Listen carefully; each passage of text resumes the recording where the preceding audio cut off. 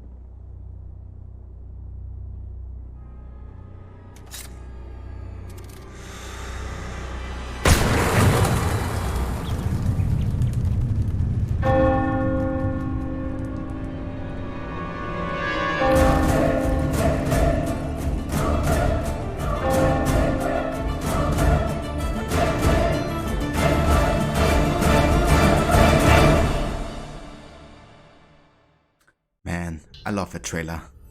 It's so damn good. I love how they introduce the setting, you know, with the target, the first target at least, you know, kind of like being seduced by the dancer. And how the dancer is kind of like guiding his, you know, like view to the top to kind of like distract him.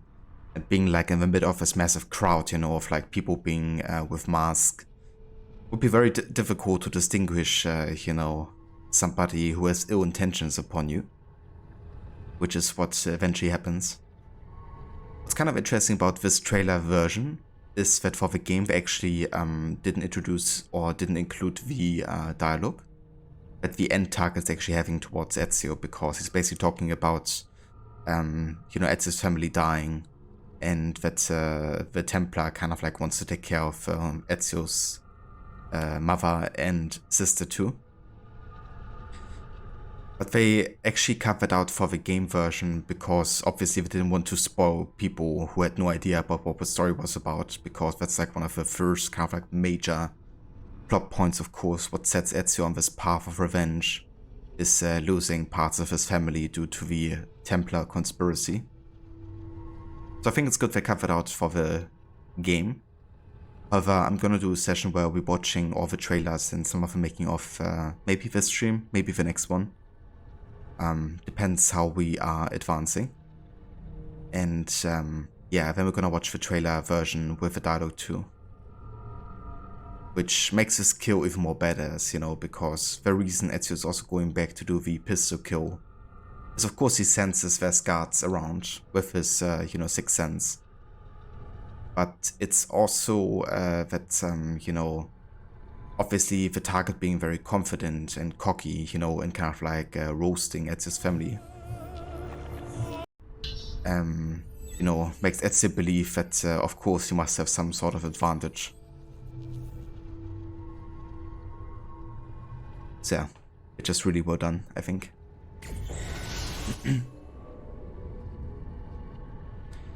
Hey there, is Prom. Welcome in. Thank you for joining. Afro only AC2 had like modern day lighting, especially at night, while the lanterns and other beautiful lights. Well, that's fair. Yeah, I mean, it will be interesting to see if there's gonna be like remakes eventually. I don't think anytime soon, but maybe in like 5 years or so. And you know, how they could kind of like really advance on the graphic side at least. I would love for them to keep the gameplay quite similar, but yeah, like graphical upgrades would be interesting to see with like nowadays. I know there's like color corrections and mods and everything, but it's of course of the same. More like a remaster kind of like approach. But yeah, let's get back into the game. I believe we just finished with sequence 3 pretty much. And we've been in Monteriggioni.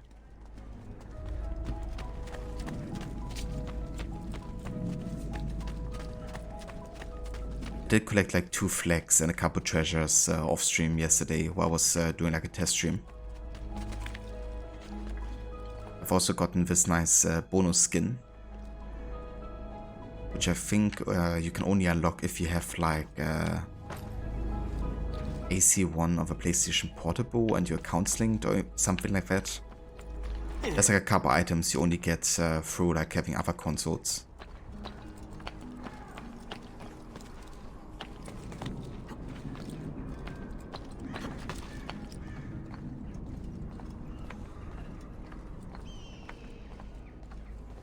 That is the Villa Monteriggioni.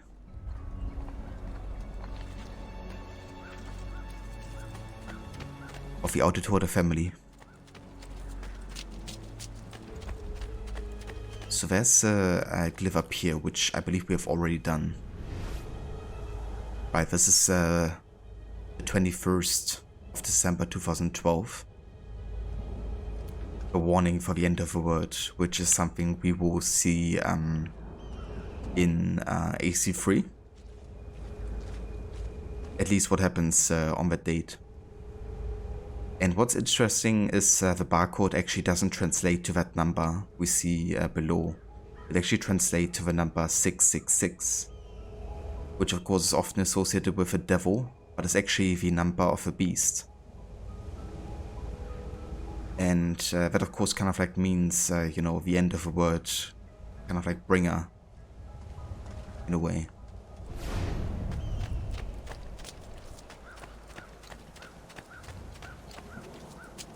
Afro, isn't there a DLC type thing for this? The Auditore Tomb? Yeah, the Auditore Tomb I think you could only get if you had the game pre-ordered, or if you had to kind of like unlock it in the Ubisoft Club. However, they actually turned off the servers to activate this kind of content. So for some people that will not be available anymore, unfortunately.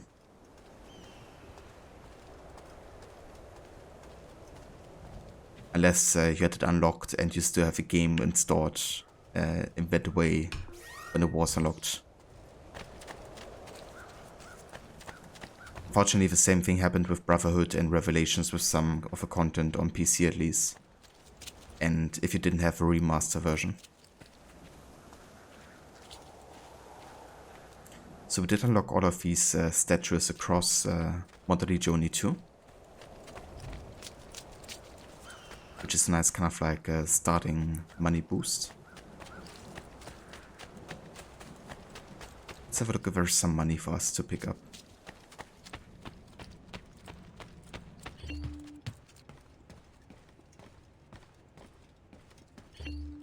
Salute, Claudia. You here to look at the book?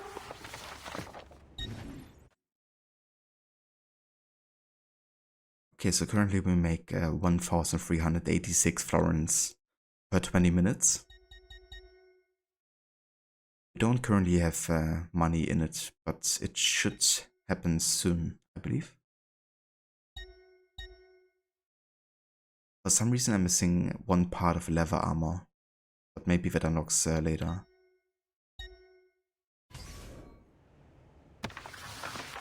A presto, Ezio. A presto.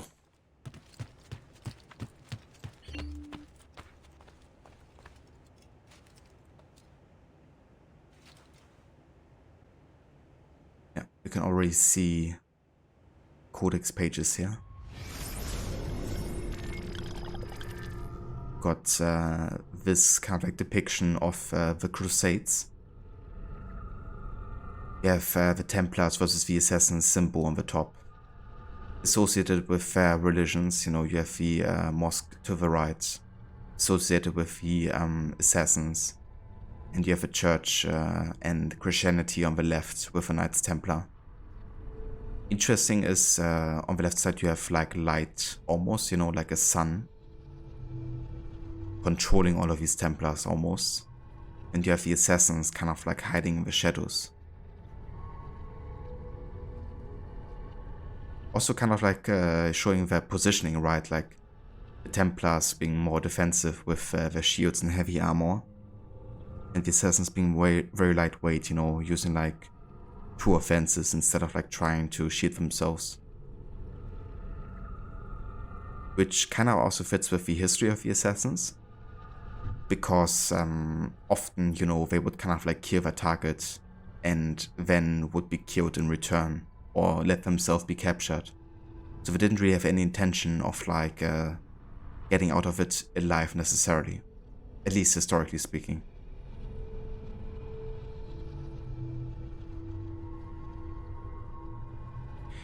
Yeah, Afro, I definitely can see the similarities, you know, between like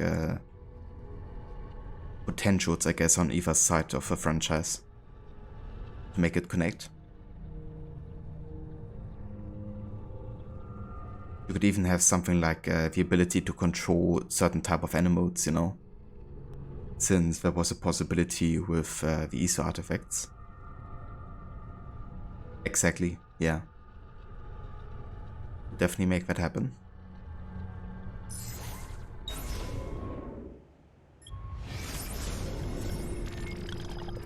And we have the hidden blade mechanism, which is how Leonardo da Vinci repaired the hidden blade that broke for Giovanni, that Ezio inherited.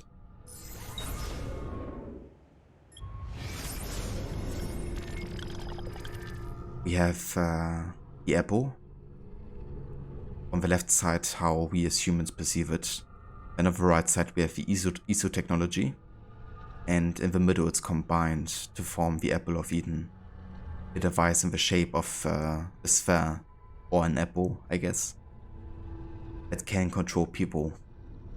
And religion, as we can see down below with some of the symbols, has like a similar effect on people where, like the few are talking to the many, and you have to kind of like submit to a certain way of living if you want to be accepted in that religion. The power that one Messiah, a prophet, a priest, has over the many. It's kind of like what the Templars seek, it's like mass control, pretty much. And they've been using religion to achieve just that, especially with Christianity.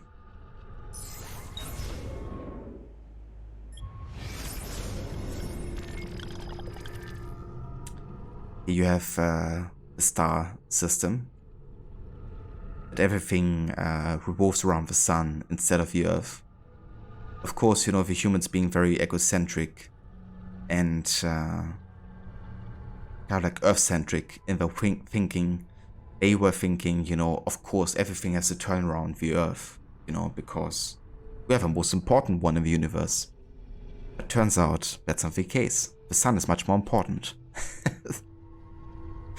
And yeah, this is of course ahead of its time a little bit.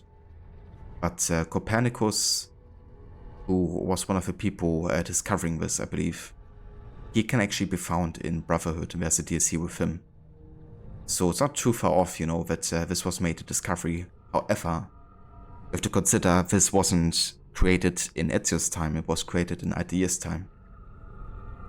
Because Altair with the Apple of Eden, he got all of these discoveries about the universe, the history, what might happen, what has happened. And yeah, he, made this in the 30th century.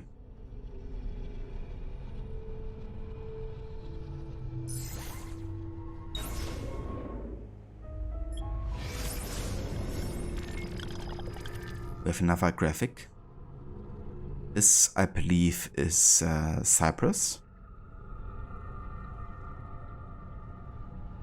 With the Mediterranean Sea. And this is actually, I believe at least, where Assassin's Creed Bloodlines took place. Or at least big parts of it. Because in Bloodlines you have a continuation of Altair's story. And it's also where Altair writes the Codex. Like all of this.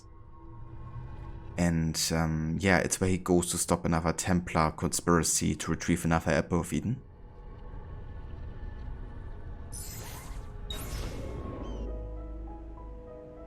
However, that's not where he hid it. He actually kept it with him. Here we have different parkour techniques that Altair has written down for the assassins to learn.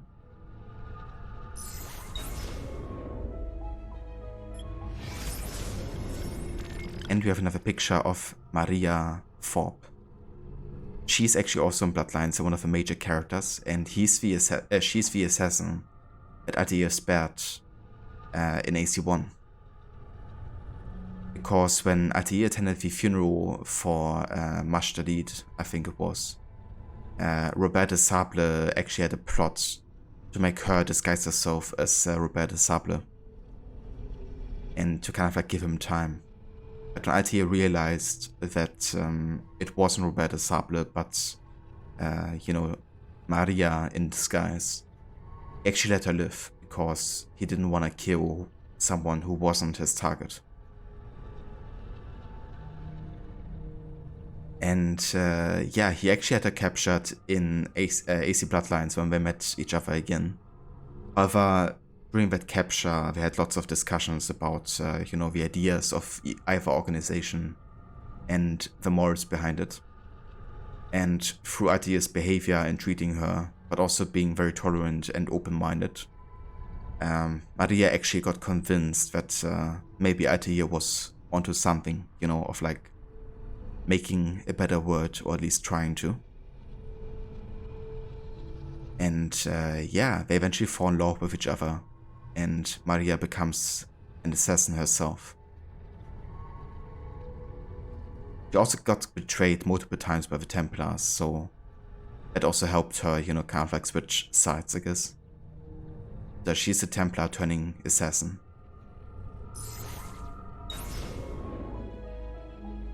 But yeah, that's all the codex pages we have currently. I'm definitely gonna keep track of new ones. And I'm gonna read them in the order that we find them.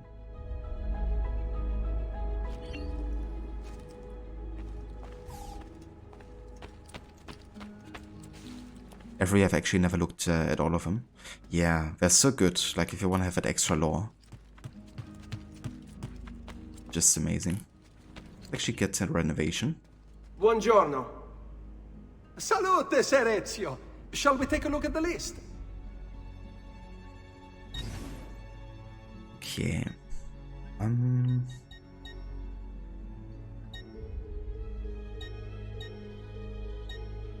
Let's get the church.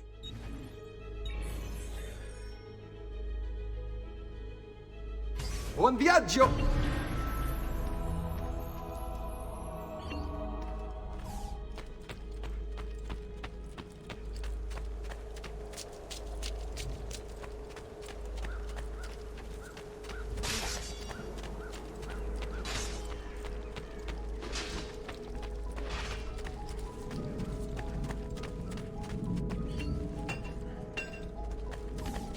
Come, good folk, see the latest designs from the Crypt. Among Renaissance merchants, tailors belonged to the new middle class and were paid for well in clothing the rich in the latest fashion. Many were able to get close to their wealthy clients due to the intimacy of their job and creating lasting ties. Designer, me. Greatest designer. Can actually get a free knife bed upgrade here. Come again. That's right, yeah, Afro. We're doing the stove challenge.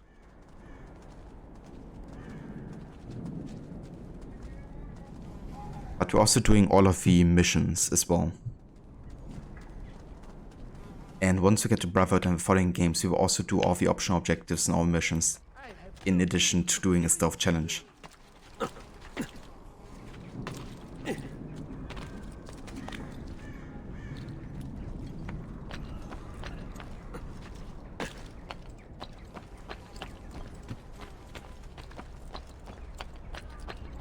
God leeches, who requires bleeding.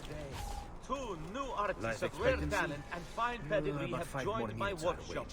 We are offering you some of the most glorious pieces at the best values. That's very convincing. Well, we can afford the lady with an ermine. A pleasure, sir. Come again. Right, but yeah, I think it's time we leave Monteriggioni. And then watch me get like income super soon. I think it actually will happen like any time now. Speaking of which, there it is. I can combine this with actually going into the church and collecting the treasures there. Because now we have renovated it, there's 2 treasures we can collect inside.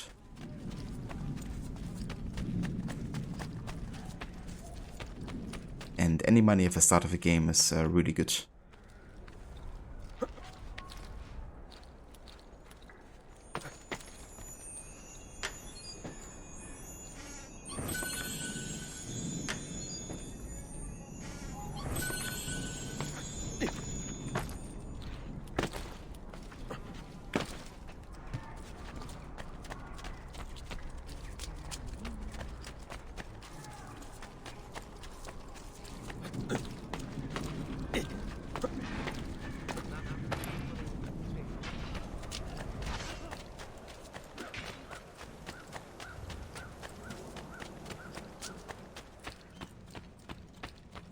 Man, I miss this game.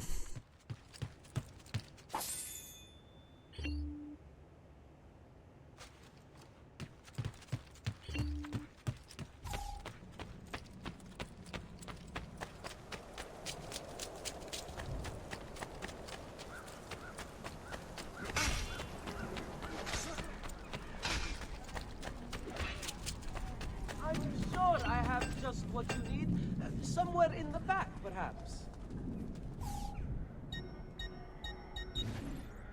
Yeah, let's restock on the throwers here.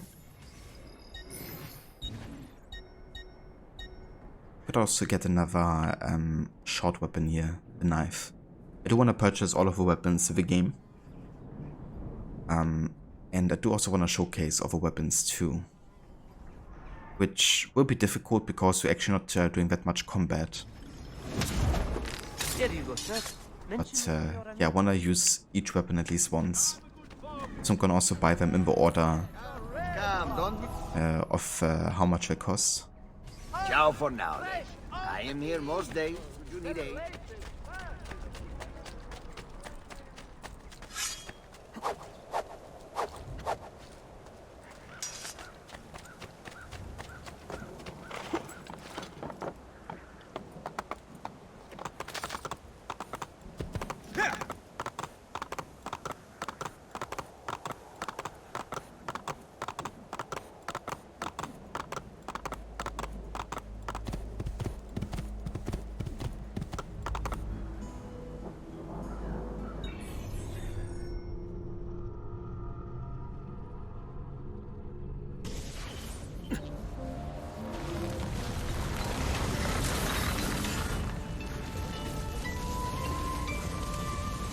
Repubblica Fiorentina, 1478.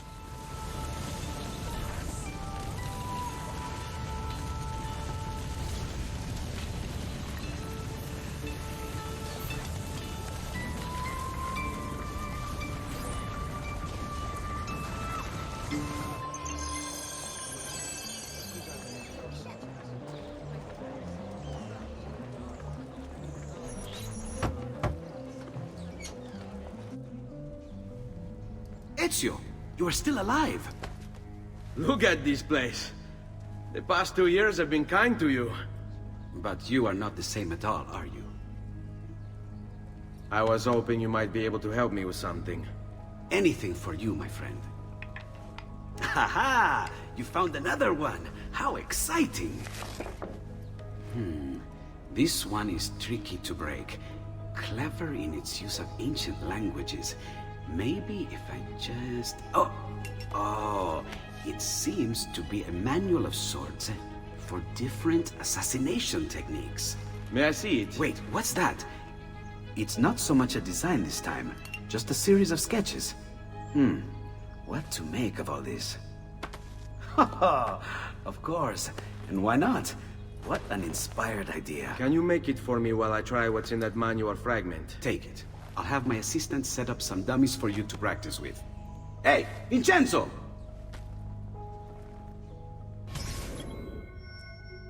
Practice what you preach. Practice several new assassination techniques while Leonardo tinkers with the codex pages.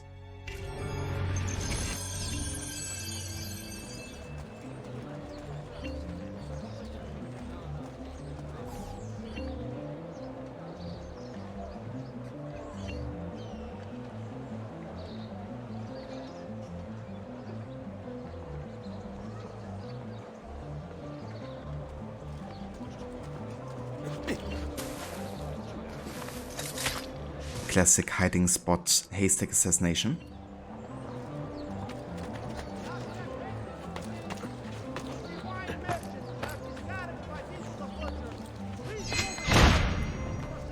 High profile ledge assassination.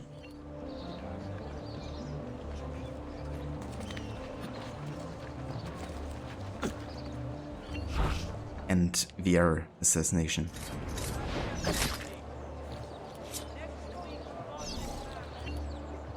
But it's gonna be extremely useful, because obviously that will really enhance our stealth potential, you know, being able to do these kind of assassinations now.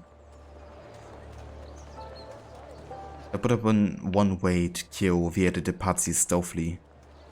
Because you could have kind of like have done a high profile ledge assassination. But since you hadn't learned that yet, there was no way to actually kill him stealthily. You had to go into combat.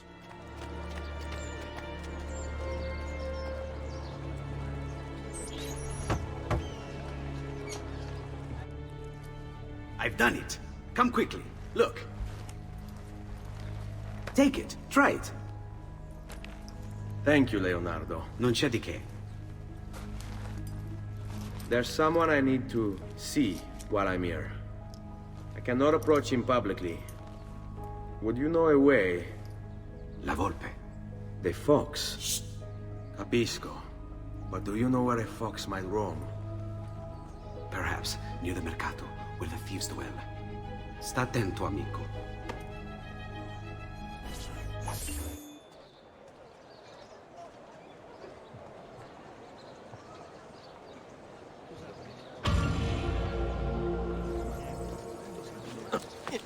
I have served dukes, princes, only the most well-heeled grace this booty. The arte del cambio, one clever... Second hidden blade acquired. That's another great thing because now we can basically do double assassinations as well already. I believe at least.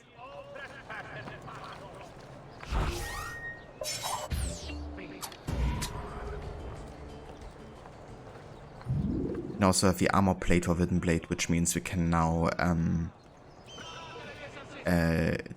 deflect and defend ourselves with the hidden blade. So Mercato Vecchio is the place of the next Glyph puzzle, actually. Oh, let's get this viewpoint and then we have a look for the Glyph puzzle.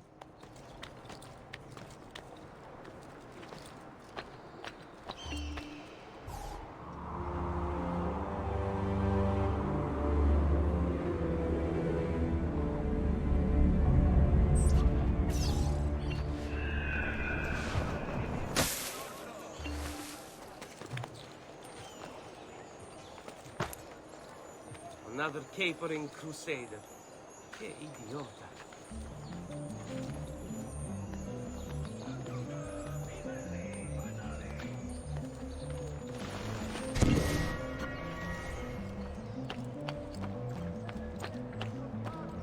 Get down, Scorso!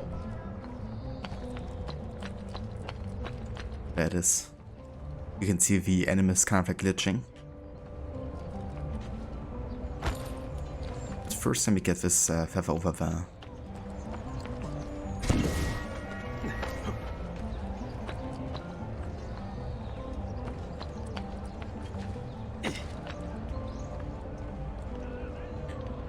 So every time we encounter Glyph now, I wanna also explain what some of the symbols might mean. For that purpose, I researched every single symbol for the glyphs and kind of like did some research on the background and meaning behind each of them. And this one is Chinese for one who does not forget what was before is the master of what comes after. So by making yourself conscious about what has happened in the past, you can learn for the future essentially. It's also something that of course could stand symbolically for the gods or the Isu, you know. The ones who lived before the humans, and from which a lot of the humans want to learn, especially of course the Templars.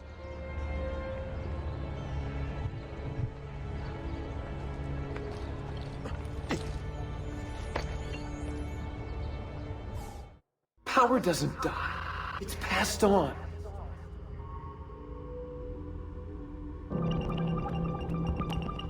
Descendants.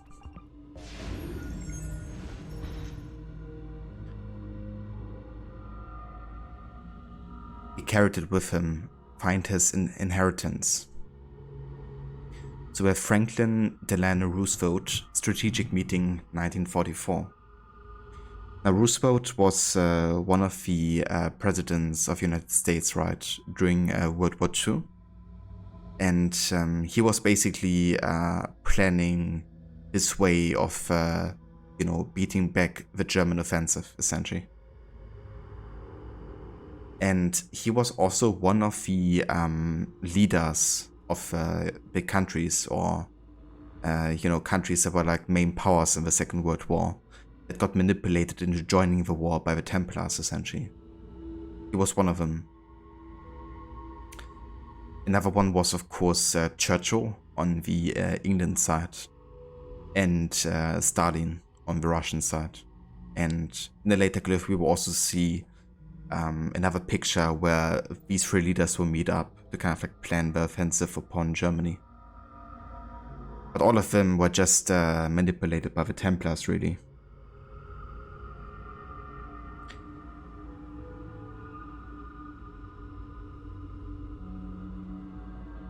Okay, so let's have a look around this glyph here.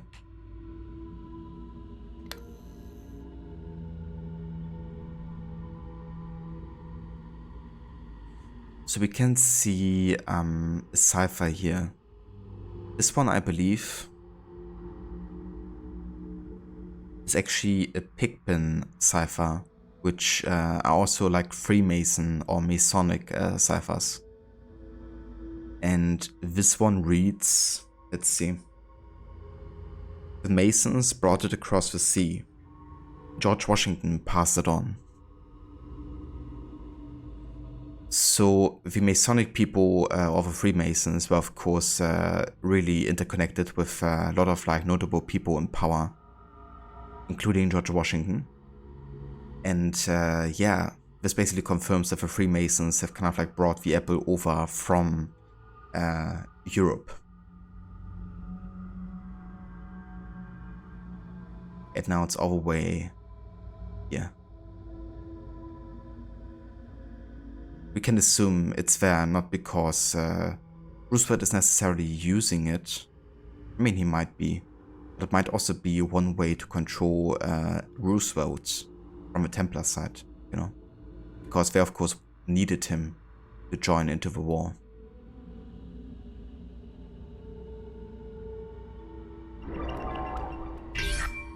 Piece of Eden number 3. Next we have Houdini beginning the Chinese water torture cell escape in 1913. So this is during World War I, of course. So this is interesting, because Houdini was actually a Hungarian-American magician. He was actually having another name, I think Eric Weiss or something like that. And named himself Harry Houdini instead as part of like his magician persona. And yeah, he was actually getting himself in the torture cell filled with water and then escaped. Historically, he did that.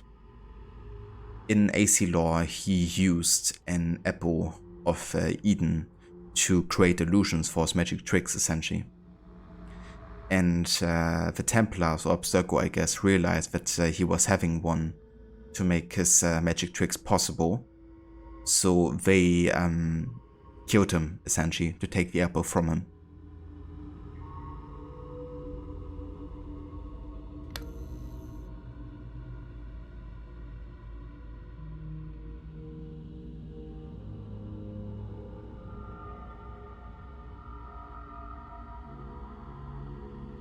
So here we have another cipher.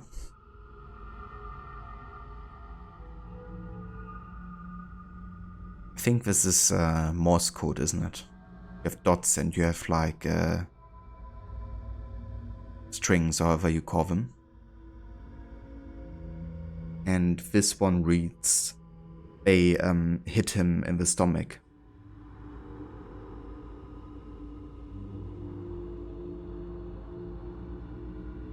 Which is how supposedly Houdini has died, right? Like, somebody wanted to prove that he couldn't withstand, like lots of punches. So he took the bet even though he didn't really want to. And the guy punched him so hard in the stomach that he died from like internal bleeding or something like that. But yeah, this was really just a Templar you know, kind of like assassination, really, in AC lore at least.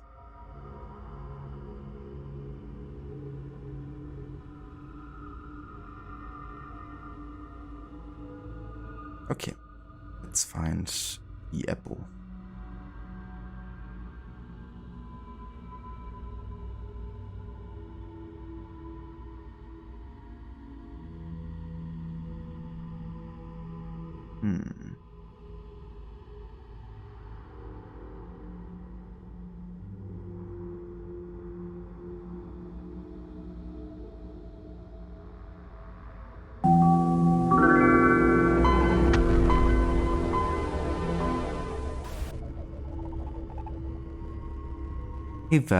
Sio Sifu, welcome in.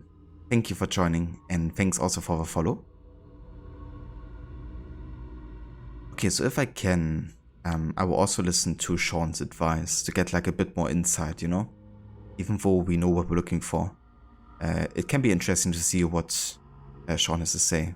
Plus, I did also find the apple now. So, let's listen to Sean here. I think I see something on top of the water tank. Okay, that's all he says. Sometimes he gives you like more insight about what kind of puzzle you're looking at, or the background of, you know, certain symbols.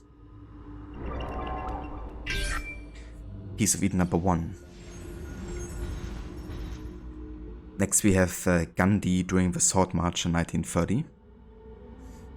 So the Sword March was of course one way to kind of like protest against the current leadership of India, which was still very much kind of like, how to say, like, because of the colonization of India, I guess, through the English, you know, there was like still a lot of influence they had upon the country. And the Sword March was kind of like something that everyone in India could resonate with, because everyone was in need of sword, essentially.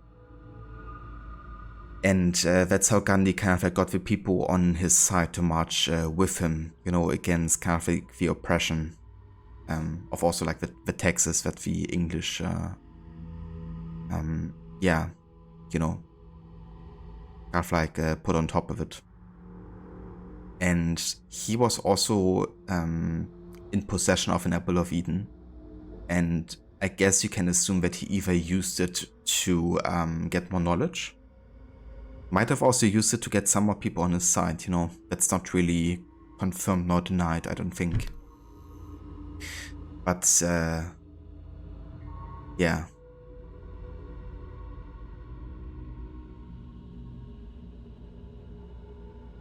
There it is.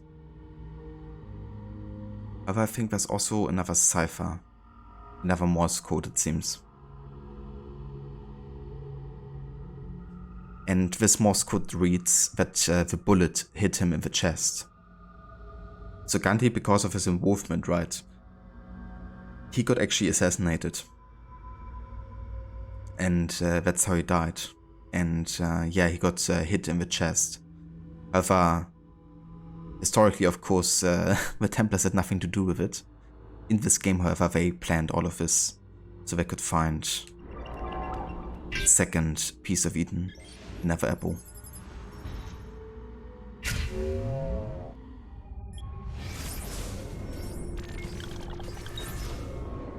There we go.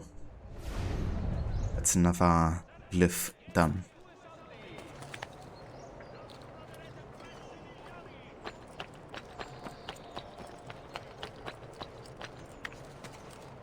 Why are you up here? Leave! Get there! No.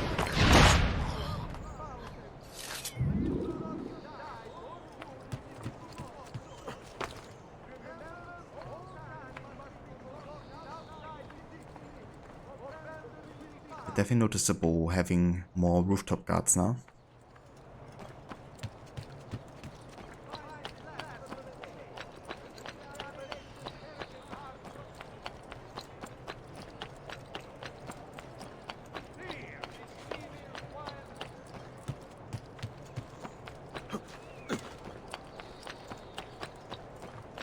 You are not allowed up here! Why are you here? Get down! He takes the values.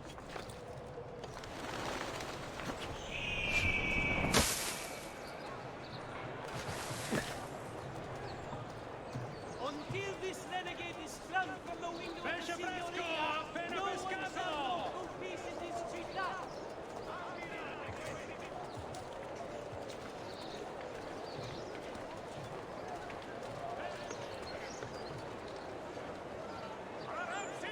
Thank you, Siosifo. I appreciate it. Thanks again for joining. And yeah, this game especially has really like created lots of references to historical events and even like mythology. That's a curious way to get For me, it's really the game that advanced the lore and the world building the most, you know. And there's still AC games that really like build on top of what this game has kind of like created and introduced. They're just fantastic, I think. And it's so fun, like, learning about all of those references. Fox Hunt. Locate La Volpe the Fox somewhere near the Mercato Vecchio.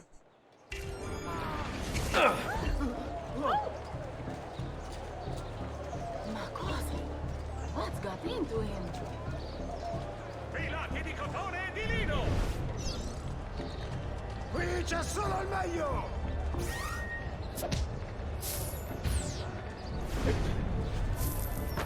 Sì! Quattrini!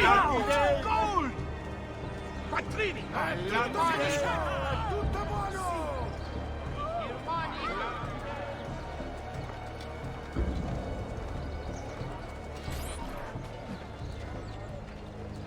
What? My pouch. Oh, my money. your money! I don't have your money! Get back here! Make me. You're making a big mistake, my friend. Enough of this! Enough indeed. Why don't you give up? Return what you've stolen! Would if I could, but I can't. I swear, I'll run you through when I catch you!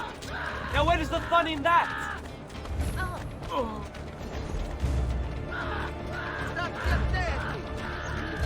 So I want to wait until I've listened to all the dialogue between these two. But I think now we can catch him.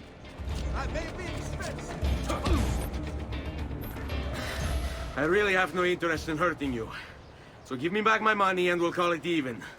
Not so fast. What do you want? Who are you? They call me many things. Murderer, tagliagole, thief. But you may call me La Volpe. At your service, Messer Ezio.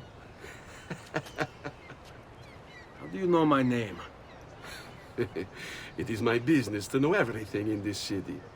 Isn't that why you're here? Indeed. I need to find someone. To know where he'll be before even he does. Who? Francesco de Pazzi. There's word on the street of a caravan just arrived from Roma. A secret meeting at sunset tonight. You can learn something of Francesco's whereabouts there. Do you know where it is to be held? Ma certo. Let me know when you are ready, and we'll go. Ah, yes. Here is your money.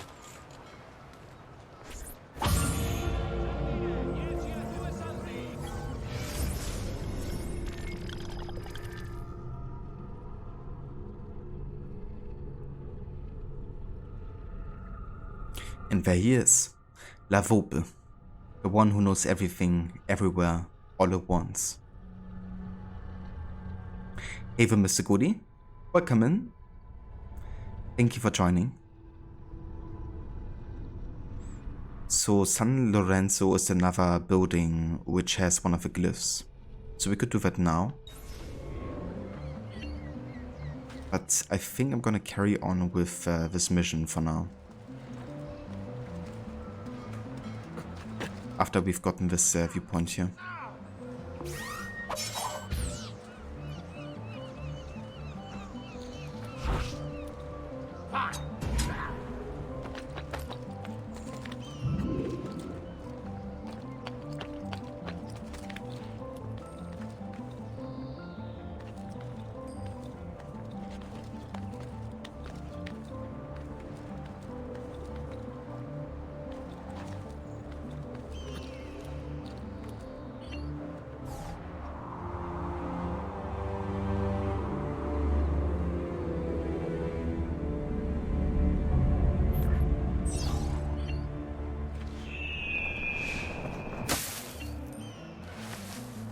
to business.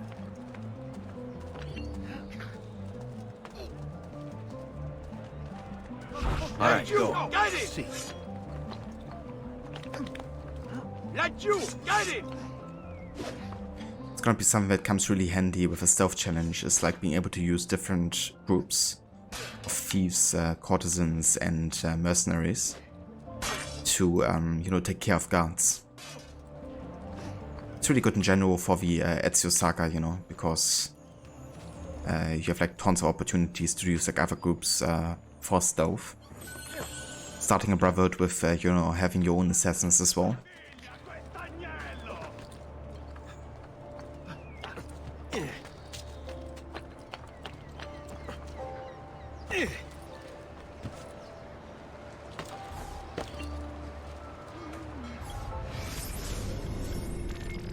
La Volpe. There's almost no trace of La Volpe the fox in the history books. The name's obviously a pseudonym, but for whom is anyone's guess. What small data is available seems to be almost mythical. La Volpe is reported to have robbed the Pope's carriage without any of his guards noticing, including the Pope, who was sitting inside the carriage. One night in 1467 he was seen on the rooftops of the Palazzo della Signoria, the Palazzo Medici, and Santa Croce, all at the same time. Some claim that he's immortal, never aging, while others say that his violet eyes can see through buildings, perusing the contents inside. And that's very likely that he had like one form of eagle vision that allowed him to see through walls, essentially. Which is something that, for example, Arno in Unity can also do. Also the Fry twins in Syndicate as well. Technically Edward, because with Edward you could tag enemies and then you could also see them behind walls afterwards. So La Volpe would have like a similar kind of like eagle vision ability. Which of course makes him an excellent thief, you know, because being able to know what's inside of a building without having to go inside makes it obvious which one is worth looting.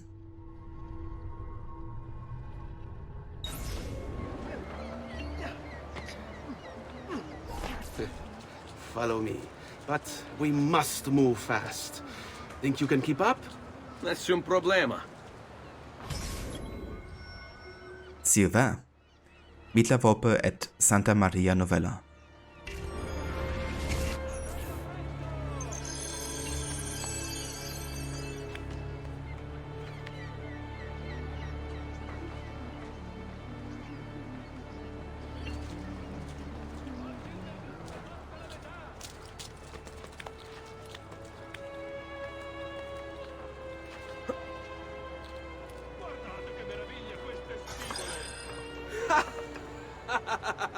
What are you doing back there? I said to keep up with me.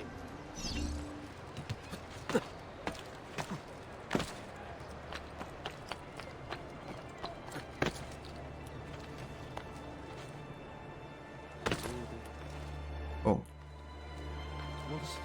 Didn't quite work out. It's fine.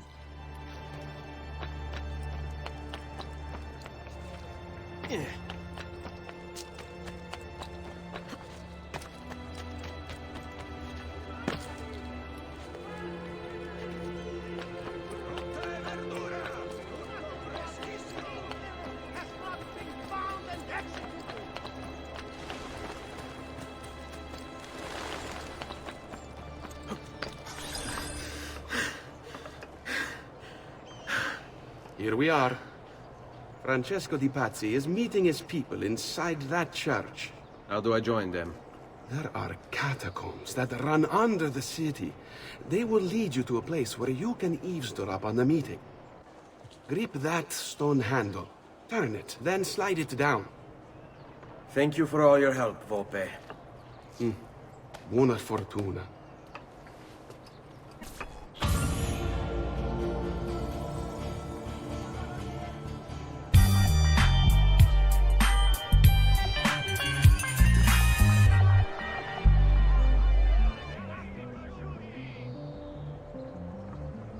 So liking that beat.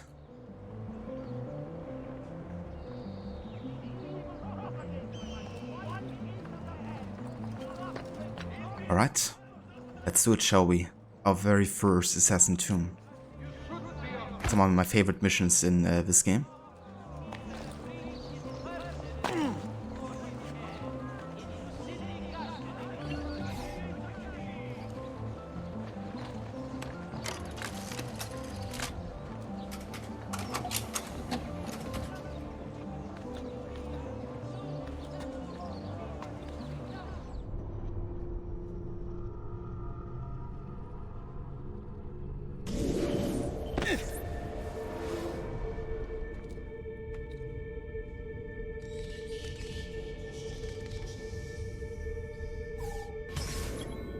Novella's secret. Infiltrate Santa Maria Novella's catacombs to reach the Templar meeting.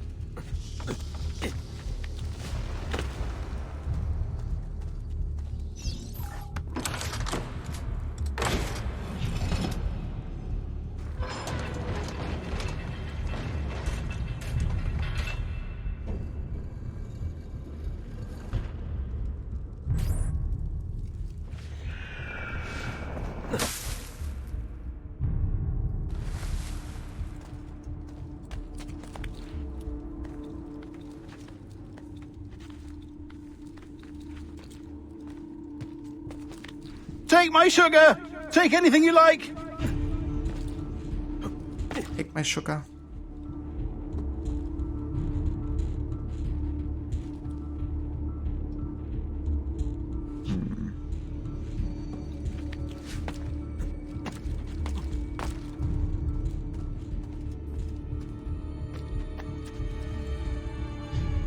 I was thinking if there's maybe like a stealthy way to get past these guys, but not sure there is.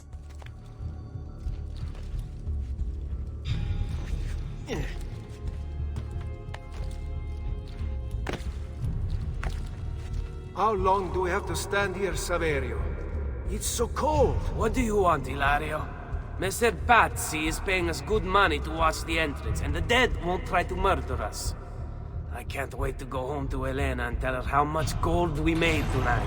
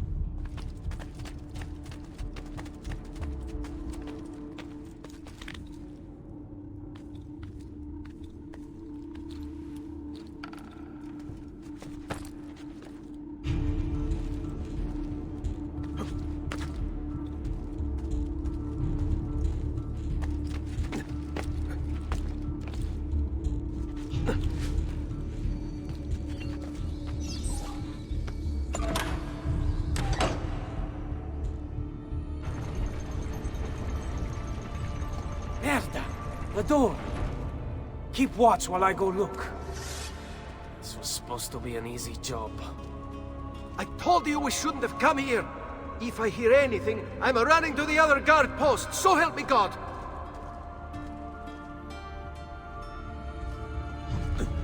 So I think one way you can do this without being detected is just jumping into water and running directly after the guy.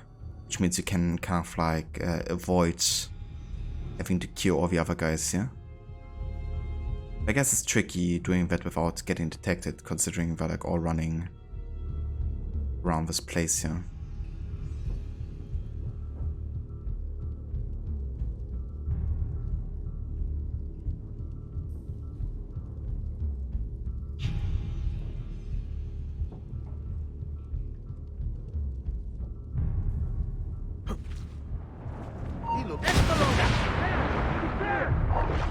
Oh fuck.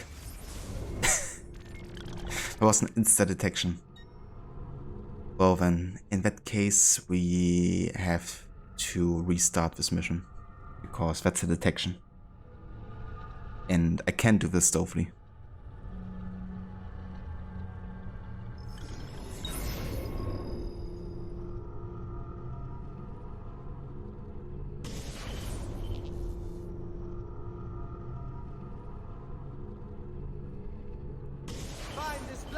Campione approaches. So let us sing for joy. Strike it down. Indeed, big rip. Okay,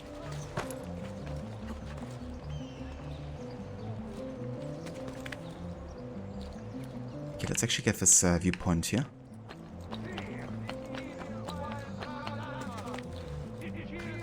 The tricky thing is we're kind of like having full notoriety, which means they will actually detect us much faster now, especially on like short distances. I guess next time we should definitely try the haystack approach, which isn't easy either, but at least we can try to do it low profile at least.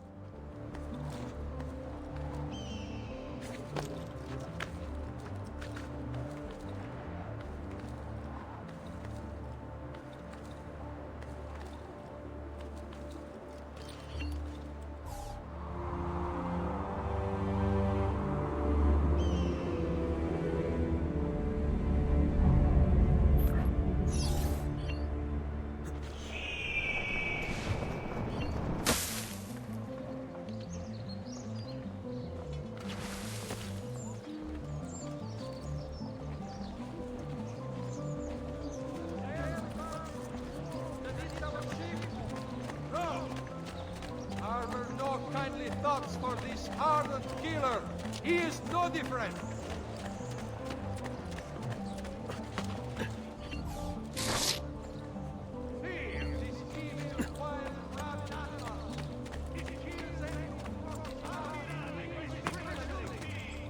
Life expectancy?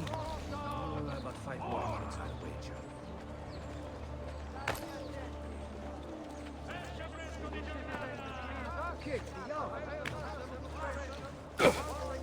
Okay, let's give this another go.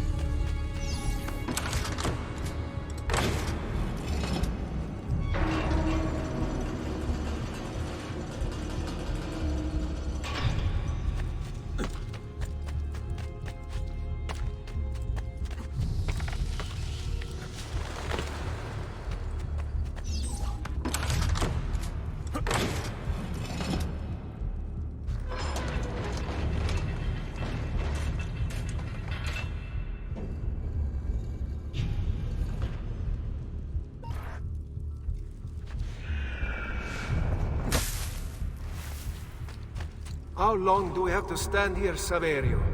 It's so cold. What do you want, Ilario? Messer Pazzi is paying us good money to watch the entrance, and the dead won't try to murder us. I can't wait to go home to Elena and tell her how much gold we made tonight.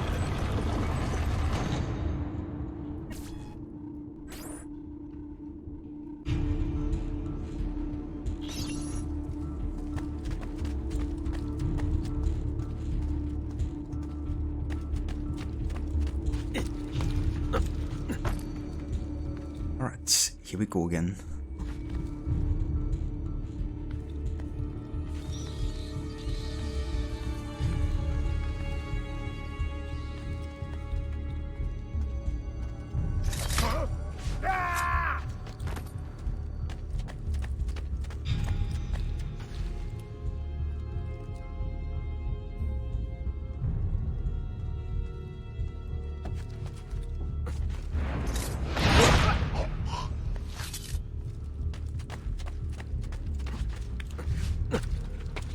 Okay, so I believe this treasure should have...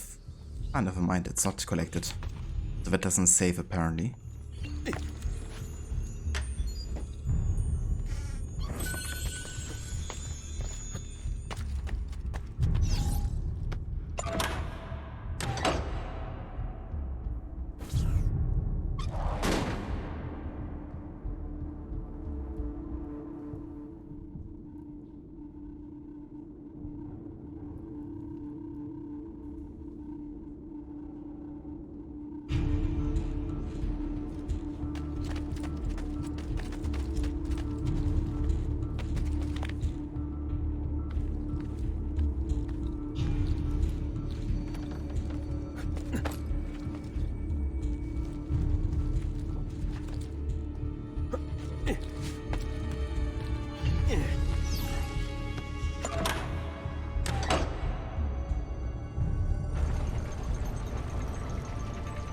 Merda! The door! Keep watch while I go look. This was supposed to be an easy job. I told you we shouldn't have come here. If I hear anything, I'm running to the other guard post, so help me God!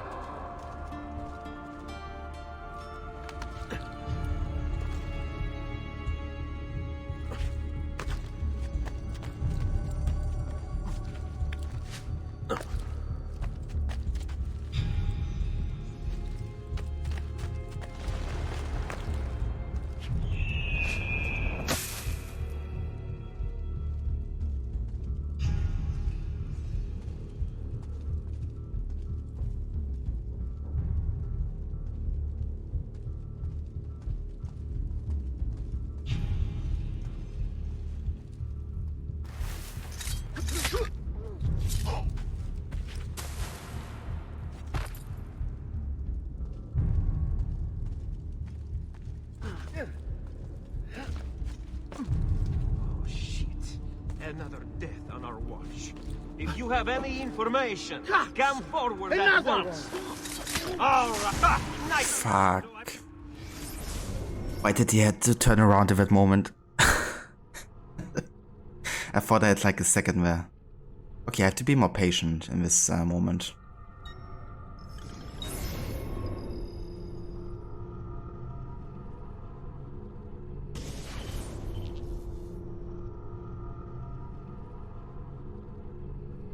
Whoa.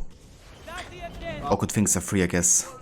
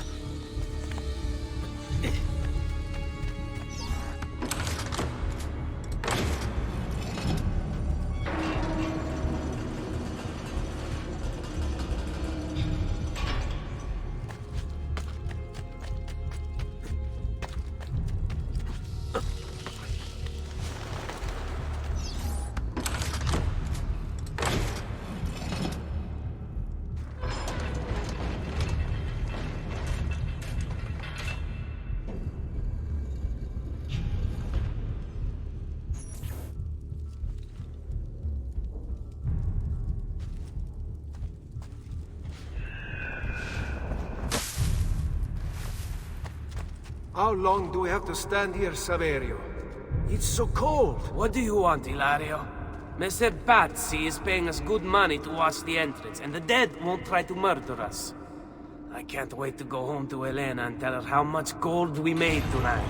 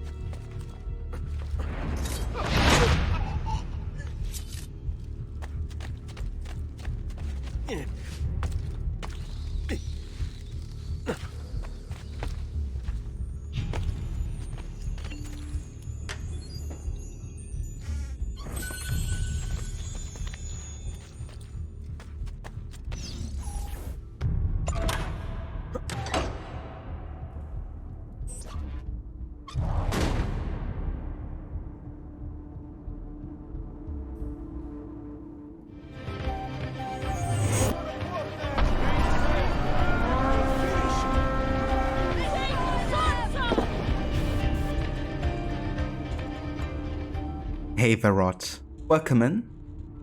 Thank you so much for the raid, dude. Hey Precision Getter. And welcome in. Also everyone from Rod stream, thank you all for joining. I hope you had a good rest of the stream today with Plague Tale.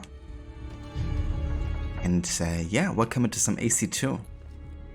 We're currently doing our first tomb, and I'm currently on attempt number 3 to do this one stealthily. So, yeah. It's going semi-good, I guess, but I think this is the one.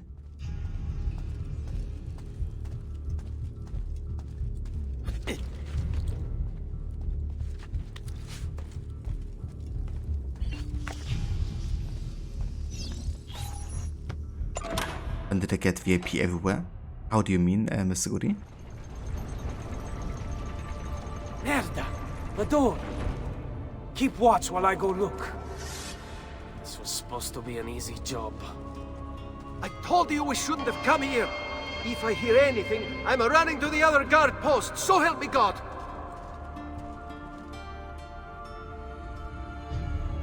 But today thanks got up to chapter 11. You just met Roderick in the previous chapter. I gotcha.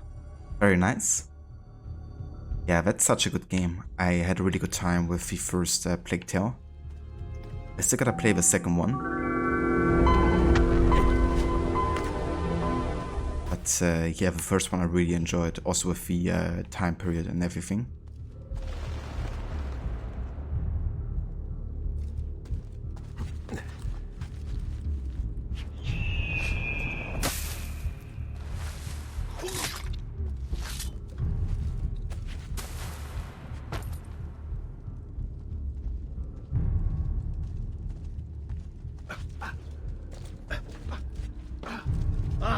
Who saw what happened? Somebody saw something! Come forward! What? Blood? Did anyone see what happened here? Speak! Perhaps you're hiding here. No, you don't. Fuck's sake. They're even checking the haystack. Okay, that's actually really tricky to do stealthily. Let me actually have a look around this place real quick.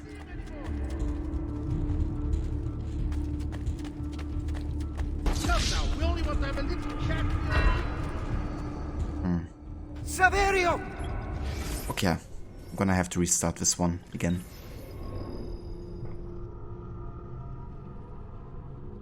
And that's no worries of a shout out, Rod. More than happy to give you one.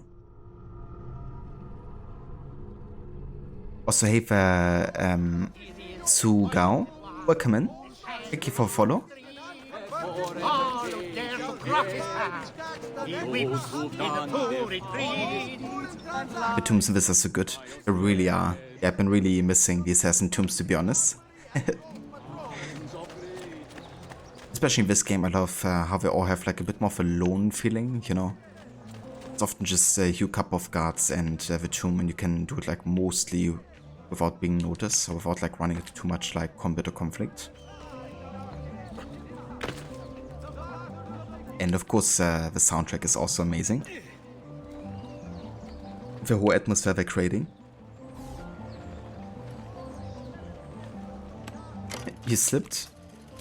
They did the same movements there too? Yeah, they did. It's kind of tricky because, I mean, I can like hide in the haystack, but once I kill one near the haystack, it's like almost impossible not to get detected, right? Because I have like no time window there. So I gotta find a way to slip past these guards without killing them, pretty much. Just gotta, yeah, run past them, I think.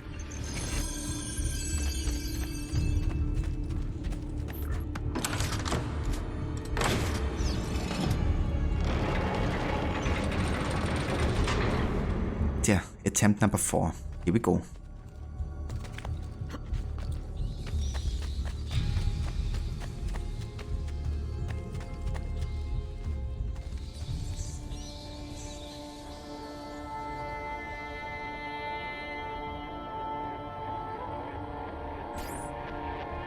Yeah, just a little chat. I'm sure they don't want to do more than that.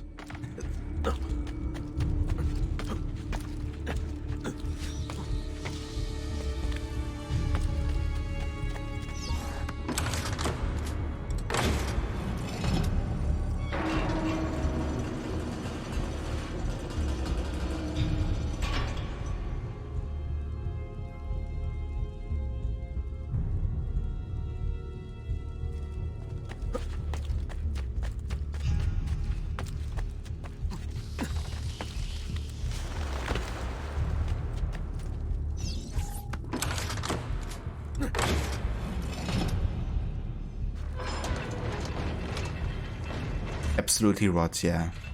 Often you could just like jump into the water, get detected maybe for a split second, and then, you know, run after the guy and you're fine.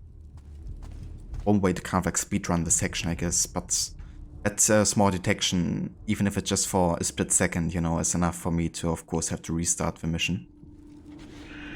Since I'm not allowed to be detected whatsoever. So, yeah, it's definitely tricky. How long do we have to stand here, Saverio? It's so cold. What do you want, Ilario?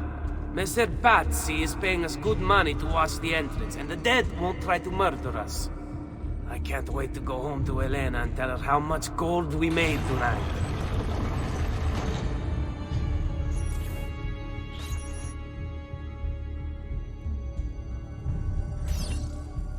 Absolutely, Rod. I guess that was also one of the things in Bloodlines that would have been difficult, you know?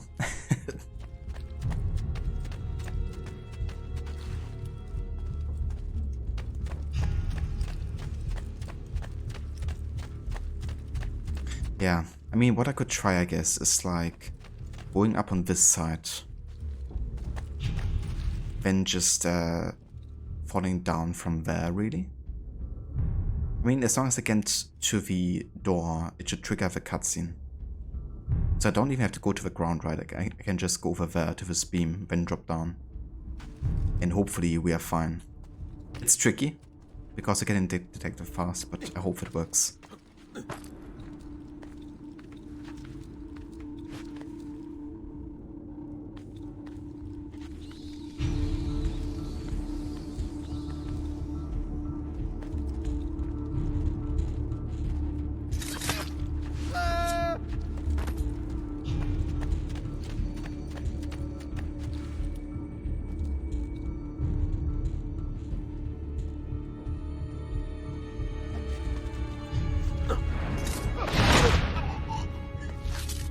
Exactly, you know, like sometimes you have like parts of a mission where the developer didn't really intend for you to do it like completely stealthy, you know, or not. Like sometimes, you know, they're fine with like you getting detected once. Good example, for example, would be the throwing daggers, right? Because in this game, throwing them will often detect you for like a split second before they die. Which isn't really affecting any stealth because nobody's getting alerted. But if you're actually doing a stealth challenge like this, you know, it basically means you can't really use throwing daggers whatsoever for stealth purposes. Whereas in like a regular gameplay session, you know, wouldn't really do much of a difference.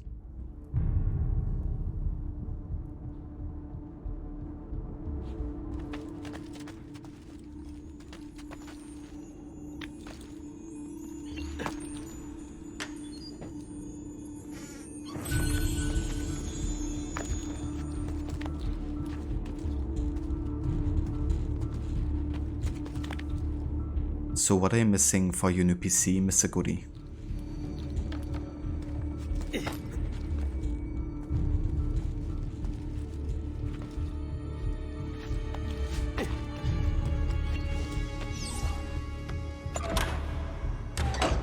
Processor and graphics card.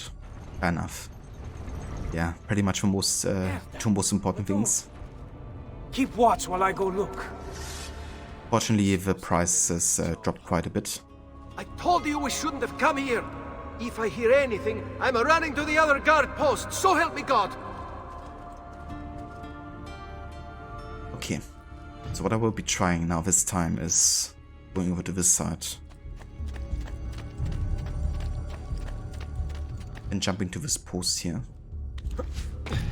And I should be able to drop down and trigger the cutscene, pretty much. But it then becomes an extra aspect to the challenge to trying to figure out what are the constraints to work within. Exactly, yeah. Saverio! I'll be back with the other guards! Yes. I think I got away. Jesus, I was so close of being detected there. Leave me alone! Imagine if I got detected in that moment. In the cutscene where I'm like static and can't do shit. That would have been damn annoying.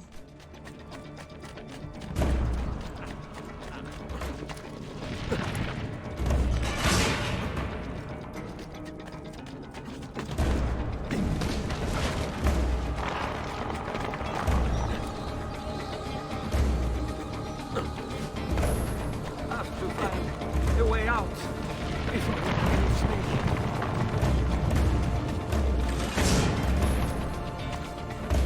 I love these missions so much. Run faster!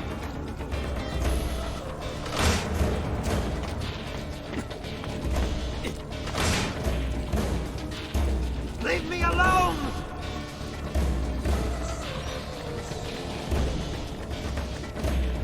Run faster!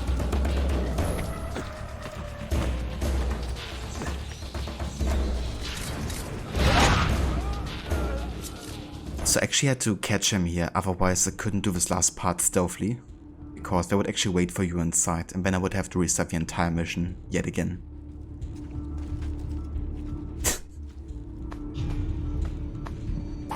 There, fortunately I got him in time here. And I think you can only get him with an air assassination too, so you gotta run up there.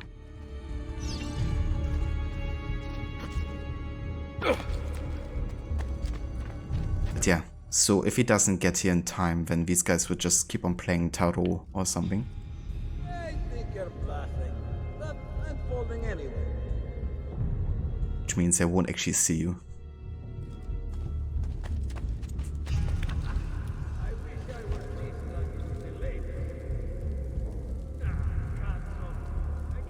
Yeah, that's fair, Mr. Goody.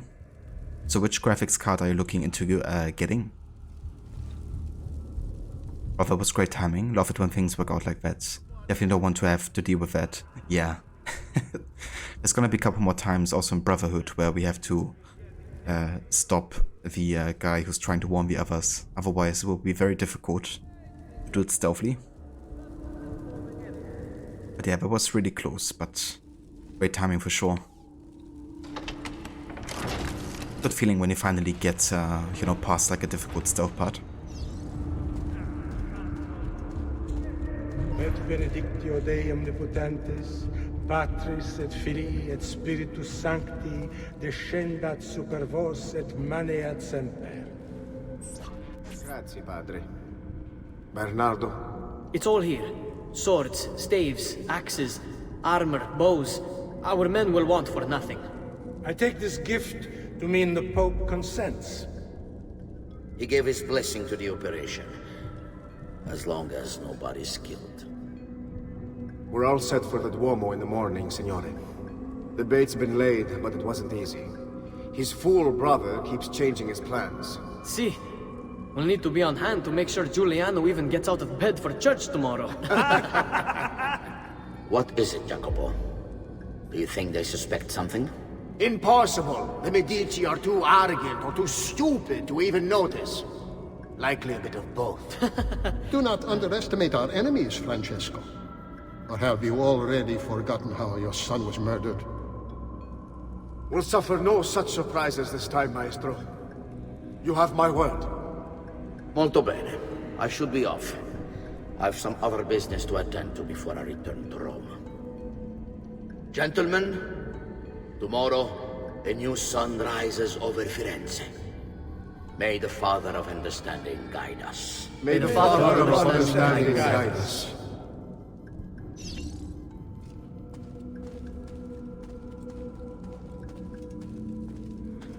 I love the use of the AC1 music here, you know. Kind of like also showing that relation between the Order of the Templars of the first game to the second. Now they're still operating, you know, in the shadows. But yeah, this is the Pazzi conspiracy. So the plan that the Contra family to the Medici in Florence was kind of like trying to oppose the Medici and kill off the family so they can overtake the city.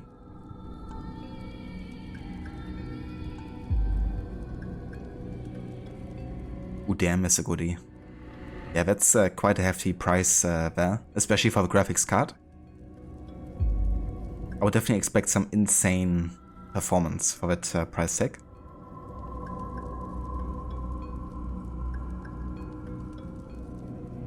Into the hidden blade of an assassin.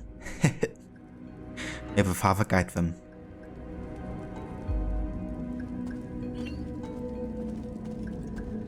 Look at that statue. It's identical to one in the Villa Auditore.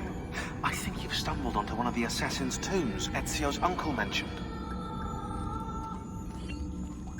Heck yeah. Now that we know the way in, I'll tag the landmarks containing tombs in the database.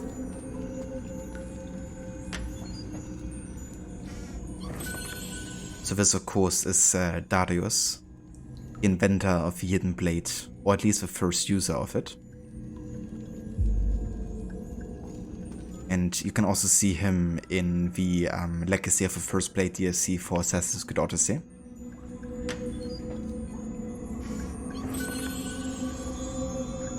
Killed the Persian tyrant Xerxes with it.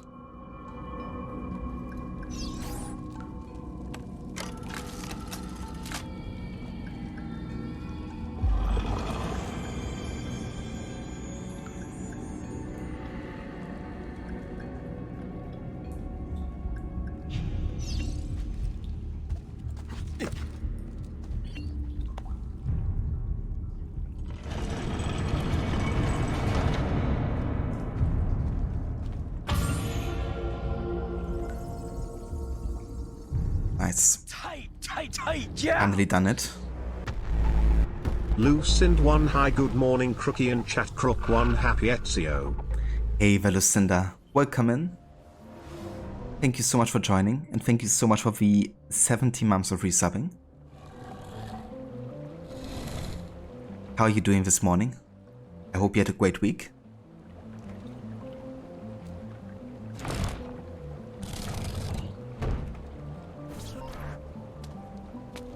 I know where Francesco will be and when, but... What is it? I overheard something. They have weapons, enough for a battalion. Even the Pope has given support. Typical of Sixtus, but... What the hell are they planning? I couldn't understand the specifics, but it involves the Medici, and it begins tomorrow morning at the Duomo. The Medici will all be there for Sunday service. Along with the rest of Firenze. They're going to do it right in the middle of High Mass. But it's also a chance for me to blend with the crowd, get close, and stop this madness. If they succeed, if we lose Lorenzo and Firenze falls to the Pazzi... It will not come to that. I promise. I hope you are right.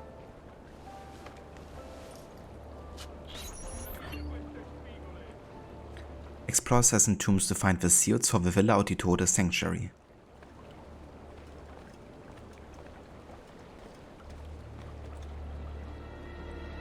But at least there's wine. Yeah, best code ever. Best storyline in any AC game ever created.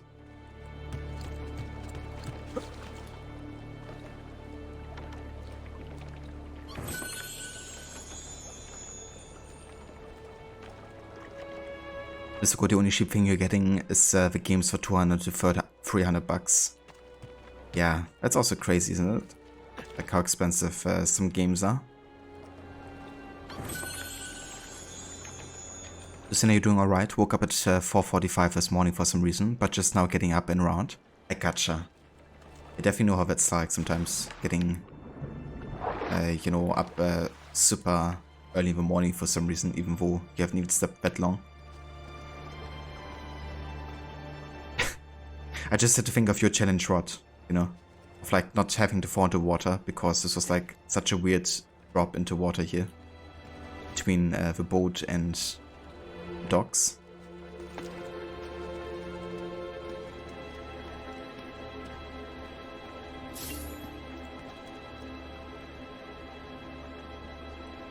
But you think a way to explain why Darius used the hidden blade over the top of his wrist is to say that once the hidden blade left the hands of Darius, whoever ended up with it wasn't shown how to use it.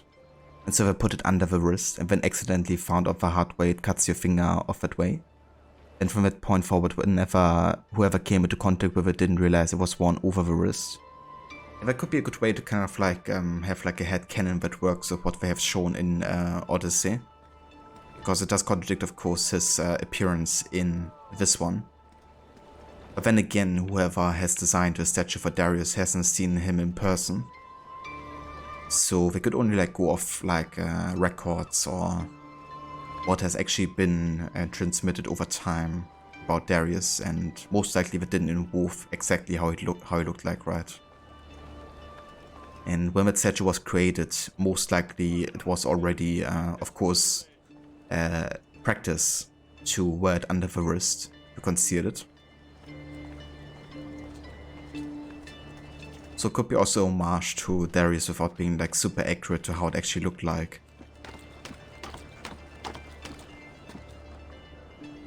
You're not supposed to be here. Go!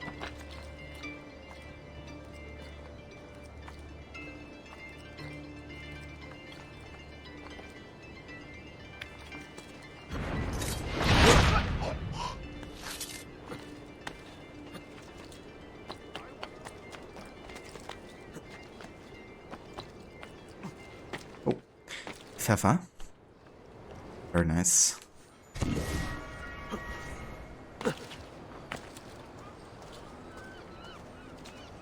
I believe I can't go into this area yet. Yeah, that's like the southern district, I believe, which only unlocks in the DLC for AC2.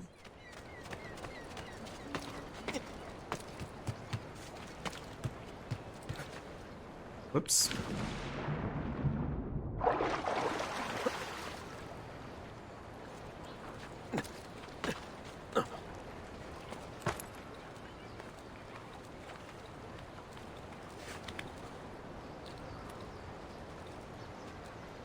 It's not like there is a route menu for people to read first before using. That's the thing, it might not seem too difficult, but once you hit missions in Venice, it will be a different story. Yeah. Yeah, I mean, there's so much water in Venice we can like accidentally fall into. Also like missions right next to water too.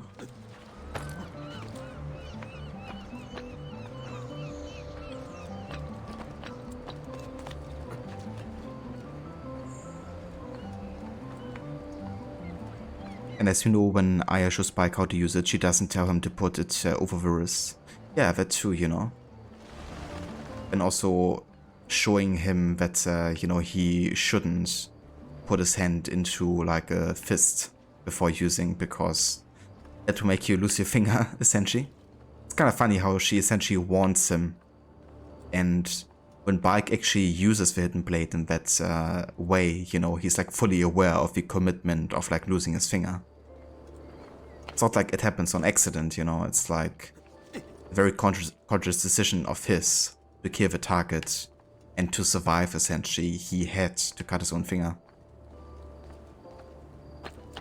Which I think is cool, because it also establishes that people have accidentally cut off a finger before, if Aya is warning Bike about it.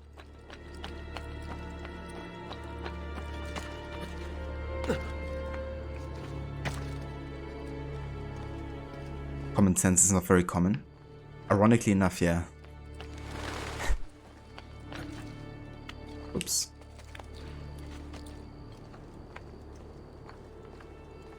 The strongest memory of this game is when you did the infinite mailman glitch. How does that glitch work, Mr. Goody? I'm not sure if I heard of it before.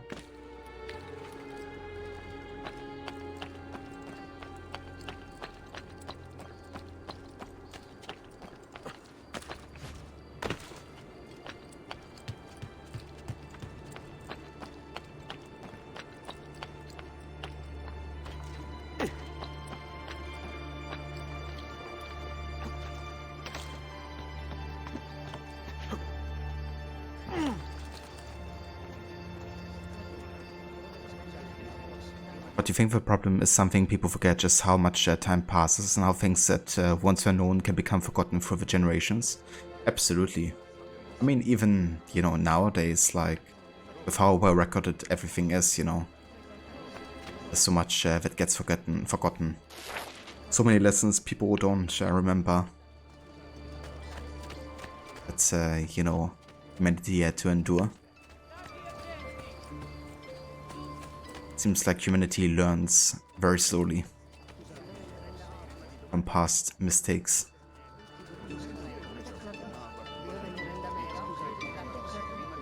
So could you keep tackling him near the edge of the roof and another one appears that works on the OG copy? Speaking of which, there's a guy. Weapons all kinds. Good skilled labor. Foul creep! Don't slay the mess. Take it, and what's mine is yours. Huh? What's mine is yours. Take it, and take it, and take it, and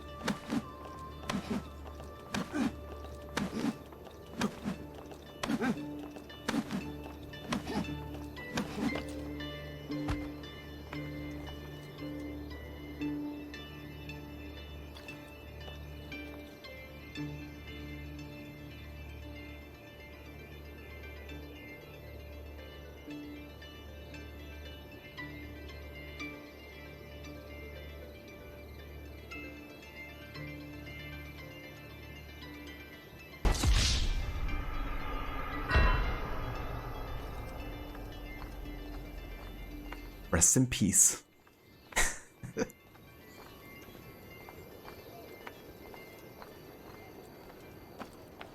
Yeah, sometimes killing them is more efficient, you know. Yeah, let's actually get rid of this poster here. Getting a bit too much notoriety for my liking.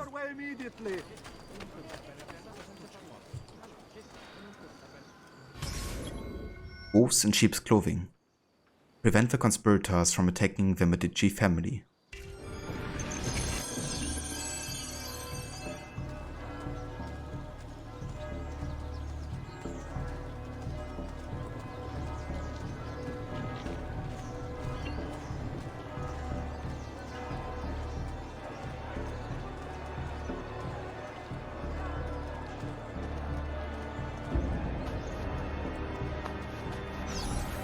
There's Lorenzo and his wife.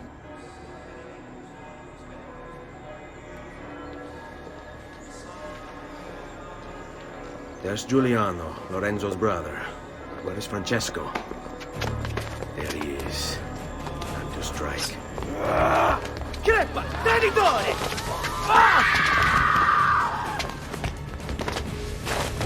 Giuliano! No!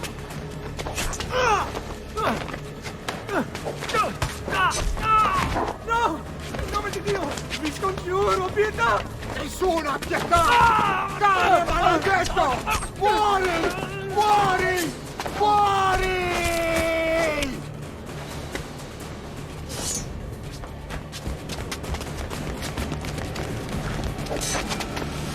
Your day is done, Lorenzo! Your entire family dies by my sword! Fuck! I'll kill you! You brought this on yourself? Die! Just die already! Wait! Please! I need help!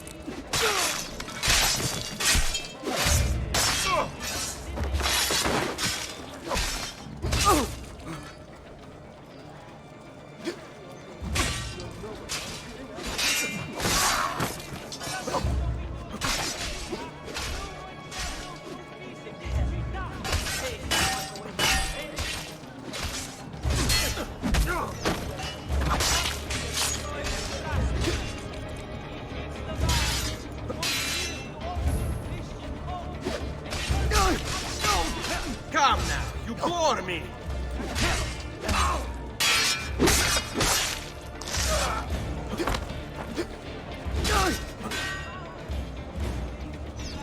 I want no part in this!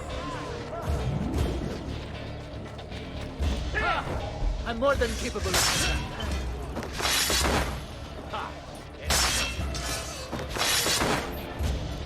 You saved my life. It's nothing. But the man who did this to you has to pay. Not now. I need help first.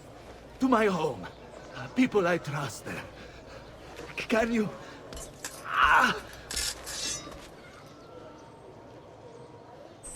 Andiamo. Okay, so I don't think we can actually avoid getting into combat here. Hang on, signore. I'm moving as fast as I can. It's kind of like an open conflict type of situation. Like these guys I can avoid, but there's gonna be one Francesco de Pazzi! troop that will attack us out of nowhere. Entire family from the city. They'll be erased! We attack, signore. Conserve your energy, or I'll be delivering a corpse. We're almost there now. Yeah. It's like a forced combat scenario. I've not forgotten how to work. I had hoped let's go. I'm more than capable of... I've not forgotten how to wait. On me.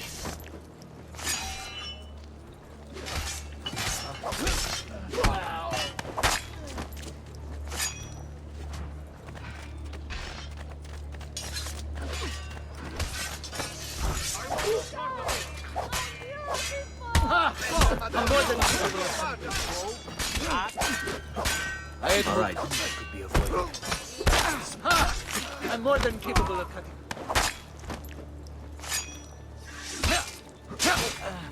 I had hoped combat could be avoided. Follow my lead.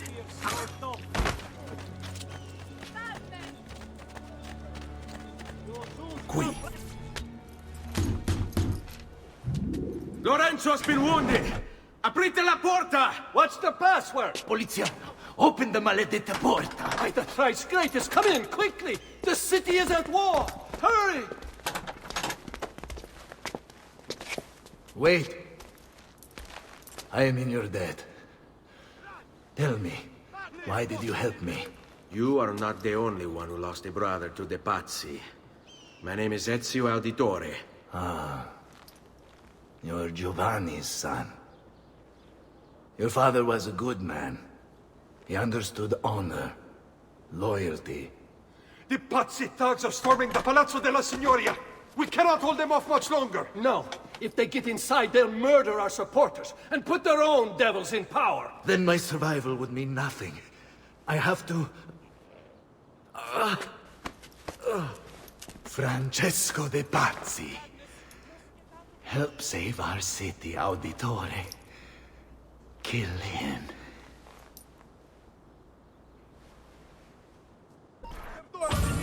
Whatever I did to deserve this punishment, I'm sorry! Poliziano.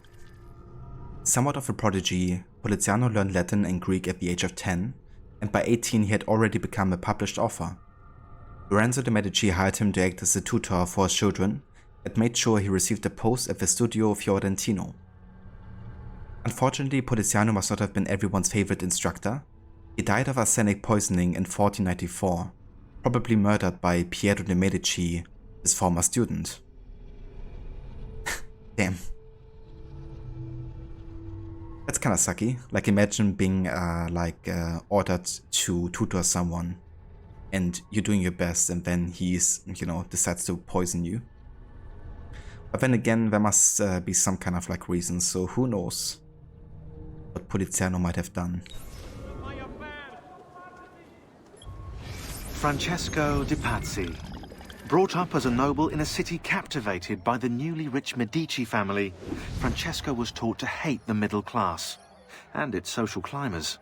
Dismayed, he watched as the Medici bank eclipsed his own, and centuries of influence over the Florentine government slipped away. It looks like the Spaniard offered him a solution. Rather than compete in something as dirty as banking, Francesco only had to do one thing for the Templars, one thing to put the middle class in their place for good. Kill the Medici. Giovanni Auditore tried to stop Francesco by putting him in jail, but the Templars took care of that. Yeah, that's the reason really why the Auditore family has been targeted, because they uncovered this conspiracy. And Francesco de Pazzi was actually jailed when, the execution of Giovanni, Federico and Petruccio happened.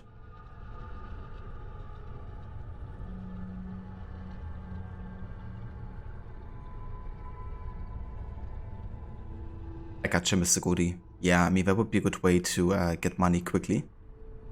Fortunately, there's lots of ways in this game to get money very quickly with the renovation system.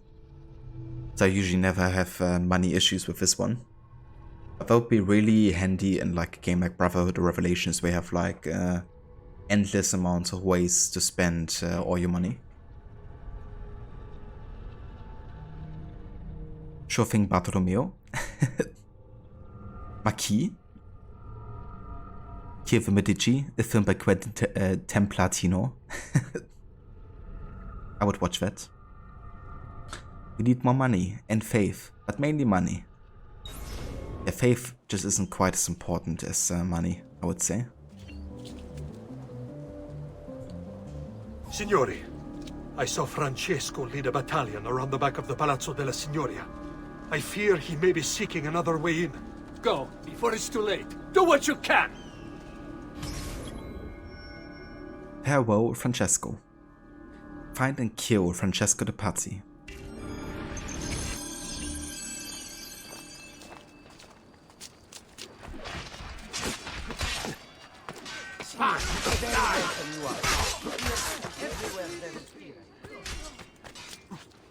Ready.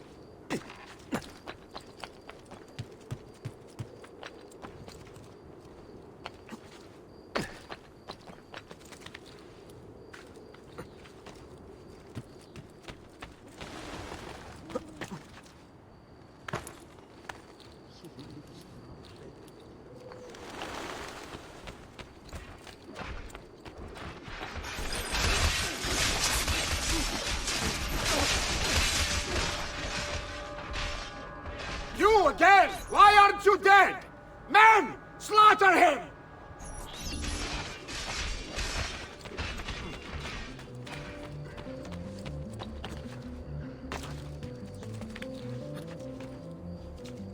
Okay, the way I'm gonna do this is I'm gonna go and clap around here. Because it's very difficult to get past these guys without being detected here. Oh, Jesus, that was too close. Then you can go around this way. Basically get directly to Francesco the Pazzi.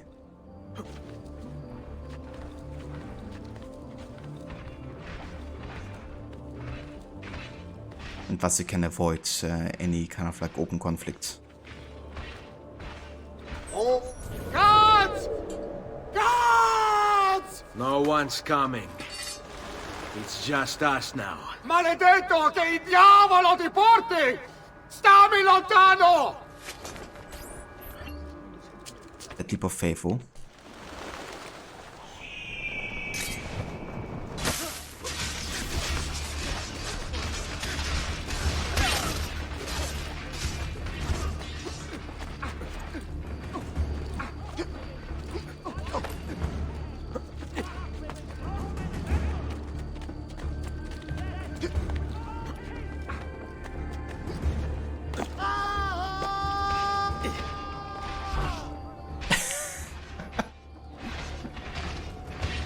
Can I air assassinate this guy? Or not?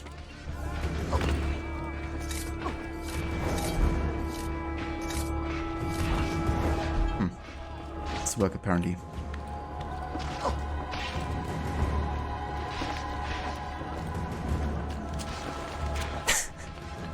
The way he fell over was amazing.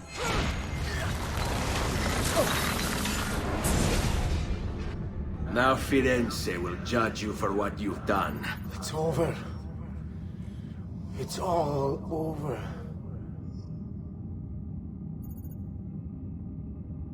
Meglio essere felici in questa vita e aspirare a esserlo nella prossima. Requiescat in pace. Libertà! Libertà! Libertà! Libertà! Libertà! Libertà! Popolo e libertà! Libertà!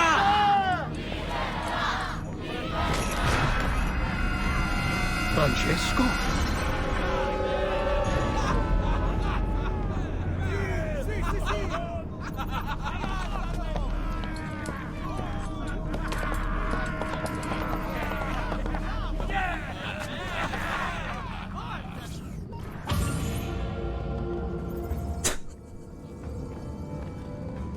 I like how I just saying, si, libertà. Libertà for freaking Pazzis. And everybody's just standing there like completely shocked. Especially Jacopo's reaction. Francesco? Requiescat in pace.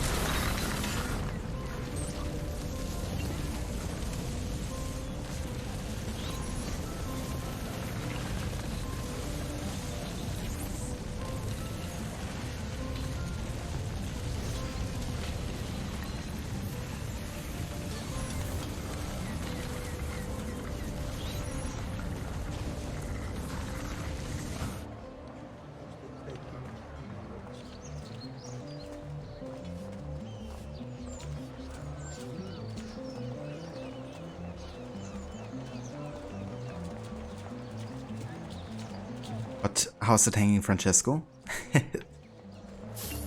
Not too good, I think. Not too good at all.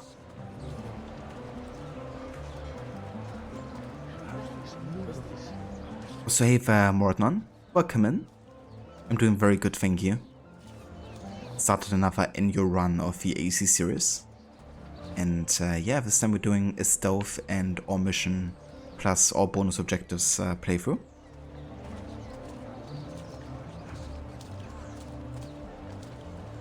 How are you doing?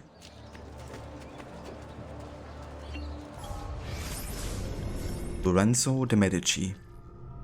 Simultaneously keeping the dream of a Florentine Republic alive while leaving the people with very little legitimate power, Lorenzo de' Medici deftly ruled Renaissance Florence during its golden age. Lorenzo's grandfather Cosimo built the Medici Bank, creating one of the most powerful financial institutions in Europe and becoming famously rich in the process. Considered the smartest of Cosimo's grandchildren, Lorenzo was already being sent on diplomatic missions as a child.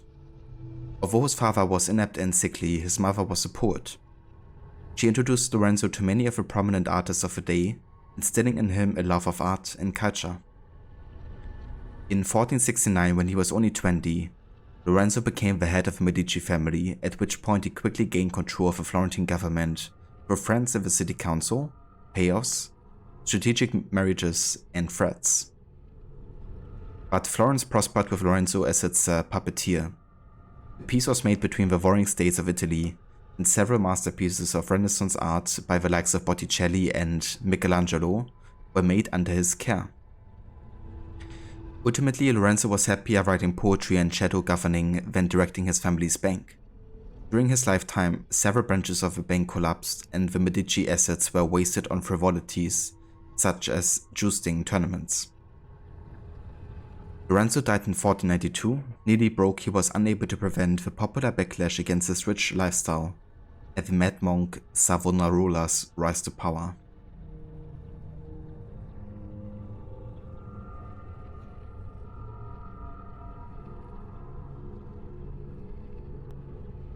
I gotcha, Mordnon. And yeah, indeed. This year though, I'm not gonna be doing all of the AC games. Instead, I'm just gonna be playing all the games and DLC developed by Ubisoft Montreal, which is still most of them, but yeah, like over time, they did like less and less in the series. And they all kind of like are my favorite AC games, so I'm kind of like shortening my playthrough a little bit by only playing those games.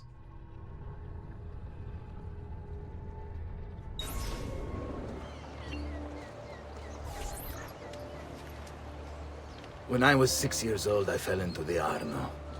I soon found myself drifting down and into darkness. Certain my life was at an end. Instead, I woke to the sound of my mother weeping. At her side stood a stranger, soaking and smiling at me. My mother explained that he had saved me. And so began a long and prosperous relationship between two families. Yours and mine. I am sorry I could not save your father and brothers. You have nothing to apologize for. I believe Jacopo de' Pazzi played a part in their deaths. They attack on you as well. I need to find him. That coward fled before we could arrest him. Have you any leads? No. They've hidden themselves well. They? Jacopo was not the only conspirator to escape. If they work with Jacopo, they were surely involved in the plot against my family as well. Give me their names. Antonio Maffei, Archbishop Francesco Salviati, Stefano da Bagnone, and Bernardo Baroncelli. Bene. I will go and see my uncle. He has men stationed in the countryside. Wait. Before you go. A codex page. I took it from the files of Francesco de' Pazzi, seeing as he clearly no longer needs it. I've always had an interest in things of antiquity, as did your father. It is meaningful to me as well. Then consider it a gift. Che il Signore ci protegga.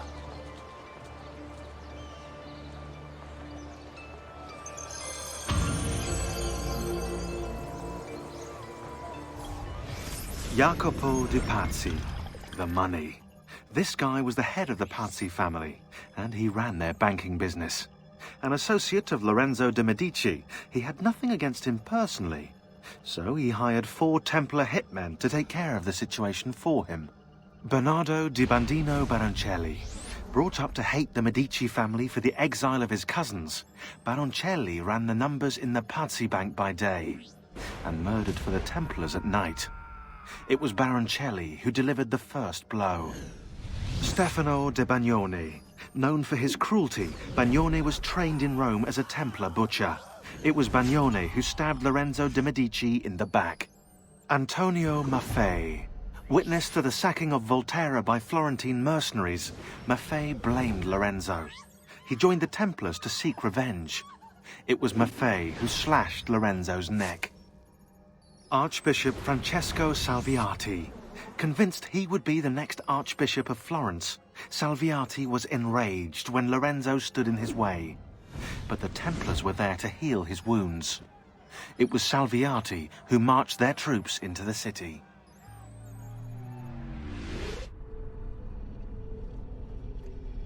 And there we are, the Pazzi conspirators. Jacopo de Pazzi, Bernardo di Bandino Baroncelli, Stefano da Bagnone, Antonio Maffei, and Francesco Salviati.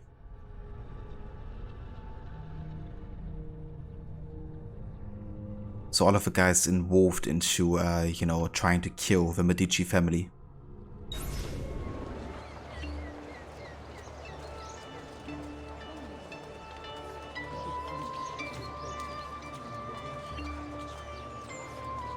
I've marked the Palazzo Medici on your map.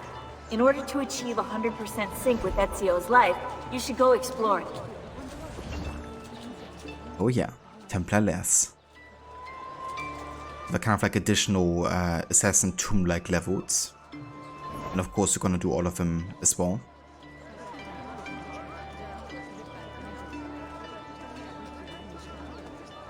But Giovanni, you failed the no swimming challenge. He sure did. When to save Lorenzo de' Medici. Not sure if that was worth it.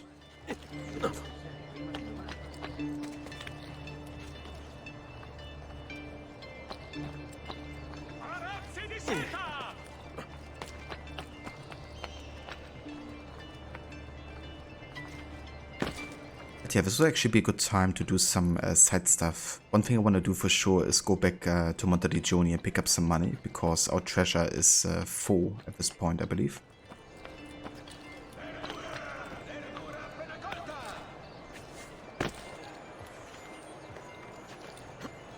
But I need money, sir. I'm poor and sick and hungry.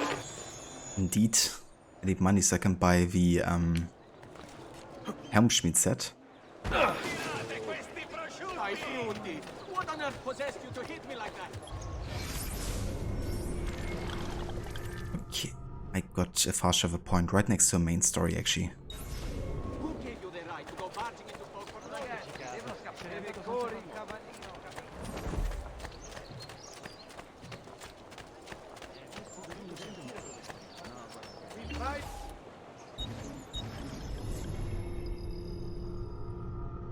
That line gives you the creeps. I'm poor and sick and hungry. Yeah, it's definitely it's a very negative reputation, I would say. Oh, nice. We also unlocked the Auditore family crypt now. Oh, yeah. So many great opportunities we have now. Okay, let's have a look how expensive the Helmschmied set would be at the moment, so we can kind of like plan how much money I want to spend. Never mind, I actually unlocked the leather of embraces, so I'm gonna complete the set first, and then I'm gonna buy the Helmschmied set at a later point. One man's coin is It's still quite expensive too, so I guess we can wait a bit longer.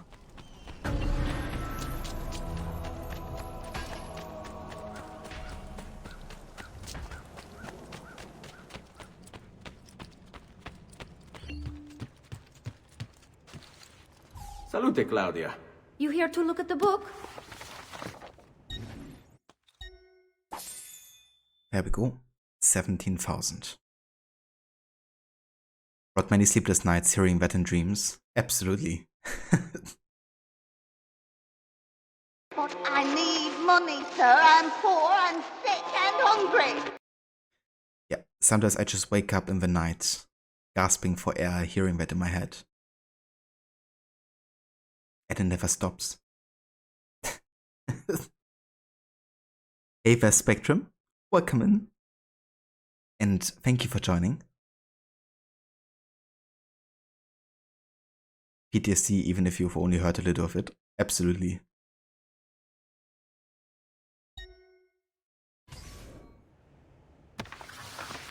A presto, Ezio.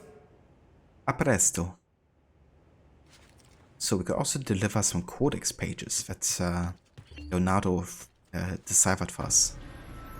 Quite a few, actually. Let's have a read up. Where has Charles Lee gone? Yeah, where is he gone? Okay, this is actually a new one. Over time, any sentence uttered long and loud enough becomes fixed. Becomes the truth. Provided, of course, you can outlast the dissent and silence your opponents. But should you succeed and remove all of the challengers, then what remains is by default now true. Is it truth in some objective sense? No. But how does one ever achieve an objective point of view? The answer is, you don't.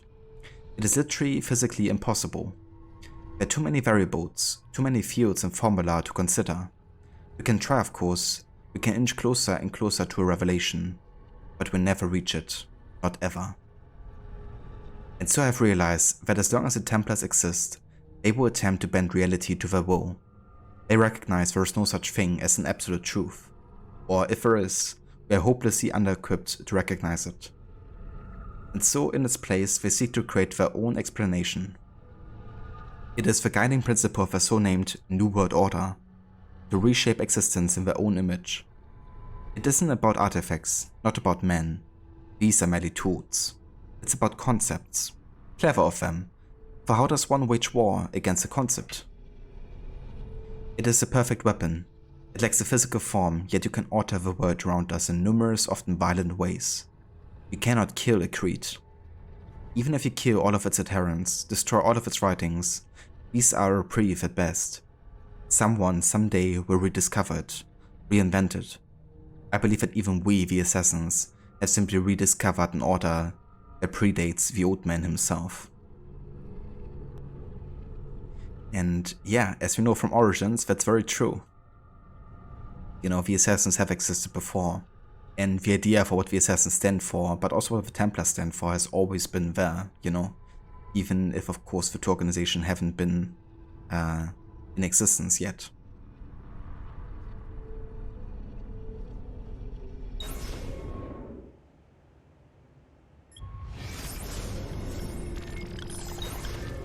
We did look at this one. Did have a look at this one. There we go. Ah yeah, these are the new assassination techniques that we learned about earlier. The Hidden Blade has been a constant companion of ours over the years. Some would even say it defines us, and they would not be entirely wrong. Many of our successes wouldn't have been possible without it. Still, the device has begun to show its age, and so I have been researching improvements beyond ending the need to remove one's finger to wield it. The first is the addition of a metal plate that can be used to deflect incoming blows. The other assassins believed it is forged of a new metal and credit me with the discovery of a formula included on this page. It is better that they not know the truth. I've also worked with Malik to describe new methods of assassination, from on high, from ledges, and from hiding places. Basic movements, but critical nonetheless. The third and final improvement is the most simple. The provision of a second blade, identical in every way to the first. Should an assassin ever find himself tasked with dispatching two targets, he need only time his strike in such a way that he might reach both at the same time. These blades will be limited in number since the metals with which we forge them remain difficult to obtain. I will need to think carefully about who shall be allowed to carry two. And that's how Leonardo could actually create another hidden blade of the same metal, because he now has the formula for the creation of it. And that's why Ezio now has two of them.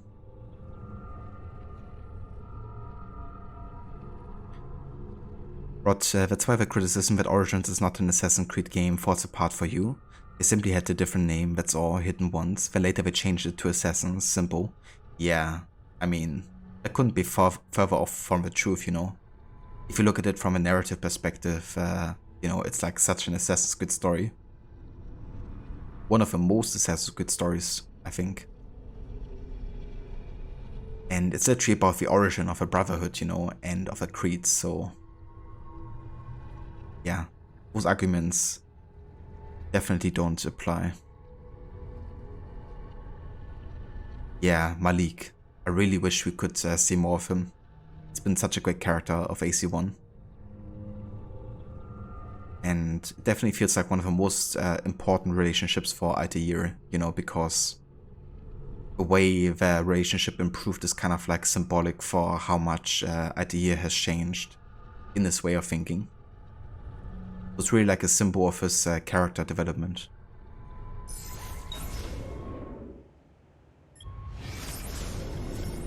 Did look at this one. Page 16. The Apo is more than a catalogue of what which precedes us. Within its twisting, sparking innards, I've caught glimpses of what will be. Such a thing shouldn't be possible. Perhaps it isn't. Maybe it is simply a suggestion. How to know? How to be sure? I contemplate the consequences of these visions. Are they images of things to come, or simply the potential for what might be? Can we influence the outcome? Dare we try? And in so doing, do we merely ensure that which we have seen? I'm torn as always between action and inaction, unclear as to which, if either, will make a difference. Am I even meant to make a difference? Still, I keep the journal. Isn't that an attempt to change or perhaps guarantee what I have seen? And in a way it is, you know, because that journey of course helps put Ezio on his path, you know, to become the prophet. The person that is there to deliver a message to Desmond through the enemies.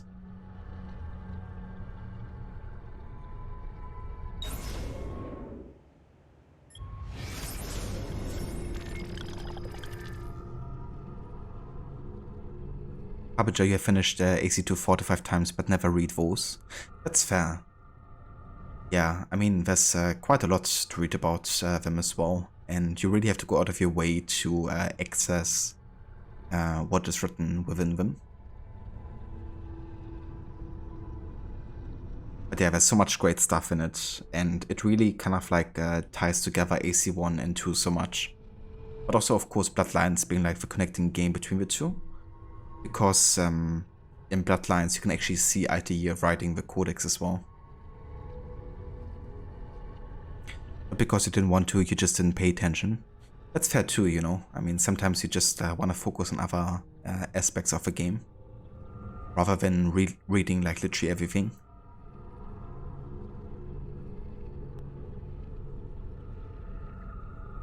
Page 20. I have studied the ancient pagan faiths that came before this more recent obsession with a single divine creator. They seem to have focused more on the fundamental forces at play in the world around us and less on arbitrary moral rules. The sun rises in the morning and sets in the evening. The tides ebb and flow. Grass grows, withers, dies, and then in time emerges from the ground once more. The air turns warm, then cools and back again. Some hidden energy keeps us fitted to the ground and pulls us back when we attempt to leave it. Each of these movements was represented before by a god or goddess, each force given face but recognized as something distinct and powerful. Which isn't to say there were not connections between these forces, a pantheon of individual spirits of roots, invisible hands guiding the progress of the world around us. And so here there was an attempt to categorize, study, explain and understand the way things work, even if it was flawed. But no more. Now we are asked to succumb to a far more simplified explanation. How naive to believe there might be a single answer to every question, every mystery, that there exists a lone divine light which rules over all. They say it is a light that brings us truth and love. I say it is a light that blinds us and forces us to stumble about in ignorance. I long for the day when men would turn away from invisible monsters and once more embrace a more rational view of the world. But these new religions are so convenient and promise such terrible punishment should one reject them. I worry that fear should keep us stuck to what is surely the greatest lie ever told. Now that's some harsh criticism towards, you know, kind of like a lot of the religions that believe in like one single god, the one true god. The reason why Muslims are fighting with Christians, you know, as well. And a lot of conflicts have existed between religions and wars have been fought out to kind of like prove that the one god is the right one. It's definitely interesting, you know, looking at pagan religions, you know, where, for example, like in the Egyptian, you know, mythology and believing system, how they had like one god assigned to like different forces, different, you know, elements of nature, you know, and how they tried to really like differentiate between, you know, different categories of life, really, you know. And then there comes a lot of religions that kind of like try to simplify it so much that, you know, there's only like one persona that is, you know, have been creating everything and, you know, it's kind of like overseeing humanity.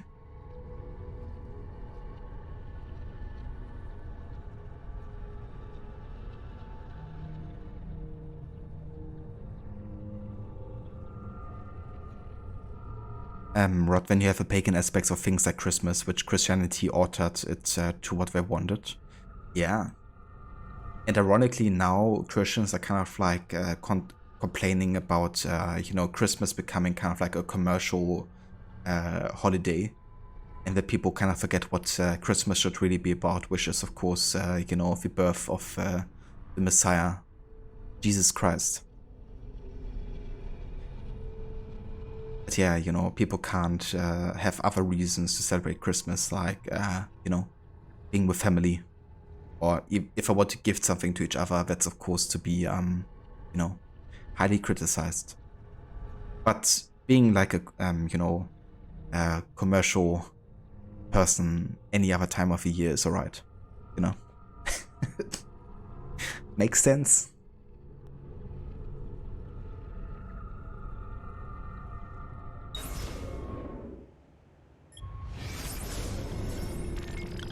Okay, this is the parkour page. We have already seen this earlier. Then we have the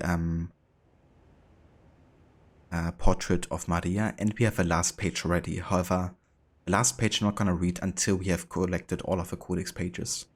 To kind of like have a proper conclusion to all of this. But yeah, that's 12 out of 30 done. I can also deliver another assassin seal, the one for Darius.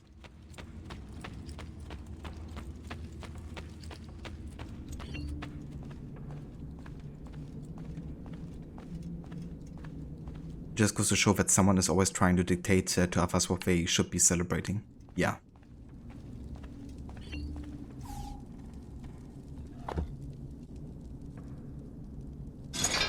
How about you just mind your own freaking business, you know?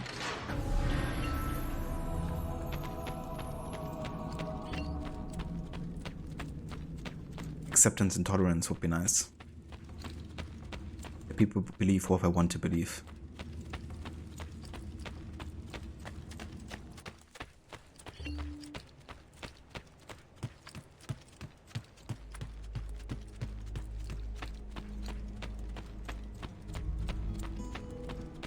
Can also deliver a couple of feathers. Still far away from the 50, which triggers the next kind of a cutscene. But at least we got like a dozen or so.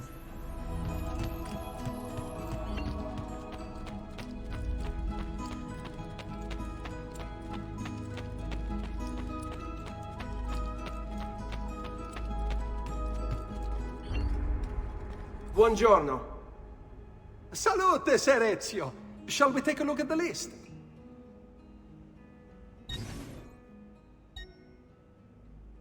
Okay. I'm definitely gonna get the blacksmith upgrade so we can get we can save more money on purchases, pretty much. And I'm also gonna upgrade the bank as well to further increase our value greatly. And I'm gonna get the upgrade for the tailor as well.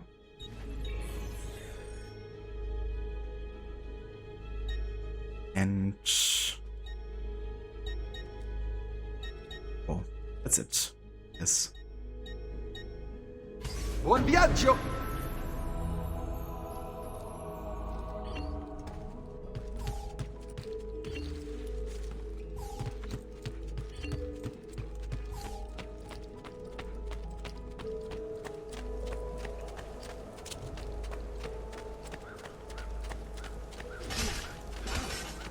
I think this would be a good time to do the Auditore Crypt to kind of like learn more about the background of how this family set it here. And yeah, more of the story of Domenico Auditore, great grandfather of Ezio. He's the one who built the Villa Auditore. And it's actually the story that I would love so much to have as a game. Because there's like so much they could do with it, you know, like the ending of the original Templar Order, which we've actually seen in the beginning of Unity, would be like the same time of that intro.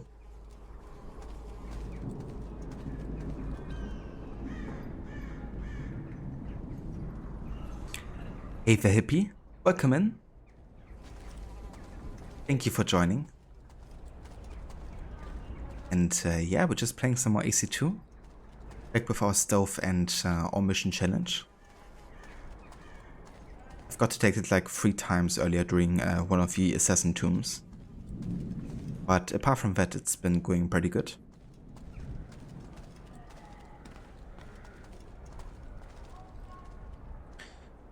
But if you wait to hear the people talking to Umberto before confronting him, someone mentioned the Auditore family history and wondering how they came into such money and influence so quickly. That's very true, yeah. I remember hearing that as well when I waited to hear all the optional dialogue with Umberto. And yeah, it's very interesting, you know, like how much people have been kind of like been suspicious about the Auditore getting into the banking business, you know, that easily. But also, you know, Giovanni giving his children like weird names. Or names that were considered to be odd and stuff.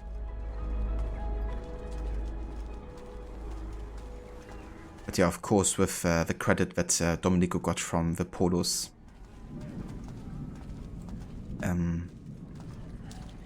He could like very quickly gain lots of wealth. So weird, yeah. Umberto would never try to get a lot of money very quickly or influence. Wouldn't kill or betray someone for it either. Never. Ever.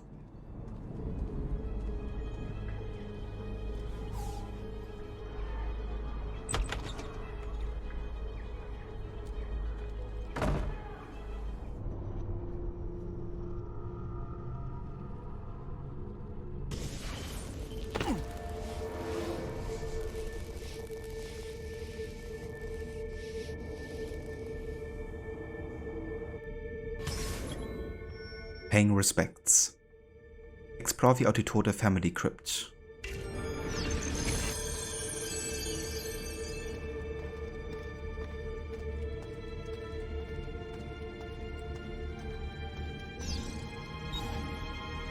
Venice, 1296. I was raised in a small house by the Venetian lagoon, within sight of the rough foam-capped waves of the sea. When I was barely old enough to walk, I became a sailor, navigating the Atlantic first as an apprentice, and then while carrying cargo for my father's patron, Messer Marco Polo. It was a good life.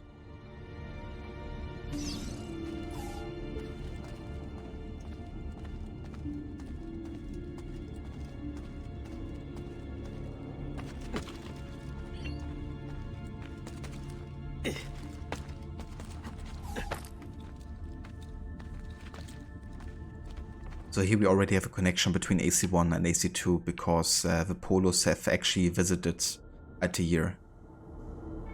And Altair has given the codex that he's written to the Polos.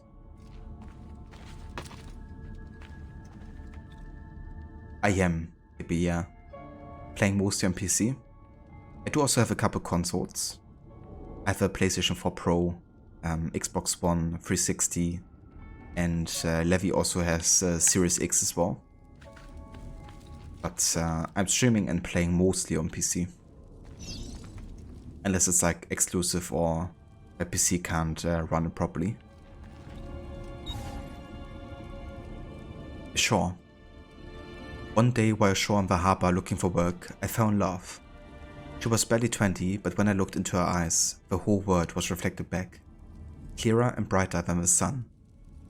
After that I still went to sea, but my heart remained on land with a girl who had become my wife and our young son.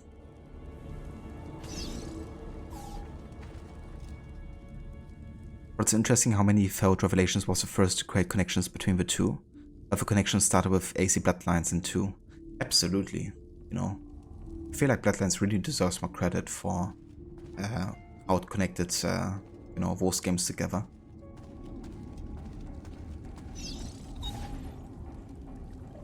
Birthright. One afternoon that summer, Messer Polo called me into his study. My father was already there, beside an older man, dressed in a strange hooded cape, watching us. At that moment everything about my life changed. My father told me that he was an assassin. Removing his ring, he showed me a strange marking on his finger, explaining that our family came from an ancient order that protected and defended mankind. He paused, and then, when I didn't speak, Master Polo stepped forward. He told me that the stranger in the hood would teach me, and in return I would carry him across the Mediterranean to Spain. And so began my apprenticeship with Dante Alighieri, one that was to destroy every bit of happiness I would ever have.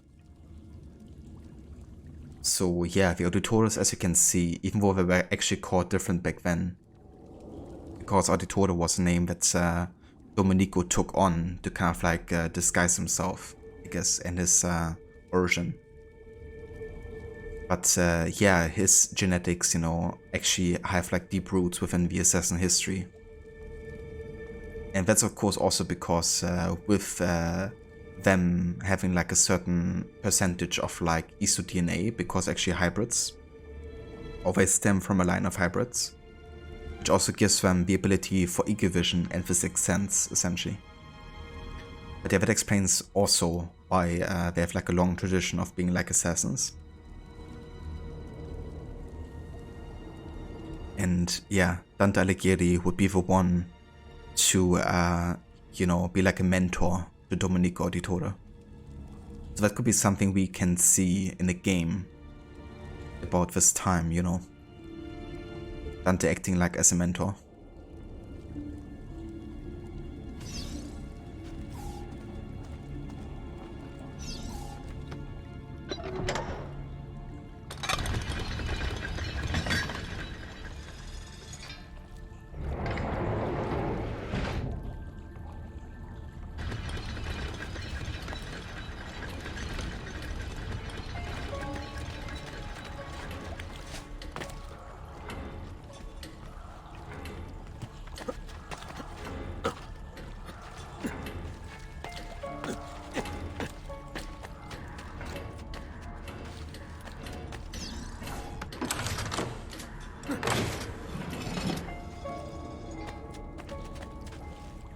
Just want to see if there's anything that I might have missed here. Don't think so, but I'll have a look regardless. Bene. Now I have a way back up in case I fall. Bene. Indeed. Ezio? Ezio's stuck. Are you kidding me? It's like doing this even though I'm not telling him to. Okay, thank you. Jesus.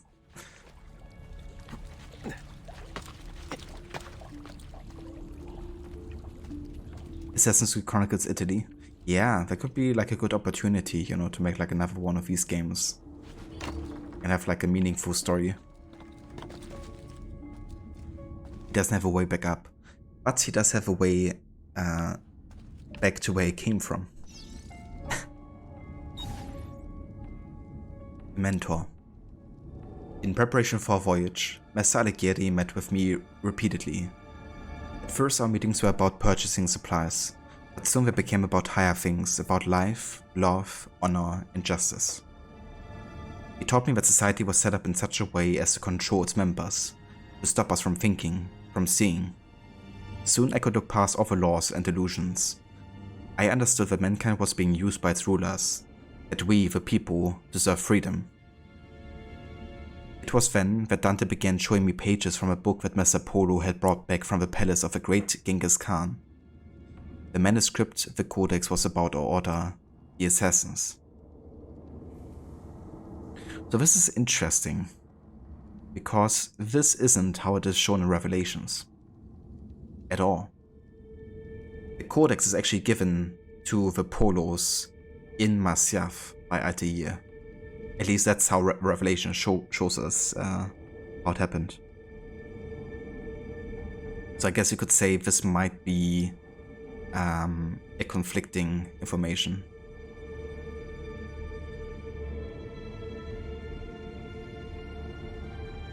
But, I mean, either way, it came into the hands of Apollos, and that's the important part here.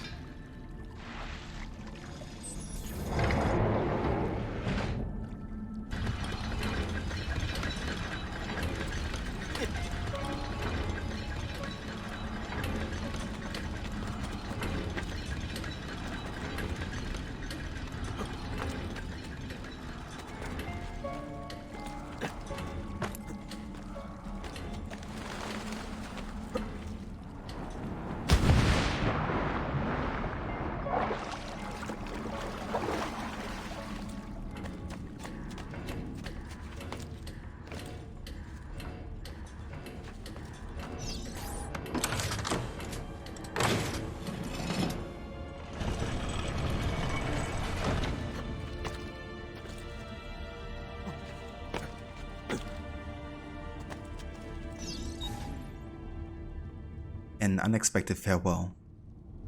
Our planned voyage never took place. While returning to the Ravenna to pick up the remainder of his belongings, Dante died. Dismayed at the loss of my mentor, I went to inform my father and Messer Polo of the sad news. Before I could even speak, I was ushered into the study, and my father, his face white, locked the door behind me. Shocked, I listened in silence as he spoke. Dante intended to take the Codex to Spain, where it would be safe. But he was being watched. The enemy of the assassins, the Knights Templar, still existed. I recalled the stories he had told me of the Templars, and it all became clear. Dante had been murdered. The Templars knew about the Codex, and they knew about us. Shaking, my father told me to take the Codex and leave for Spain at once with my wife and child. As Messer Polo ushered me out the door, he handed me a small piece of paper with a number on it. With this number I could draw on his credit. More ducats than I had ever seen in my life, at any bank in Italy. And that's the reason how the Auditore came into the wealth that they have, right? They literally could take the money of Messer Polo, who had endless amounts of ducats.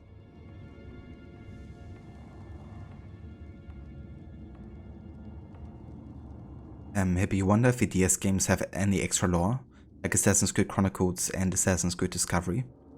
So from what I know, the Assassin's Creed 1 DS game is basically just like a alternative story of AC1. which is considered non-canon. We also have like 9 targets or something, but they're not the same as an AC1. So it's more like a gimmick game. However, with Discovery, I'm not sure if there's like parts of it that are canon or not. A couple years back, I just kind of like researched on all the AC games to see if they're like worth playing for the story. And Chronicles and Discovery I did skip actually for those reasons. But yeah, with Discovery I'm not entirely sure if there's anything of importance with it.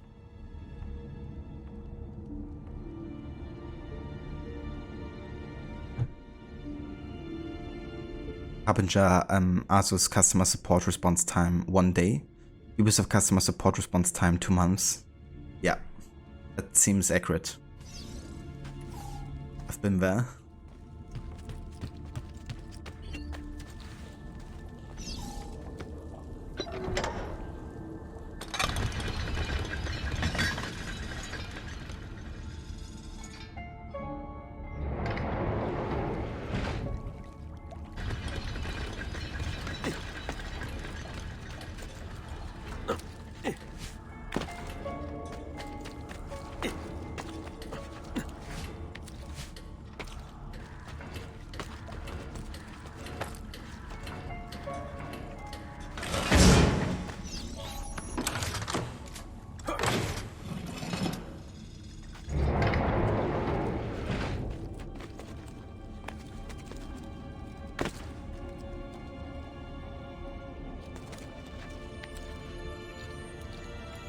Oh, nice. Secret area.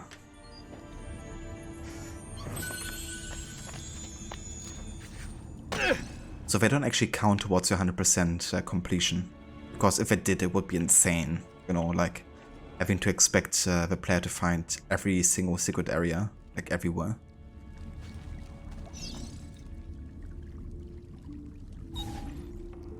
Let's see. We set sail that night, the ship filled with cargo to sell in the markets at Barcelona. At first all was well. Then, to avoid a coming storm, we laid anchor in the Otranto harbor. Cloaked in darkness, the pirates came. I didn't even see them until they were already boarding my ship. I hid with my family in the hold. Pulling out the codex, I ran the worn leather cover from my hands. Then I broke the spine. The pages slid silently onto the floor. I scattered them into the chest, boxes and containers I was carrying to market. The men who had found us were drunk. I could smell it on their breath. When they asked for the codex, I knew who had sent them. Holding back my rage, I said that I had thrown it overboard. They started to laugh. Two held me down, still grinning, while the rest cut off my wife's clothes. She begged for mercy until her voice gave out. Once they were done, they threw her into the sea. They took my cargo and sunk my ship, and left me adrift, clinging onto a piece of railing. I made it to the beach with my son. My wife's body washed upon the shore the next morning with the tide.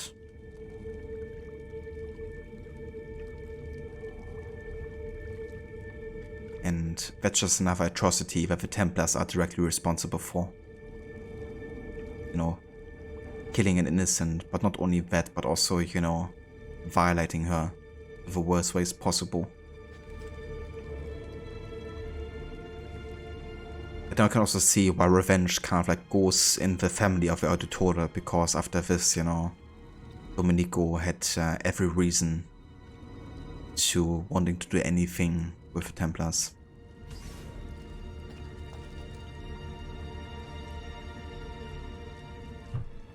Hippie just checked, and even Ubisoft officials are confused if AC2 Discovery is canon or not. When the AC movie came out, they declared it to be not canon, but later they changed their mind and said it is canon. Yeah, that's a typical Ubisoft way as well of doing it, you know. Reminds me of Watch Dogs, with a connection to Black Flag, you know, where Olivier Garneau, the CEO of Abstergo Entertainment, actually dies in Watch Dogs. And there's a confirmed connection between also Bloom and Abstergo. But then later they basically declared non-canon, like all the connections between Watch Dogs and AC. It's like, what's the point, you know?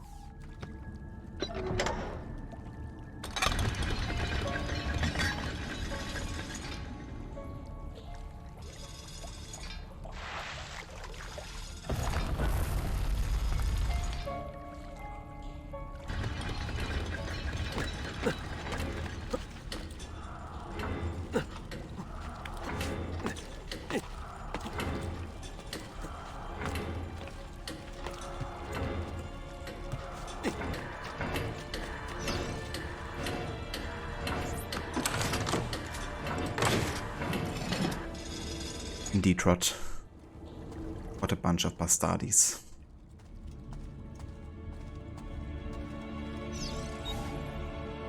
A new name. I never saw the sea again. Making my way to Florence, I rented a small room and then visited the bank. I'd memorized Polo's account number. With the vast sum I have now at my disposal, I went to Venice in disguise to find my father. I returned to Florence the next day. Both Polo and my father were already dead. From that moment forward, I collected treatises on architecture, studied the classics, and took vocal lessons. I adopted the name Auditore, impersonating a noble at the Florentine court. Accepted as one of their own, I took on the trappings of nobility and constructed this villa for me and my son. And then I hunted them. I raised my son to fight, to find the Codex, and to kill Templars. Together we would regain the honor of my wife and avenge the death of my father, to debts that would never, could never, be repaid. To the Auditore that reads this, remember that you are not a nobleman. You are not one of the deceivers. You are one of the people. Avengers. And that's so cool, I think, you know, that they literally, in their name, they have like social stuff, you know, like they took on the persona, like the whole family of nobility, to have a way to infiltrate society in the highest ranks of Italy. But they're not nobles, you know, they are one of the people, and they fight for the people.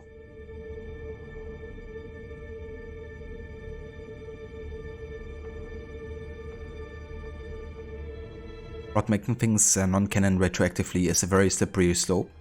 It is something stupid. If it's something stupid, then yes, change it. If it's something valid, leave it alone. Yeah. You're rather trying to sabotage the law further, you know. How about you just, you know, fix it or advance upon it?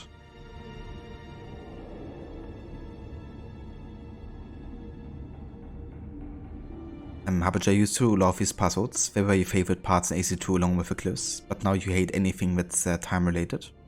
That's fair. I mean, sometimes you just wanna, you know, take your time and not be like stressed about having to be fast or anything.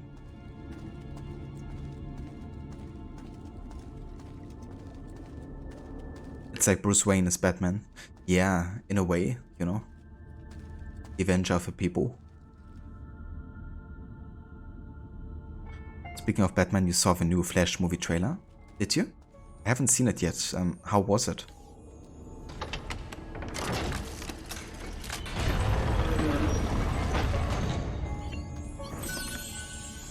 There, the sarcophagus of assumingly Domenico and his son.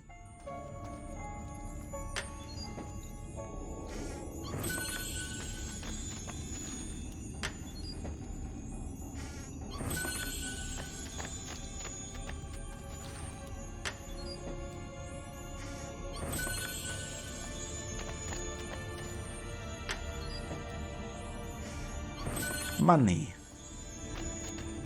Moneta.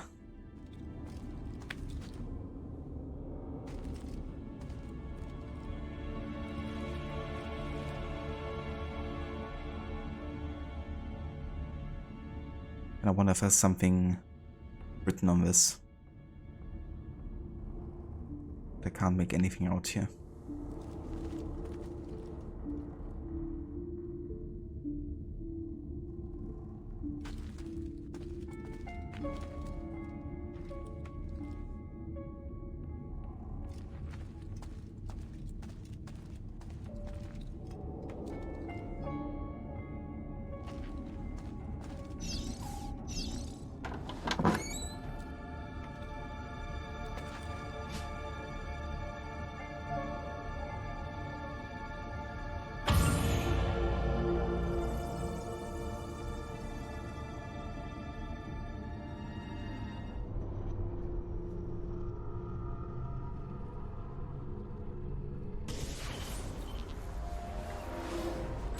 Bring back the AC2 glyphs instead of the stupid locked houses in Vala that give copper leather fabric that you don't need.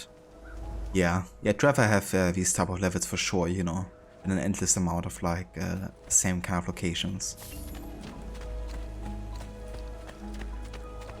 And yeah, the glyphs are such a good way, you know, like also to extend on the lore, both in history and also in the modern day, you know. It's crazy how much AC2 has added. How many potential, you know, settings also have been opened up with the glyphs. In my vacation I've been actually doing lots of research on the glyphs and the history of certain characters that are being mentioned, and also the meaning of a lot of the symbols that you can see in the glyphs. And it's crazy, you know, the amount of information you get out of it.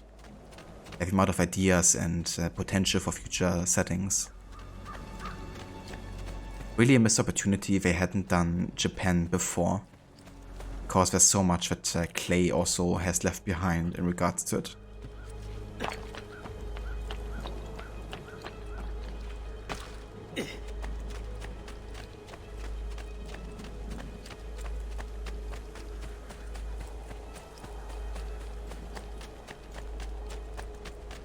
But we can definitely see DC changing their approach going forward with this movie.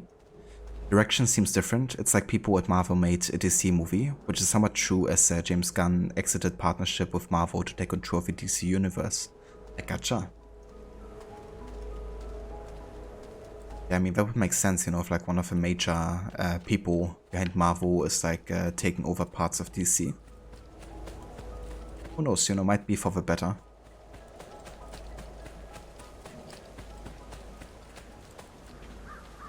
Imagine a traditional AC game set in Japan by Ubisoft Montreal. Too bad we will never get it now. Yeah.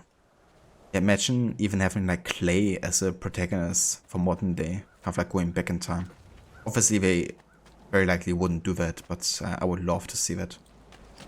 But even if it wasn't Clay, you know, I would just love to see Montreal making a game in Japan instead of like Quebec, you know, making like an RPG out of it.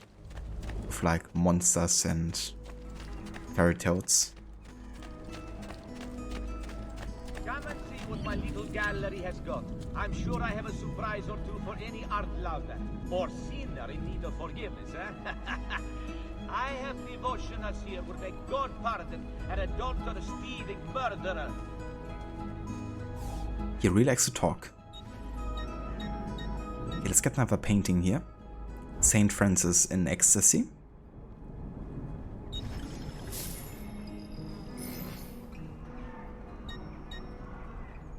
And that shall be it for now. A pleasure, sir. Come again. Only in a height of passion is all display in my shop.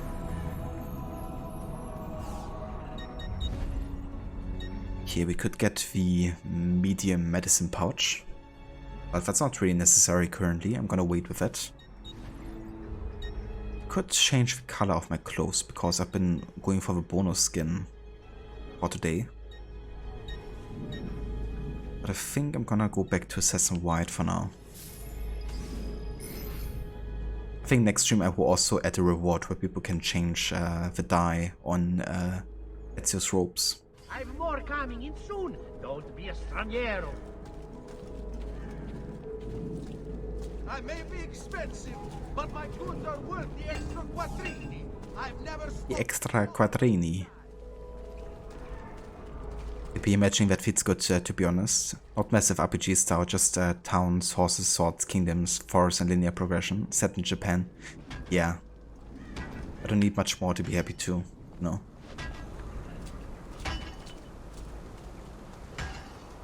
But you don't have much hope for that game. Quebec to have it in them to do a good Assassin's Creed game. They prove it with Syndicate, every Freedom Cry DLC. Yeah, that's true, you know, like they definitely could like something that would be satisfactory, you know. Like even though Syndicate wasn't necessarily my favorite story, it was still pretty solid, I think. Had great character moments, you know, and the gameplay really suited overall with what an AC game could be, you know.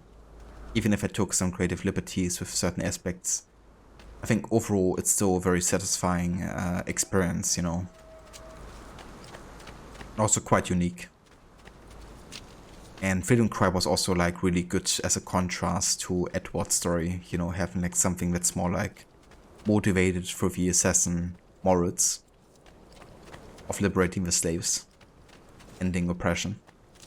And I think they did a pretty good job with that story too.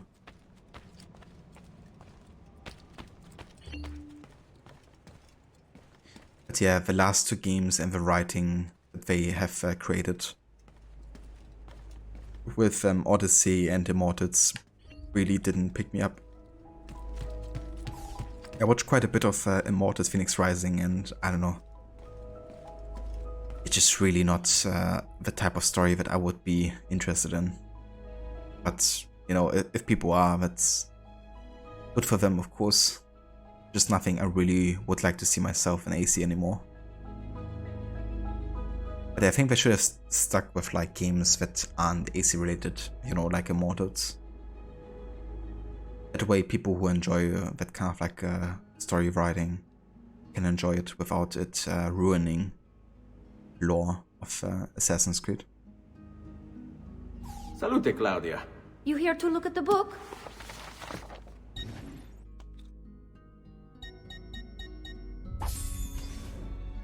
Yeah, that's another thing, you know, like A presto, Ezio. Quebec and Moncho, even though they had to work together on several occasions, there's been like a very open conflict between those two studios, you know. And Moncho, of course, you know, understanding themselves as like the creator of AC and those who kind of like really know their shit, you know, about the stories, the universe, but also the gameplay. And Quebec, I guess, you know, kind of like wanting to prove that they can also take over the series and that they want to be innovative instead of like doing the same thing over and over, which I can also understand that perspective, you know.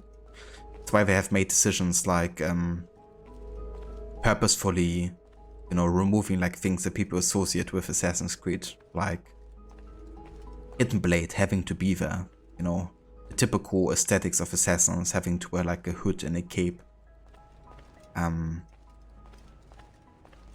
But yeah, of course, like openly also like mocking things like Requiescat in Pace and stuff like that, you know. Where Montreal would rather like try not to make a joke about that, but rather make like meaningful additions upon it, you know, like when Aya says it to Caesar in Origins when he dies.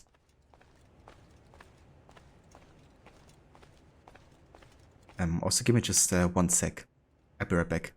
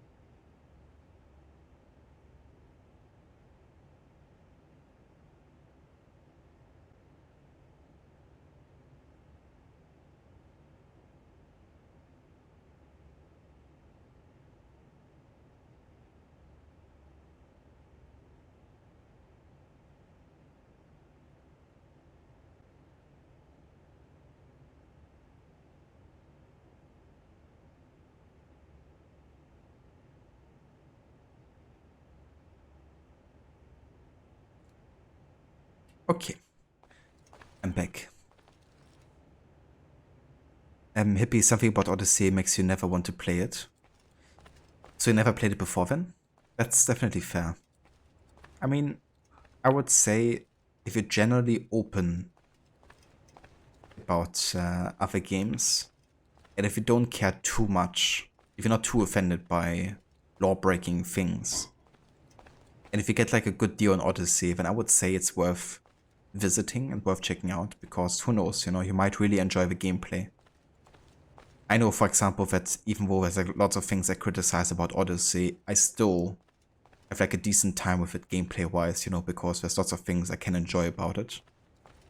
For example, I'm not against action RPG mechanics at all, in general, and I really enjoy the kind of like building you can do in that game, you know, like create like a unique gameplay character. it focuses, for example, more on assassinations or more on like combat or whatever.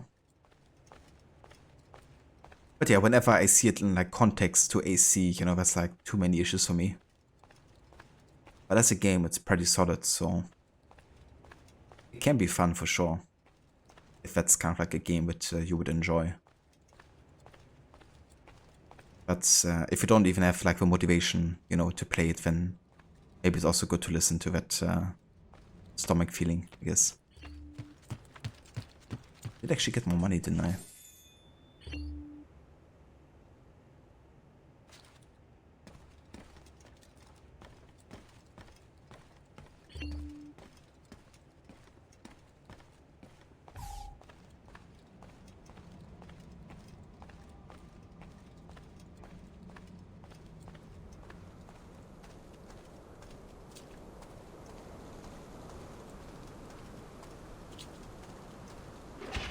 Alright, but yeah, I think this is a good point to actually go and take a break for now. I want to check real quick on the DNA to see how far we are now into the game. So we're currently into sequence 5.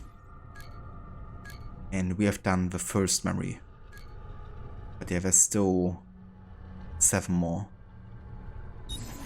So once I come back, we will properly dive into sequence 5 here. One thing I want to do though before we go into the break is I want to get a few more renovations because I do have the money. Buongiorno. Salute, Ser Ezio. Shall we take a look at the list? I want to get the blacksmith fully upgraded just so we have like the best discounts because that's going to be of course where we spend the most money for like armor sets, weapons and all that type of stuff.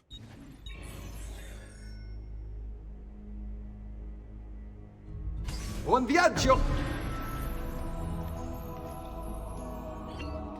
There we go.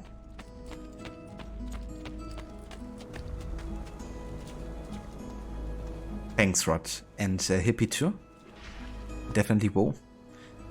Yeah, might be a bit of a longer break, not sure exactly. But yeah, I'm gonna go and get something to eat and stuff. So, might be a few more minutes.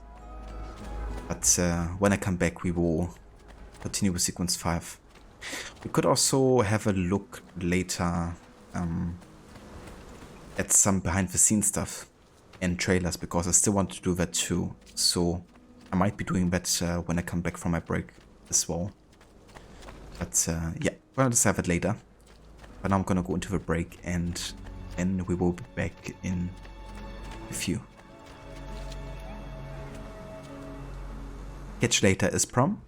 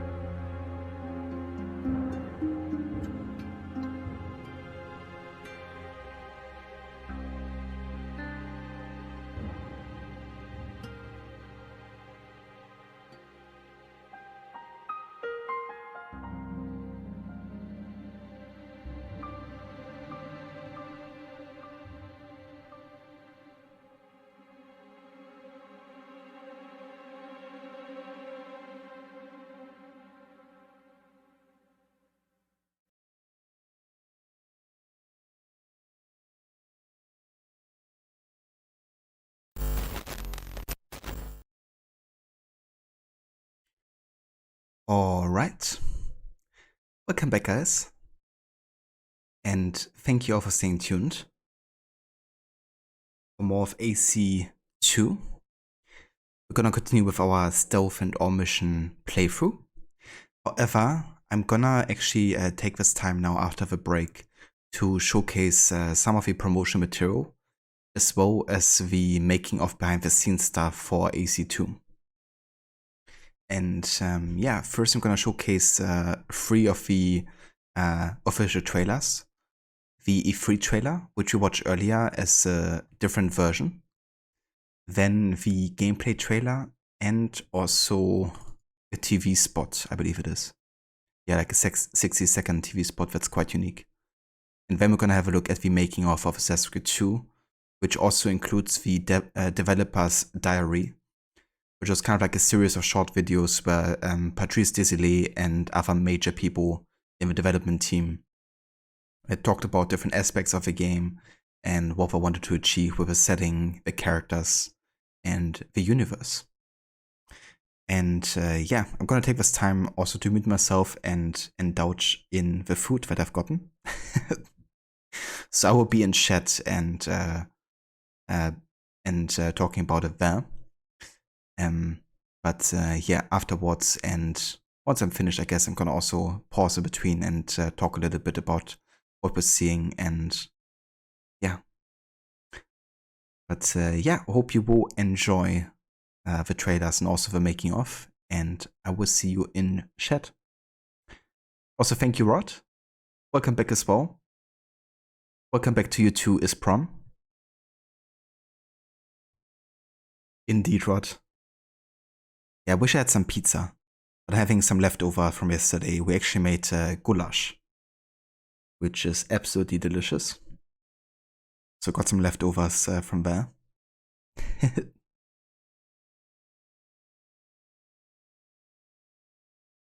Absolutely, yeah.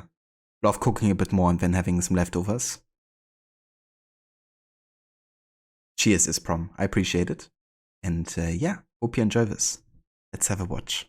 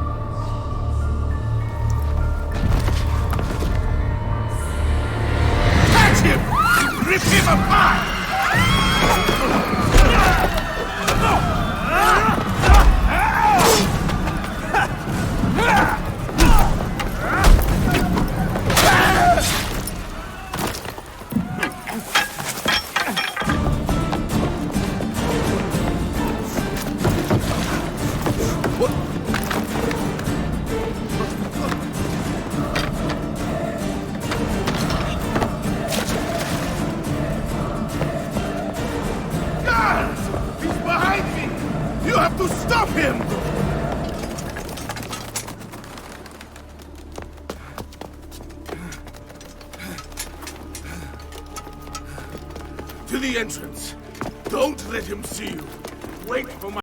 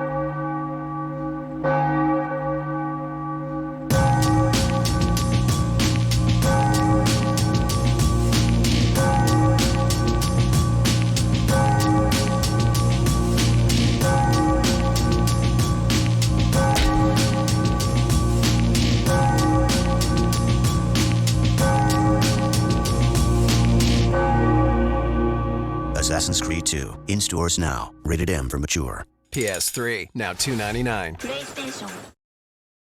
Going to be 3 guards archetypes in the game. The first one. In Assassin's Creed 2, we have a new character, so you can make this comparison with Assassin 1, where we had Altair, who was this like warrior monk, who was like really strong character. Altair was raised for a very specific purpose. He was educated by this clan of assassins during the Middle Ages, and his job was really to be an assassin from day one. And now we have this new character, Ezio. Ezio as a character is a little bit different than Altair. Definitely, he's different. Ezio and Altair are both very, very strong characters. Ezio is really a man of the Renaissance. He's really someone that's open-minded, that wants to find truth, that wants to have fun in general. For Ezio, we wanted something that resembled Altair in the style and general appearance, but also we wanted to make it better with the Renaissance period, which is almost 300 years later. He seems a lot more aggressive. Ezio had a normal life until he was 17 years old, and then something happens to him and he changes completely. It's a revenge story, so the motivations for the player are not exactly the same. A pity you could not let your father live to see it. So we have this main character who's like just like you and I at first, and he will become like this master badass assassin. I like it a lot because it really gives you a clear motivation and a clear kind of objective of what you want to do. These are the people that made me angry, and these are the people I want to deal with now. For me, Assassin's Creed is essentially a long, epic story of a guy in the prison going in a machine called the Animus, and he's going to relive the life of his ancestors. In Assassin's Creed 2, we follow Desmond, who's going to live the life of Ezio Auditore da Firenze. The meaning of Ezio's name, in following with the tradition established by the first Assassin's Creed, is that Ezio means eagle. Eagle or the flying one. Its origins come from Greece. He's a young noble from Florence at the beginning of the game. He's studying to follow in his father's footsteps. His father, as far as we know, is a banker. As a rich boy in Florence, he doesn't really see the hardships or of the peasants and other poor people. And it doesn't really affect him either. He's more of a carefree guy. He does what he has to do. He's got lots of money. He's got lots of friends. And in regards to the women, he's very charming. He always says the right thing. The right thing to surprise them, to stand out of the crowd. And that's why they have a really hard time resisting to his charms. Ezio is a typical Italian nobleman in many ways. He's a fiery, violent, proud personality. He's terribly proud of his family. He deals with noble people and with peasants in a very polite and courteous way, even if he's about to stick a hidden blade in your skull, right? He has a very strange talent that his father is aware of, which is the eagle vision from the first game. Nobody really knows how come he has that, but we sort of find out in the game. At one point, something tragic happens to himself and his family. What happens is that the same people that Ezio considered to be dear family friends actually turn on him. People that are very close to him are taken from him, and becoming an assassin and acquiring those skills will give him the abilities necessary to exact revenge. When you're used to just living free and living without a worry in the world, and all of a sudden the entire Florentine army is looking for you, and you have to protect your mother, you have to protect your sister, and you have to defend yourself, changes everything in his life. So going from this life of la dolce vita, in Italy, it will have to become this guy who needs to kill in order to survive. We see Ezio progressing very much so throughout the game, physically as well as emotionally and in his personality. As a player, you will go just like the main character, in the same, you will be at first just like you and I, and then will become this badass main character. Before he just wants vengeance, but later on he wants justice. Ezio becomes an assassin in order to avenge the tragedy that's befallen his family. People that are very close to him are taken from him, and he's been branded a traitor and a criminal. The city guards who once respected him now hunt him, and the very people that claimed they would help him in his time of need have now turned against him. Right after this event happens, he finds that mercenaries, prostitutes, and thieves are not the people that he should be fearing, but actually are the most trustworthy people. What was important for me when we built the world of Assassin's Creed 2 is that you felt that you were part of one group of individuals. So we said, let's use the underworld And so that's your family. The three factions that we have are thieves, courtesans, and mercenaries, which will all help you either distract, elude, or literally beat up your enemies. The faction leaders will be met along the path in Assassin's Creed, and they will be asking you a couple of things to help them as they're helping you. So it's sort of a mutual trade-off between the two. A lot of people will end up helping Ezio. There's his uncle Mario that he hasn't seen many years that will help him tone his fighting skills. There's Machiavelli as well that we find in the game, and finally obviously Leonardo da Vinci, who's going to become quickly a very close friend of Ezio, not to mention a test dummy for his wild inventions. Leonardo is going to be one of your main friends, and basically he's going to act as a Q in James Bond. For Assassin's Creed 2, we have the notion of crowd groups, where in Assassin's Creed 1, the crowd was a little bit individualistic, where no one would bunch up together. Now we really have formations that are moving along the city. You can blend in, you can steal from everyone you see, like because we have this economic system. So the economic system gave us the opportunity to use the crowd differently than in Assassin's Creed 1. Banking came up just a few years previous to the time period that Assassin's Creed 2 is set. Some of the most prominent Italian families actually went into banking. The citizens of each of the cities started to move away from trade, and coins actually became a marketable currency. So we decided to say, that's great, because we want to have it for the game, and our subject tell us that, it makes sense. So we combine the two, and that's why there's an economic system in Assassin's Creed 2.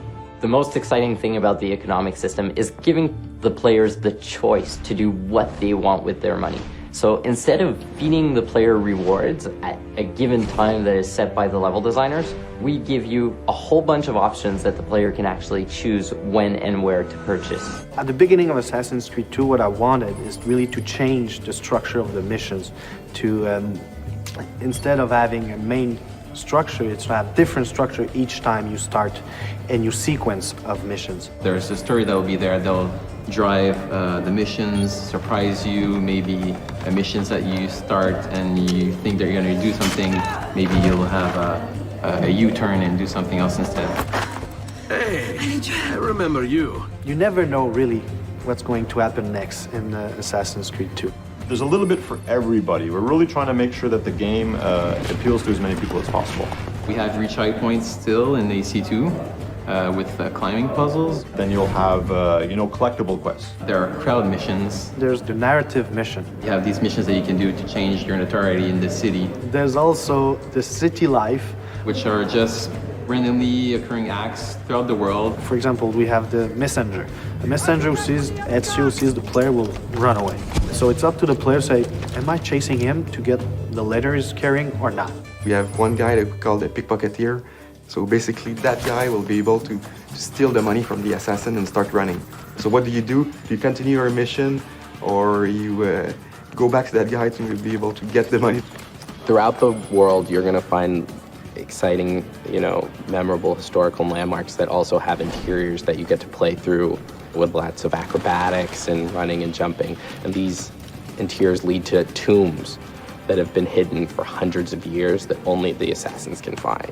You find these caves, you find old rundown castles, you can find a church. And you'll be, doing free running around the church to eventually find a hidden treasure. The player is going to be inside the Duomo, and, that interior is one of the biggest interiors in Italy. And, jumping and climbing through all of it is really going to give you a sense of the awesomeness of this building and your incredible freedom. For sure, these moments will be like a wow moment. It's like having an extra game or extra games inside the game that you bought. So each missions are different, a lot more variety. So it's not about doing investigation and assassination 9 times. It's really more like each time a mission can lead to a beat-up mission, can lead to a chase, an escape, can lead to an assassination. It's quite overwhelming, the amount of stuff there is. Well, having more missions requires us ultimately to have more cutscenes and more cinematics, but I think we're adding a lot of value to these to the player. And a couple of examples of this is You could still control the camera like you did in AC1. People like that feature a lot. We also have mini branching cutscenes where the player will have to interact at a specific time, and this may have two different effects. So if you hit the cinematic at the wrong time, then you might just hug a lady, whereas if you hit it on the right time, well, who knows what's going to happen. For Ezio, since he's not an assassin at the beginning, I wanted to create this sense of even more brutality, even more viscerality into it, which is like you feel more the blade, you feel more that it's tough to assassinate someone. Real violence is brutal. You can't kill someone by just slashing at them with a sword. You know, when you kill someone, there's an effect. Your weapon reacts, you know, gets stuck in their bodies. You know, they react to you being hit. This is really one of the core concepts of combat. We want to just push it to the point where every time people see a move, they're like... Or you want to show your friends. So you bring them over and you say, look at this when you do it, and they're all like, oh my God. That's what we wanted to bring. Another thing we wanted is to make fight better, but also make it so that fight wasn't the only tool in the game. So in AC2, there will always be an option for escaping. You have to play smart. You can't always fight every fight because you're going to lose. So you have to pick and choose your battles. So there's going to be 3 guards archetypes in the game. The first one being the Brute. The Brute is going to be a huge challenge in terms of fighting. It's going to be strong. They are not very smart. They're your typical kind of big oafs. And they're very susceptible to sort of social gameplay. So you can blend, they'll never figure out that you're in a blend spot. Then we have the Seeker, the more paranoid type of guard, you know, the guy who's searching to see where Ezio is, and even like in Veil of Hate or in a group of people, you can say, oh, you're there. The third is the Agile, and the Agile is obviously against the free running. Not only is he good at catching you when you're free running, he can also do free running. The other thing that's really cool about the archetypes is that each one uses a special weapon. You can actually steal people's weapons now. By stealing the archetype's weapons will unlock a whole new set of combat attacks. Okay, this is a type of guy, he has a spear, you know, spears are long, so I can grab it and take it from him and kill someone else. Whereas a Brute is heavily armored and you can pound on him all day long with your weapon and not really get anywhere. You've got to be clever to beat this kind. We made a technology that basically allows an AI to say, oh, okay, instead of just fleeing down a street, if I'm capable, why not flee up a building or flee up a ladder or flee across free running elements or boats or whatever? Instead of just having this sort of predictable path where you can see the guy taking off, now the player is going to have to adjust, and the AI will then counter-adjust to what the player is doing. In AC2, we have a bunch of new weapon types. We have maces, two-handed weapons, axes and swords. Hammers, spears, halberds, different types of daggers, hidden blades, 2 hidden blades. These allow for a lot of interesting variety to the combat. In AC1, the only thing you could do in fight with the hidden blades was counter kills. There was nothing else. But this time around, it counts as a full weapon. You're going to want to be more visceral. You're going to want to attack. You're going to want to kill. You're more of a badass. Progression for me is life. Progression for me is one of the most important parts of the game. So progression is really important for us in Assassin's Creed 2. You live the life of someone. That was the main idea, you know, when we say, let's have a character for over 30 years. We really want the player to feel the same emotion that the character has throughout his quest to avenge his family. I'll kill you for what you've done! Our game begins in 1476 and it ends in 1503. So it's a considerable span of years for a video game. It's the height of the Italian Renaissance. This is when the most beautiful paintings, the greatest sculptures, the most wonderful architecture are all being built and created. And at the same time, it's a period of political intrigue and drama and violence as well. What do you want, Fieri? So many things. A prettier bride. Oh, and yes, your life. There was a lot of, like, really sparks of energy and interesting ideas that happened during that period. We also want our character to go through a change. I think the mission structure is completely compatible to the time span that we want to cover.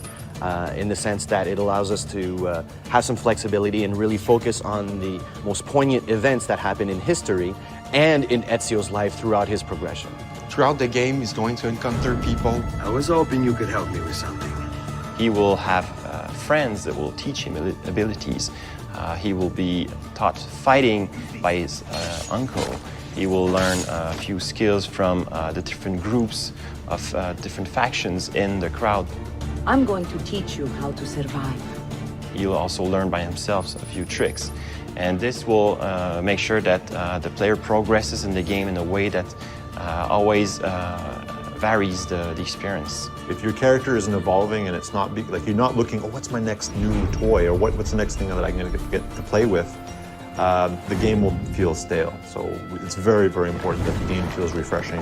You know, every new mission that you play, there's something to look forward to at the end of it. The more and more the game progresses, the more and more anger he has, and the more he has to let out that anger.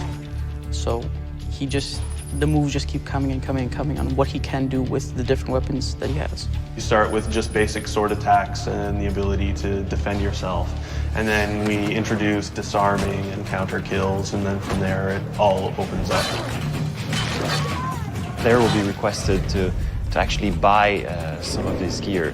For example, we have the armors, which will give him more health points, hit points in general. He starts with various sets of armor, the first one being just leather armor, and then it moves throughout more metal armor, provides him more protection. In AC1, we sort of gave the player, without any choice, this is what you're going to learn next.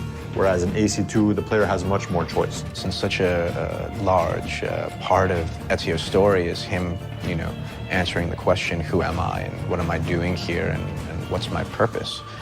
You can't answer that question in a year or two. You know, it takes the span of almost his entire life. My name is Patrice Deslay, and I'm the creative director of Assassin's Creed 2 here in Montreal. Oh, I know there was a lot of rumors of where Assassin's Creed would go next. So after the Third Crusade, we picked up not the French Revolution, didn't pick the Mayan or the samurai. We picked Italian Renaissance, and we picked it because we felt that it was one of the most fascinating moments in history. Italy during Renaissance and even today is one of the most beautiful countries in the world, and it felt like we could reproduce those beautiful cities that are Florence and Venice in 3D, and would just be a perfect fit again for Assassin's Creed 2.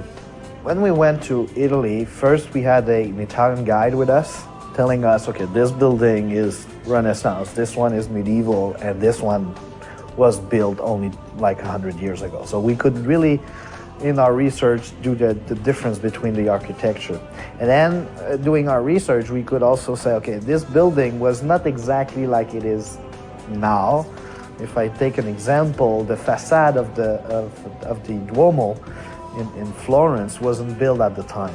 And the facade that you can see now, if you go there, is from the 19th century. It's gorgeous, but we cannot use it. But since it's Assassin's Creed and it's like a work of fiction, we bend the rules a little bit about that to make, you know, the game looks as good as possible. So if I can summarize the story of Assassin's Creed 2, it would be the story of Ezio Auditore di Firenze, a young noble during the Italian Renaissance in Florence, who something happens to him at the beginning of the story, and he will have to learn how to become an assassin if he wants to survive and if he wants to avenge his family. Vengeance is the first motivation of the main character, of Ezio. He does his thing first because of vengeance, and it will always be there. You know, there's some characters that you will not be able to eliminate. So this vengeance upon those characters will still remain, but it's not the only motivation for the main character. The character is someone also that has friends. That makes friends with, you know, he's really good socially, so you'll have a bunch of friends around him, and he will do missions for them. So it's not only about you know, this vengeance thing, but it's the spark that starts it all. Ezio is a really different character, by the way, from Altair, the main character of Assassin's Creed 1. Altair was really a character about following the creed of the Assassin's Creed. He was a warrior monk was really good and gifted at assassinating people, but not only that, but free running and climbing and fighting. Ezio has some part of Altair where he is gifted also. He's like, when he's young, he's like, he's got that prodigy, something about him that makes him special. You could see that, yeah, he's good at running, but he's good at running from fathers of really good-looking girls, more than, running from guards because he killed someone. So the main character at the beginning, Ezio, is really that guy who lives that dolce vita. And then that thing that will happen to him will transform, and the character that is really gifted will become really this master assassin, but still remain this character that loves life, that is a seducer of women, that has panache. What we want to give to players in Assassin's Creed 2, that is the main focus of our production and what we're trying to do. First thing is variety. Give more variety to the player, to the end user, than we did in the first game, where it was a bit repetitive. And this time around, it's all about changing the experience, changing the amount of missions we're giving to the player, being a lot more Hollywood-like than we were in the first game, changing the pace, surprise the player with different gameplays, and etc., etc. So really, more variety is the main focus of Assassin's Creed 2. There will be a lot more wow moments in Assassin's Creed 2 than there were in Assassin's Creed 1 for sure. The structure is totally different, so without this structure that was a little bit constrained us in a way of doing mission. Without this constraint, we can make it much more unique each time you play a mission, thus having more wow moments. Assassin's Creed 2 will be out on PS3, Xbox 360, and PC this holiday season.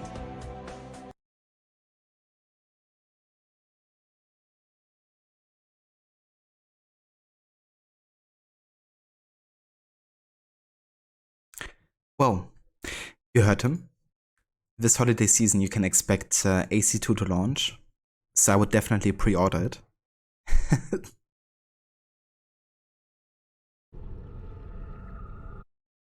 But yeah, that was the behind the scenes for Assassin's Creed 2.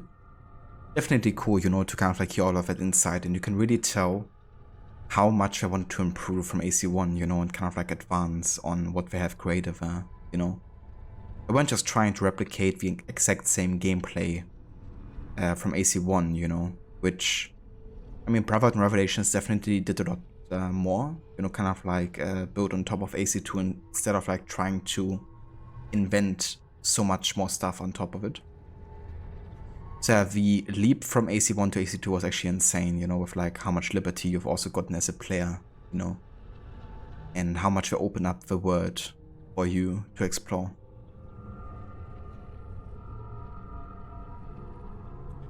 Hey there, Grumpy Garden Gnome. Welcome in. Yeah, Patrice Desilets. He's such a, legend for Assassin's Creed. You can definitely thank him, for coming up with this, with a lot of the ideas here.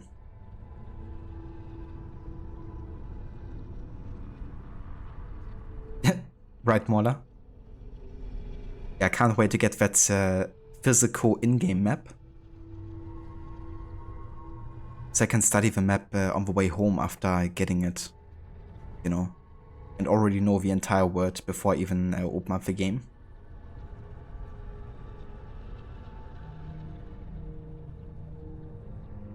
Brought such a night and day difference between the two. Always like to compare Batman, Arkham Asylum, and City as a comparison. That's a good comparison, actually. Considering how much more open world City is in comparison, and how linear Asylum is. But also, of course, how much they advance on top of it.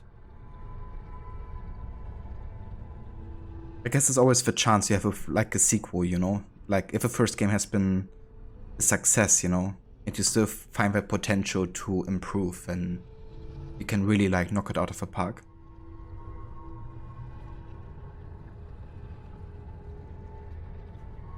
Is he still working with Ubisoft? He isn't. No, they actually departed in bad spirit, unfortunately. When he was working on Brotherhood and kind of like finishing the game, he and Ubisoft had kind of like a falling out, and he basically decided to leave the company and leave Assassin's Creed. And then later, when he was working on his own game, which was called Amsterdam 1666, which was like another historical kind of like game, he worked for THQ, and Ubisoft eventually bought THQ. So that meant they also had kind of like his project under control. And what they did basically was fire Patrice from his own project. And he didn't get to ever release that game. And then they had a pretty bad lawsuit. And I think he actually won it. Yeah, he did. And got back the rights to his game, essentially. But it's still not released and probably never will be. However, in that time he also worked on a new game with his other studio that he founded, which is Panic Studios, I think. And that game is called Ancestors, where you basically play the evolution history of, yeah, like humanity, pretty much.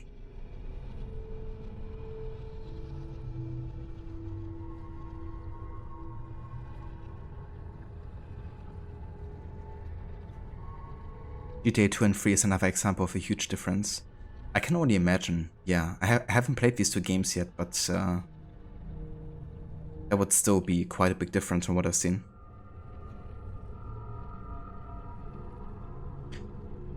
Well, I wonder if they have any DLC or sequel to AC2. So, yeah. I heard that there's gonna be 2 DLC that will be exclusive. But they're part of the main story, so if you don't have them, then they're just gonna skip a really important part of the story. It's still such a stupid idea, I think, that they did that, you know. Make like 2 sequences before the ending exclusive to DLC. Because when I first played AC2, I didn't actually get to play the like entire DLC. I don't think. Or I think I only got like 1 of the 2 sequences or something. But yeah, I didn't get like the full story. But yeah, pretty crazy story for sure. And I doubt that Patrice Désilets ever wants to go back to Assassin's Creed or to Ubisoft, you know, after all of that.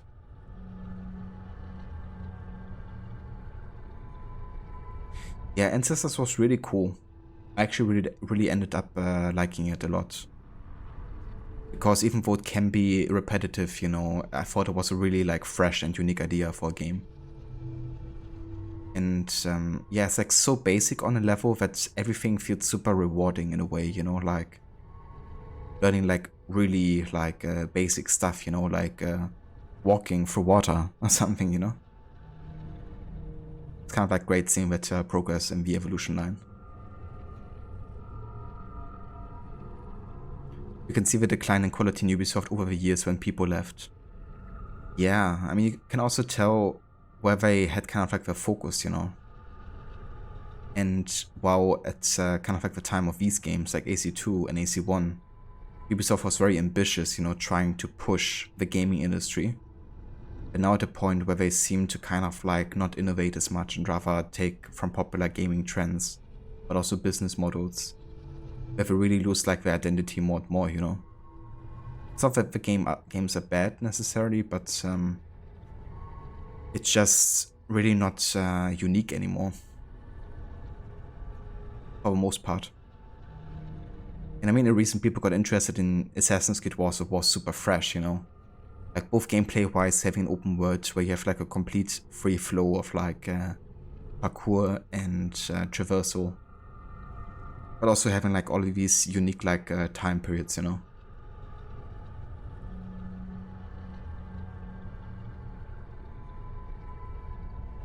Rod, you didn't even buy the DLC until way later, about 2013. I gotcha. Yeah, that's definitely fair, you know. I think I still have the special edition for AC2 like physical, And I believe it included like one of the Templar layers and one of the sequences. But it wasn't like that I had everything unlocked. I had to actually buy the deluxe edition later on Steam. Get access to the last 2 Templar layers as well. And then of course Ubisoft decided to turn off their servers, so that wouldn't be accessible for me anymore. If I didn't have the original version with the DLC installed. Classic Ubisoft move.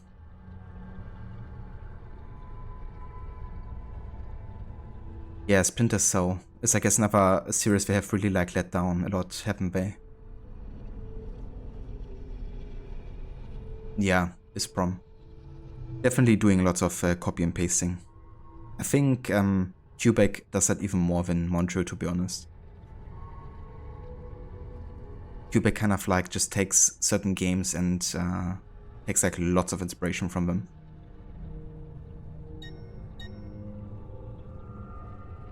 But very true, it's no longer what can we do to innovate or do things differently, but what do others do with a franchise that we can also do to ours. Yeah. It's definitely chasing trends, in a way.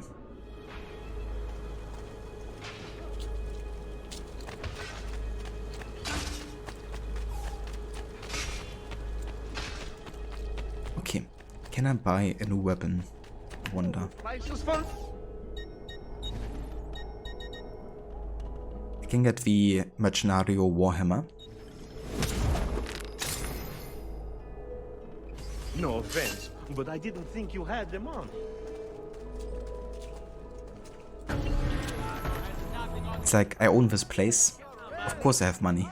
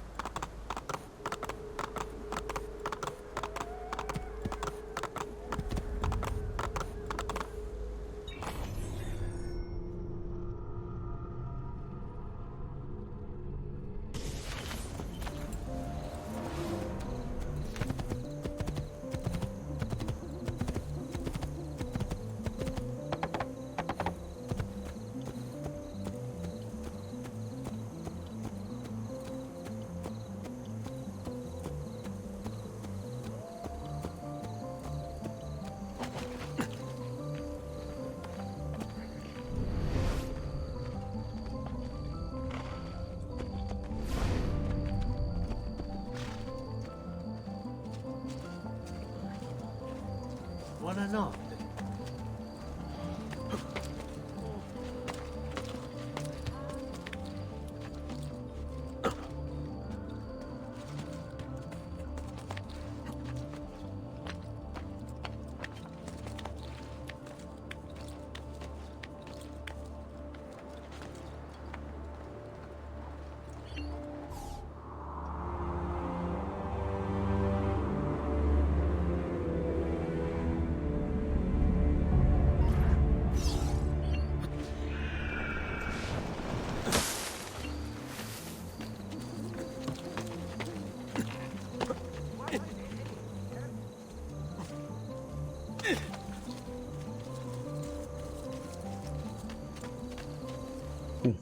Got an assassination contract here.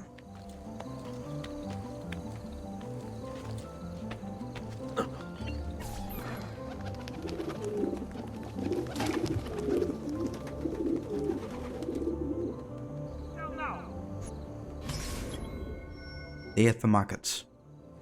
A plot against Florence's supply line has been detected. Ended by killing the merchant at the marketplace in the San Marco district.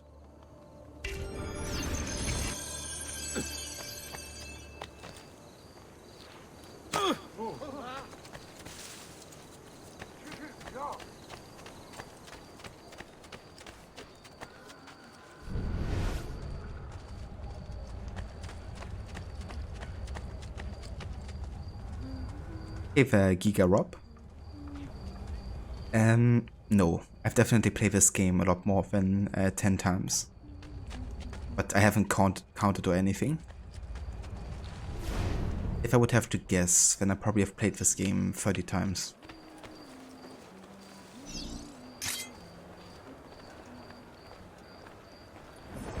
Truly, I am blessed this day. Two new artists of rare talent and fine pedigree have joined my workshop. We are offering you some of the most glorious pieces at the best value. Nice, that's another assassination contract done. Let's do another one.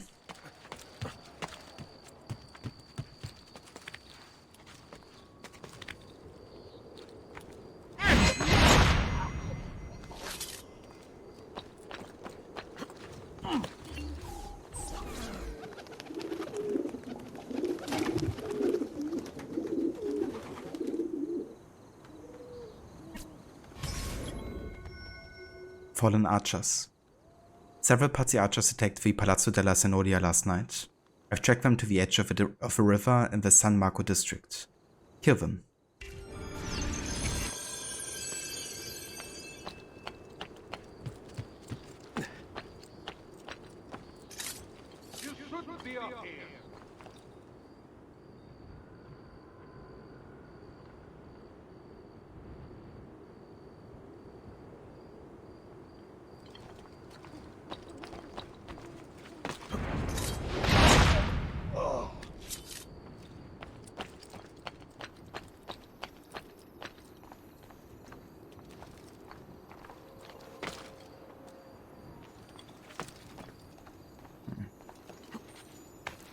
Something here.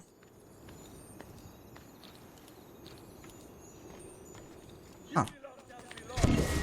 Ever.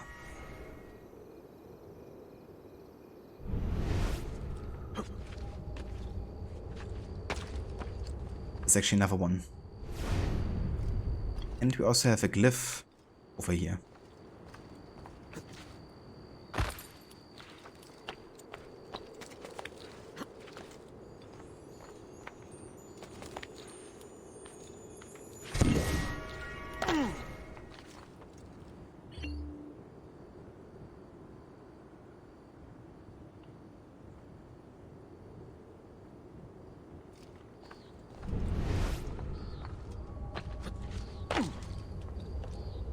Okay, so this symbol is actually Japanese origin, and it's based off a Japanese torii. They're kind of like gates that are most commonly used to mark the entrance to like sacred ground, and it kind of like stand symbolically for the transition between human and divine, essentially. Which is very fitting for this game, of course, because often we have like the human and divine hybrids, you know, like Ezio essentially is. But also the difference, of course, between the two races of like humans and, you know, the ones who came before.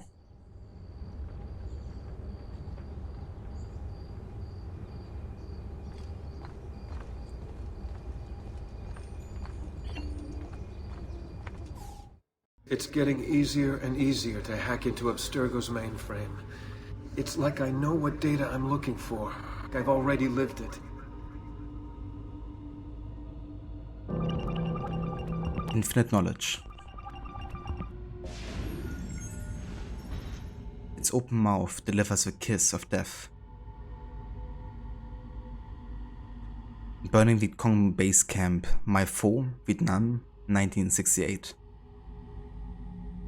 This, of course, during the Vietnam War, and this is kind of like one of the pictures where you can see, you know, US troops burning down villages.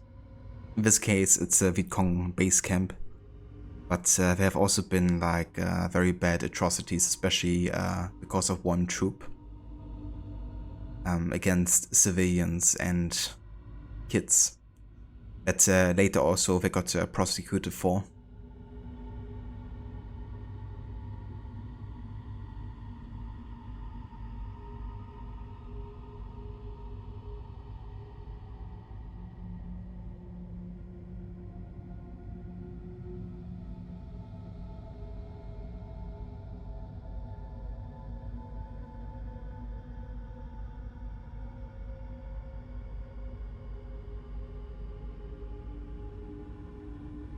do actually wonder what this symbol means, yeah, inside. And if there's like another cipher or something.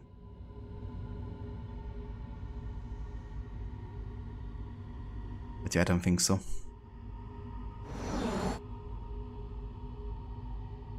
Leading the young to the end. Members of a 2nd Infantry Division advance under machine gun fire into the outskirts of Brest. France, 1944. So this is towards the tail end of the Second World War, and it's about the time where the US troops helped France in the fight against the German occupation. In Brest there were also like lots of Jews in hiding, so they were of course like really relieved upon the liberation through US troops there.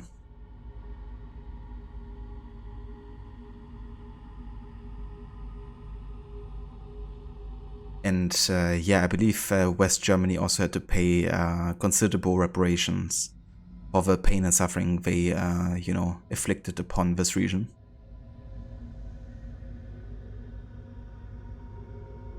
Hey there, Checo. Welcome in.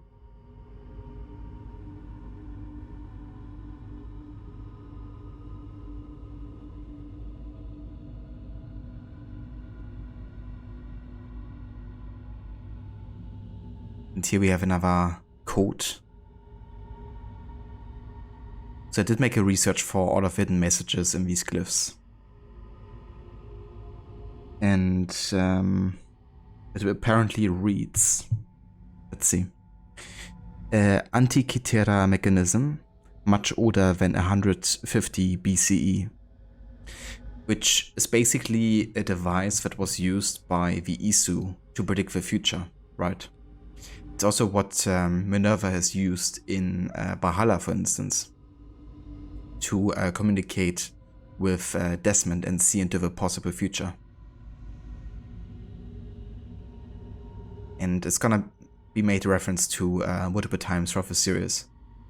Also in the modern day, you have, for example, in AC1, the Templar like CEO kind of like laptop, which also talks about a similar device that was used by the Isu. And we can even see it as like an object in, I think it was Black Flag, when you hack some of the computers as well. So I guess that's to mean that, you know, this kind of like happening, you know, like the Second World War might have been part of like the prediction of the Isu.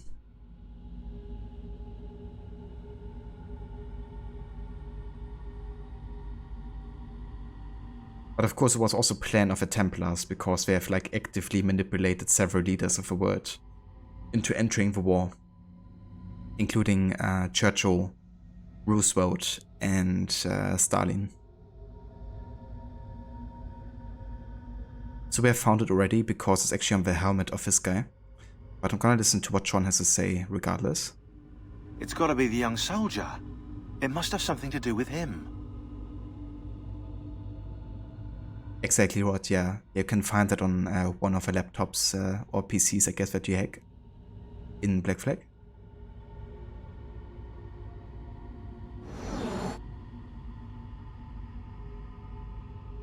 The flames from its throat poke out their eyes.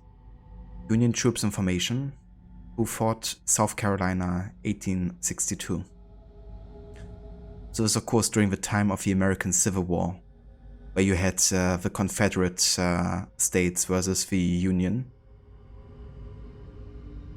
Basically comes down to the Confederates kind of like being in favor of slavery and keeping it, and creating like their own kind of like Union of States, I guess. But it's the Union which was to set people free from slavery and end the practice. Which would actually be a really interesting setting for Assassin's Creed, I think. But maybe more if we didn't have AC3. Because it is quite close to each other in the time.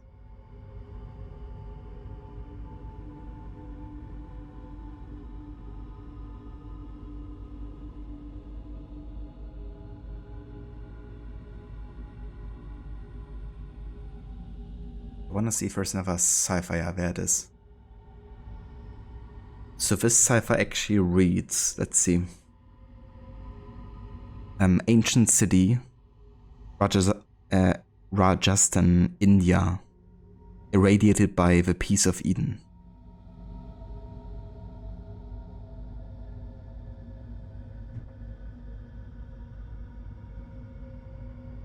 Okay, and then somewhere...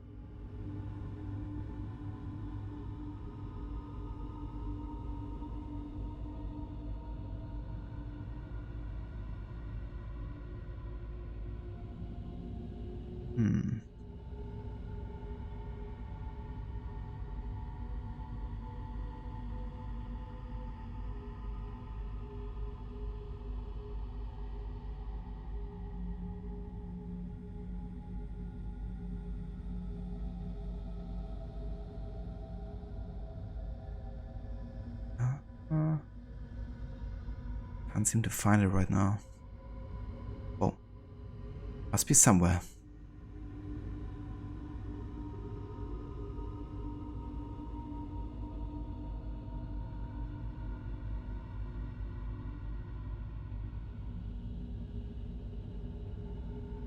Never mind, that's not it.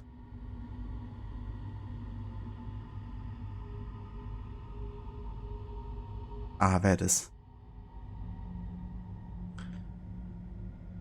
Hey, the method. What do the numbers correspond to? So they are mentioning an ancient city. Let's see. Called Rajasthan, India.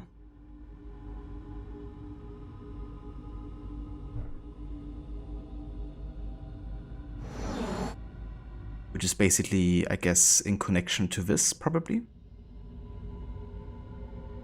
The first pictorial representation of a gun, 900.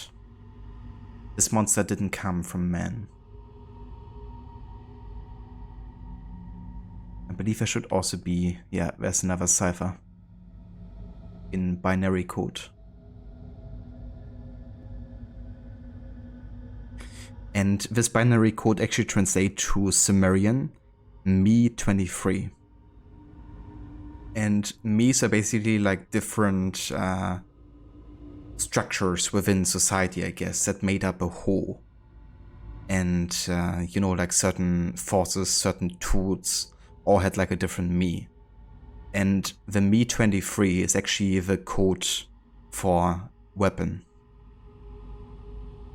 Which of course relates to the first pictorial representation of a gun. And what we're looking for is of course this apple of Eden that has disguised itself, created an illusion of a gun.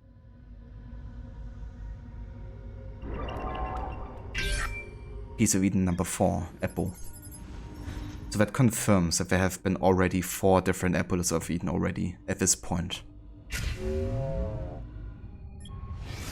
So it's not like a single piece of Eden that the Templars are chasing, you know, there's like tons and tons of them, essentially.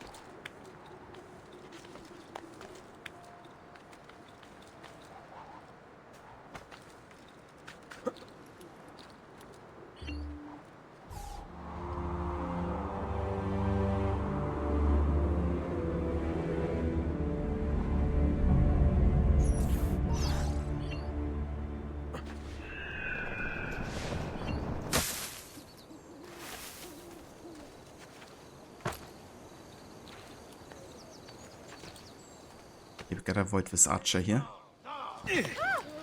Can't be detected.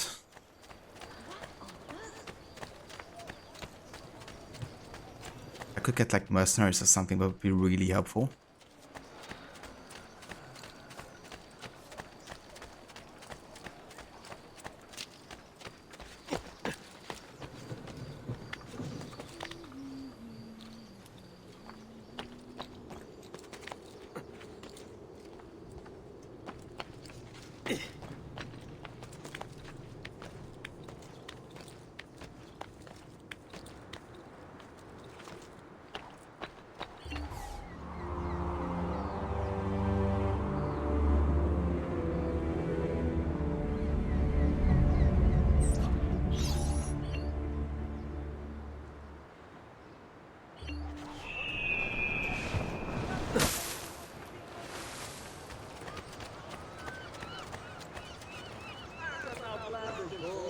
Pazzo. Completely pazzo.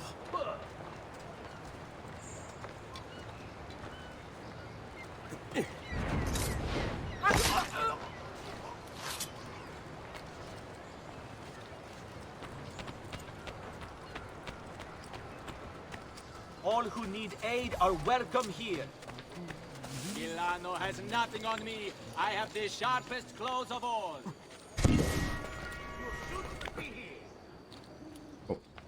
Oh, good.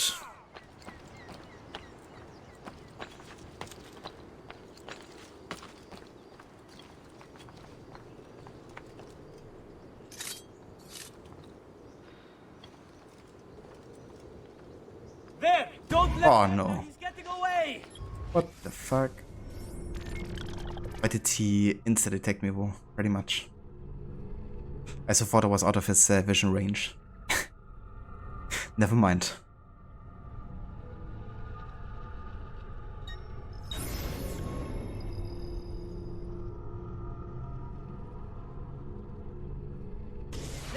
So sharp you can cut your hands on them if not careful. Yeah. Way too sharp.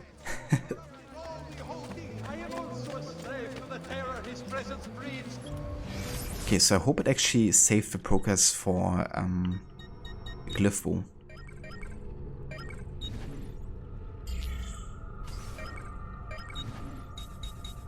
Yeah, it did, didn't it? But there is a strength in the numbers. Don't be shy. I only aim to heal.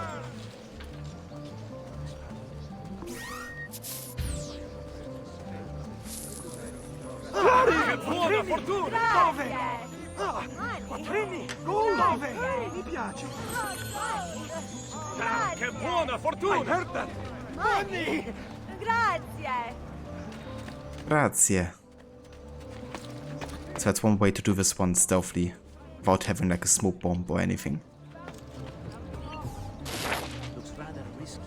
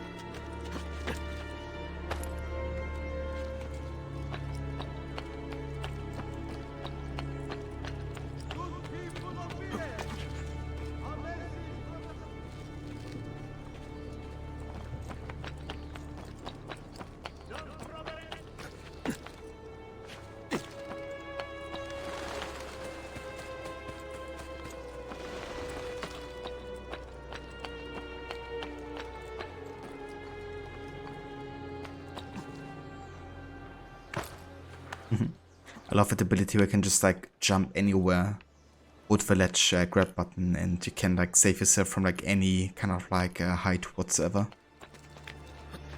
Even if you would jump all the way from the Duomo up there and you are fortunate enough to get the ability to grab a ledge, you could save yourself and survive.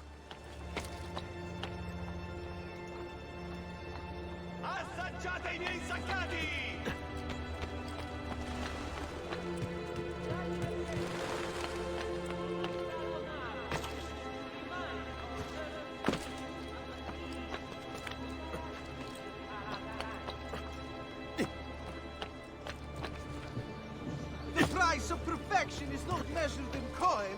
Well, actually, yes, it is. Many coins.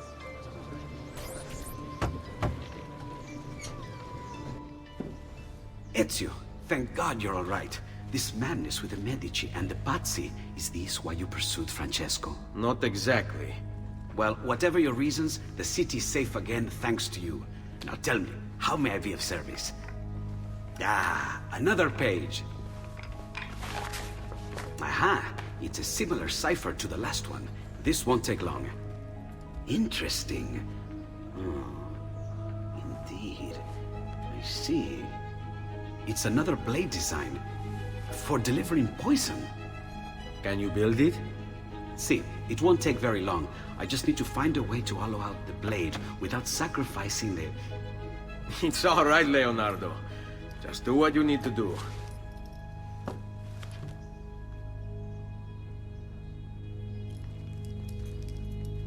All done.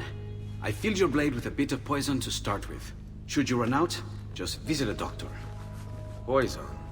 From a doctor? In high enough doses, that which cures can kill. I am in your debt once more, my friend. Anytime, Ezio. Anytime.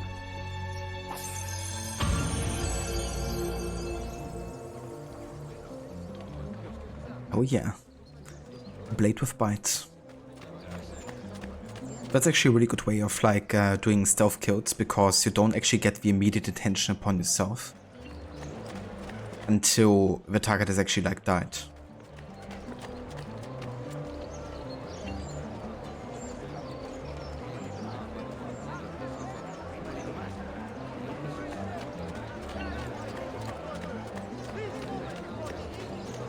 Okay, I think I will actually do another Assassin Tomb. Now that we've gotten some upgrades and yeah, have done a bit of the main story too.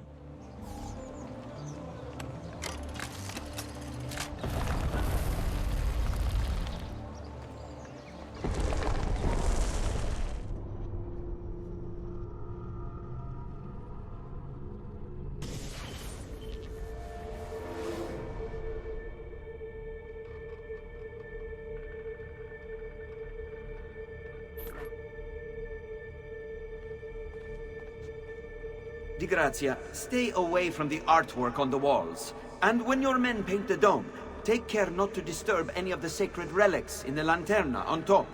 They are the most important artifacts in our church. Yes, yes, Padre. Just make sure to pay us the full sum for our work. We can't be bothered.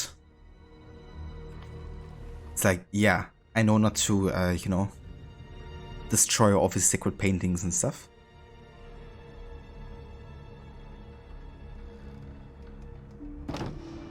Exactly, Rod. It's like, please don't do that too, yeah. Duomo secret. Explore Basilica Santa Maria della Fiore and find the assassin's seal hidden within.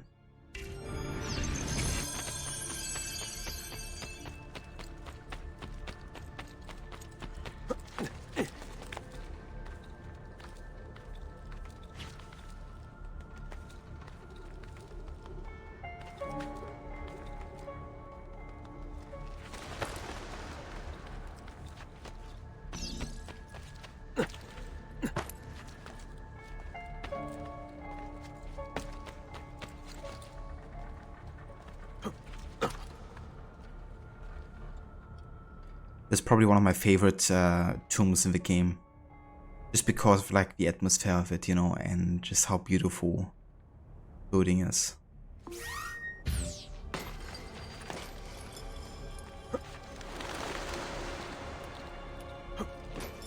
Also, you don't really encounter like any guards, which I think is also like nice.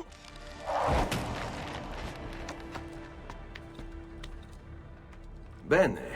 Now I have a way back up in case I fall. Bene. There we go. The origin of the sound bit.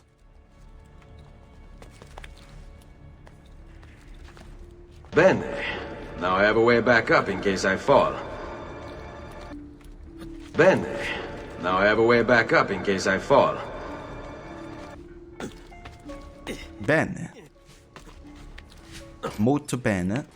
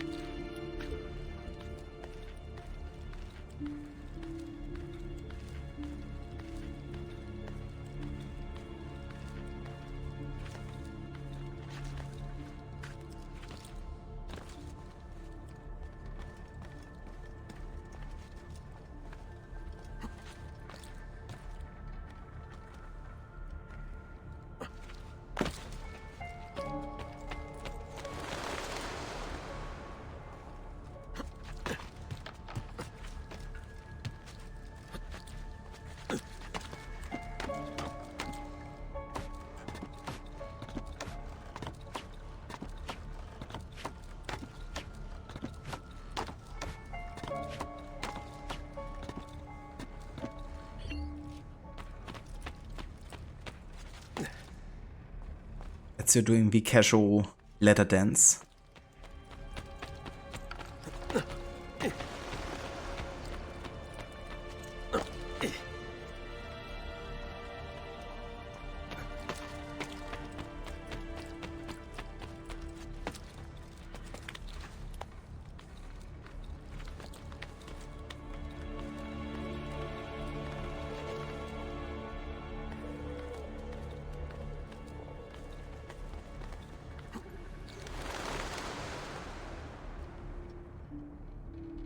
Man, that drop though.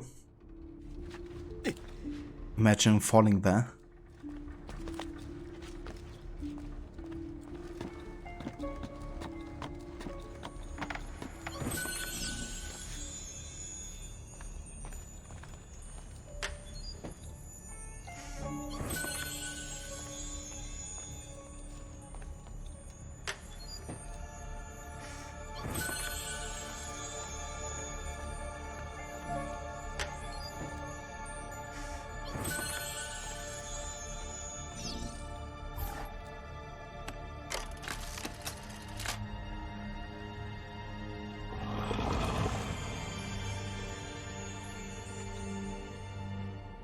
You have fallen there, it doesn't well.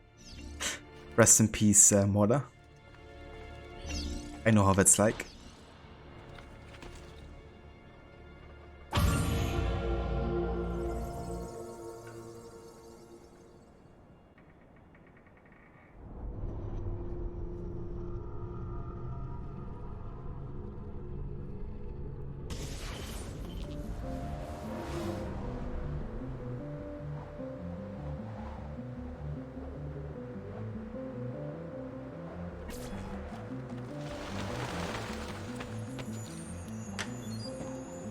Moneta.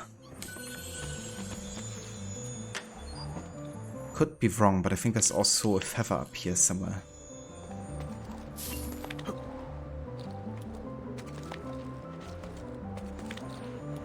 Indeed.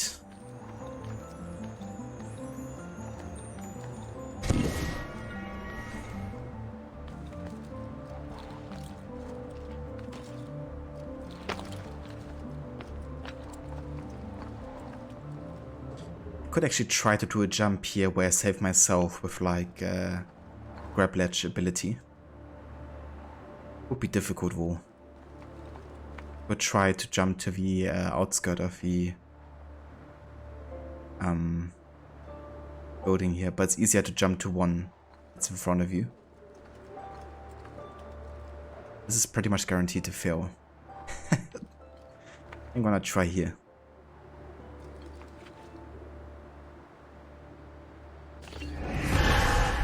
Almost. It's fun to try though, to kind of like get a lucky grab eventually.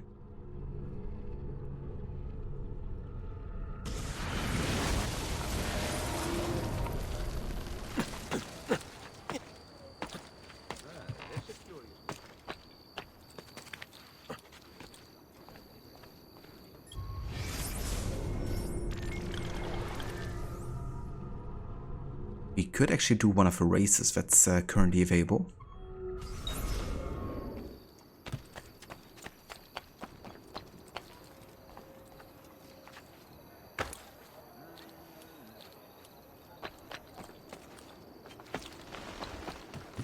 down, or I got you. Where do you think you're going? There! Eccolo! He's right there. I'm losing him. Got to hurry.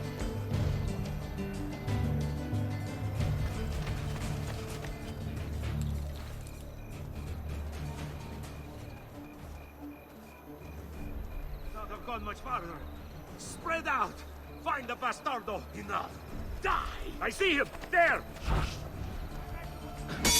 No, just let me go! I'm nobody! Don't hurt me! Quiet day! One quiet day! Only $5. Expected more. Little cosmic joke. Why me?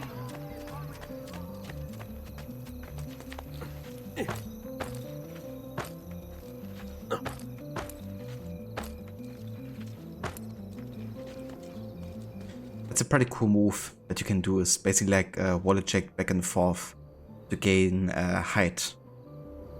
It's like the perfect situation here for it. It's something that you can also do in Unity and of course other AC games, but Unity it's working the best because it looks like really damn smooth.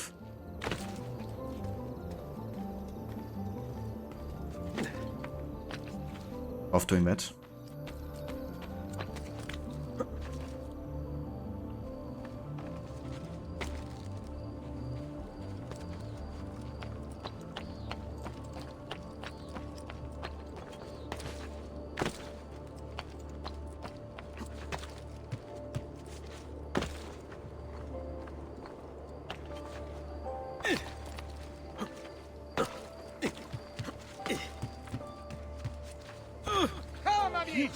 A fresh sheep's urine and rosemary.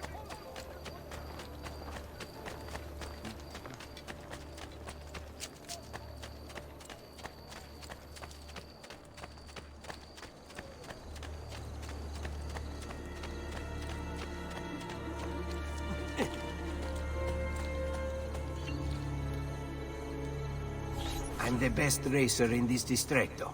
They say you're pretty good. I say, prove it.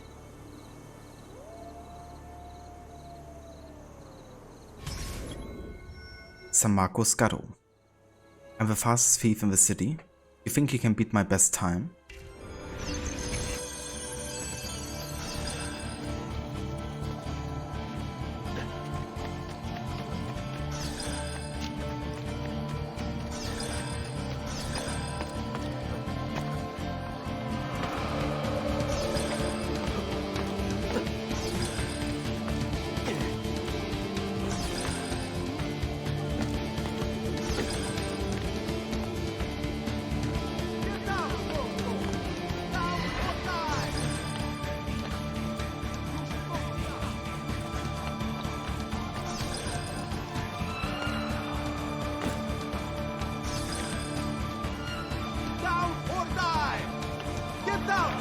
I have to avoid this guy.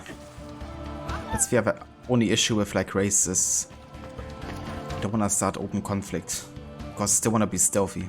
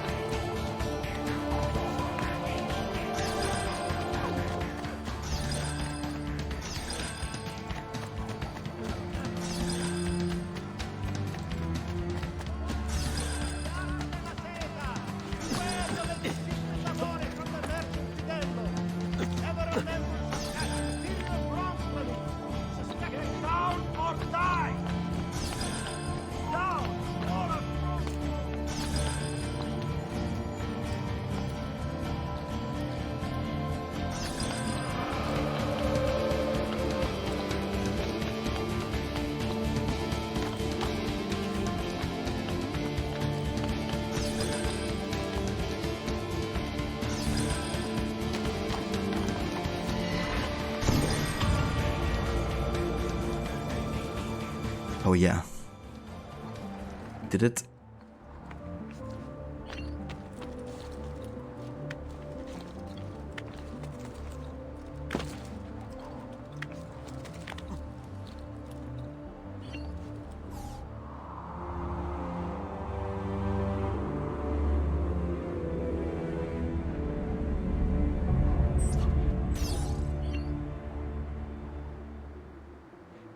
If Fibo. He was playing this game. That's understandable. Yeah. I would miss this game too if I wouldn't play this at least once a year. It's just so good. And still holds up really well, I think.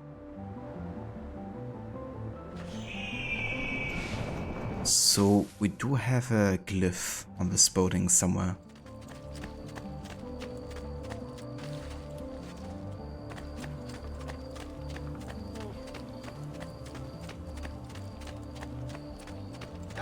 Come, don't be shy.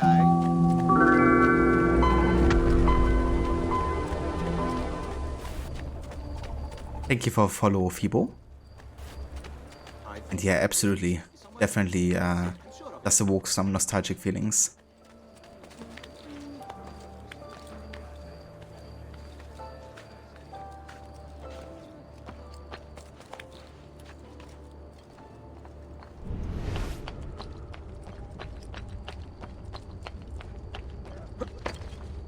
Whoops.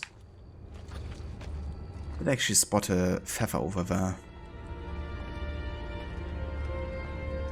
I do want to find the... Ah, there it is.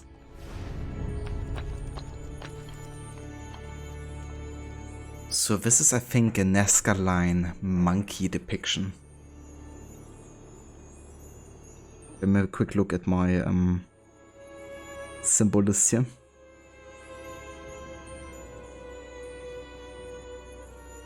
Indeed, yeah. So the Nazca culture actually goes back to the archaeological culture that flourished from 100 before Christ to 800 of the current era. And mostly could be found in South Peru. What's interesting about it is they were actually kind of like carved into the earth at a massive scale. Which meant that only from the sky you could actually really see like the whole picture of it, right? And they were also used for kind of like harvest and planting grain and stuff, but also supposedly for doing like textile work as well. But the interesting, of course, is kind of like the relation to having to be in the sky to fully see it, because it was also rumored that they were kind of like representation of the divine gods, or kind of like the star symbols and star patterns, and was like seen as a way to be able to communicate with the gods by them kind of like seeing the symbols essentially.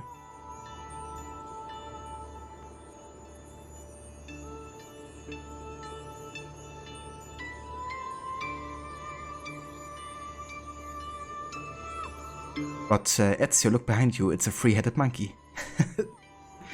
Never falling for that twice. Or maybe I should.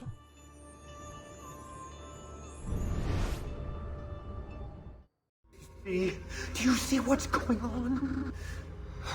Not yet, but you will.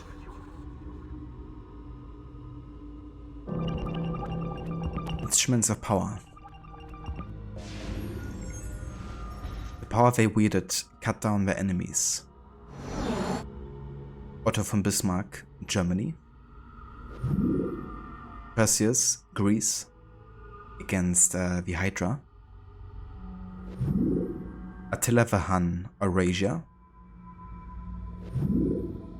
Samson, Hebrew. Alexander the Great, Macedonia. Sigmund, Norse. Charlemagne, Europe. King Arthur, Britannia. Joan of Arc, France. and Aeneas Troy. So we're looking for something that could cut down a foe, which of course could be a sword, like we've seen a couple times with Perseus. Attila Vahan is carrying one on his left side. Here we only have a staff. We have Sigmund carrying something that looks like a sword. Actually, there's a sword inside the tree, isn't it? No sword here. We got King Arthur, of course, putting up the sword, declaring himself to be a king with Excalibur. And we have Joan of Arc, where you can also clearly see that she's carrying a sword. Piece of Eden number 25, sword.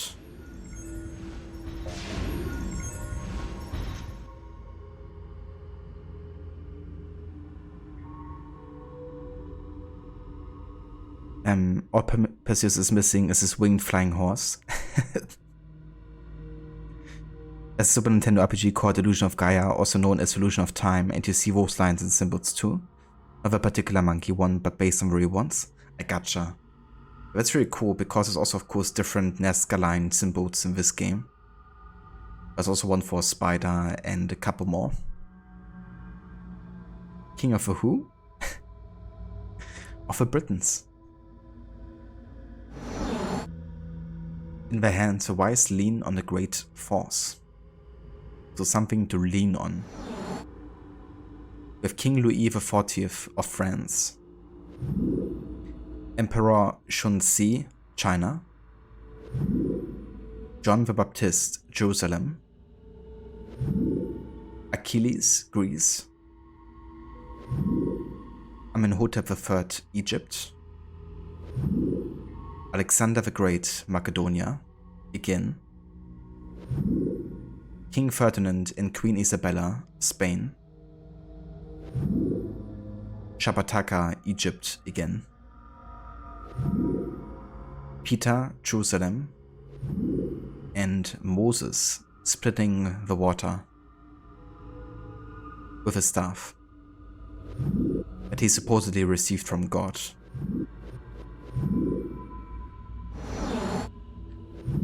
So, we have a staff here. We have a staff with Alexander the Great. We have Shabbataka carrying a staff. Peter carrying another staff. And Moses as well.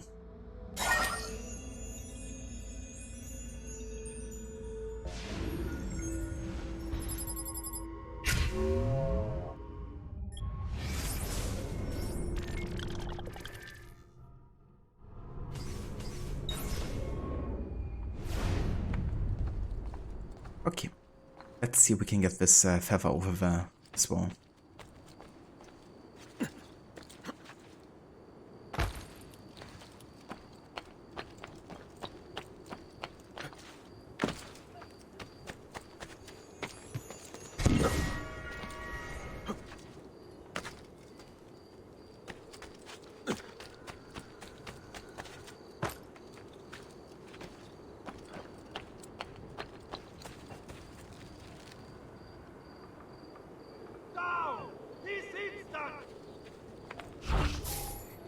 Nice, I have a way to lure away guards down there. After you.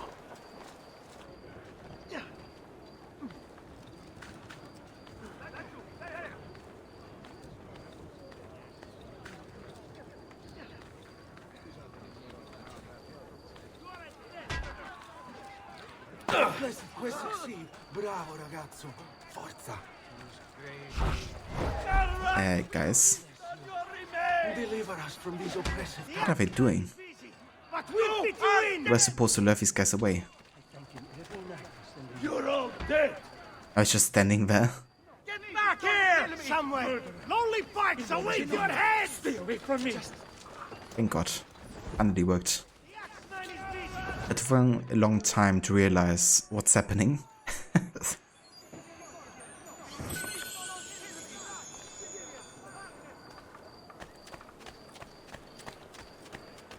Come, friends. The new mines are making my metal working quite affordable. I have great bargains for you all.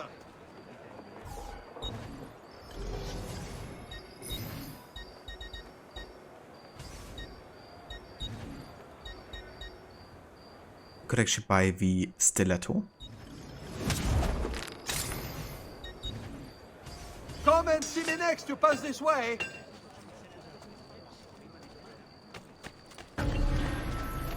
All who need aid are welcome here.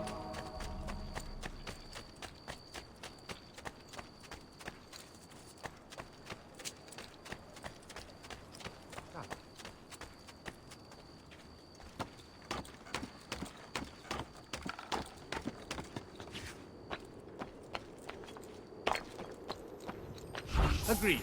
Lead on.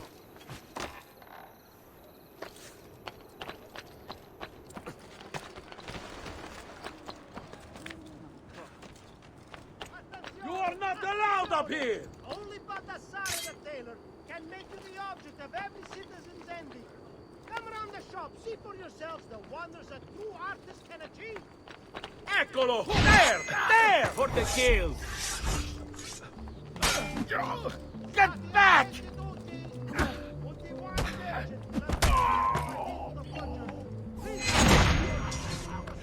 Santa Croce gets underway. There will be a fine if not. Unite, amici! First, Ghibelline, Christian Jews!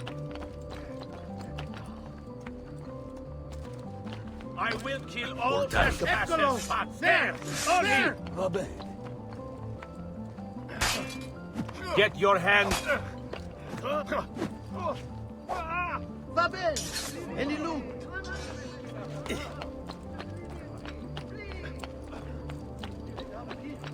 Too much.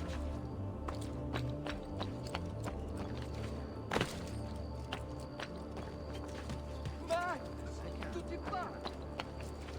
Home! Leave me be! Max! Tutti pazzi! Got to get back, whatever this is about. Leave me be! On me! Whatever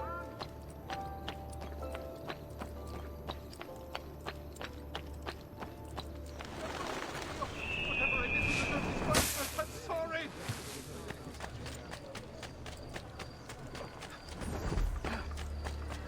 Keep away, Phil! Assassino! Help! Wrong one, dude. You can just do whatever you please, Pazzo! It's fine.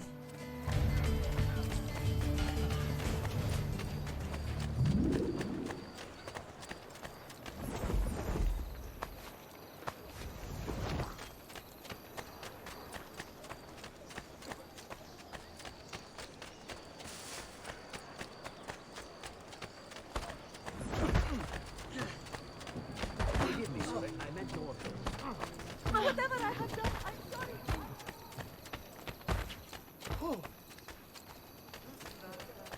It's kind of funny how you can just like rumble run for all of these guys here.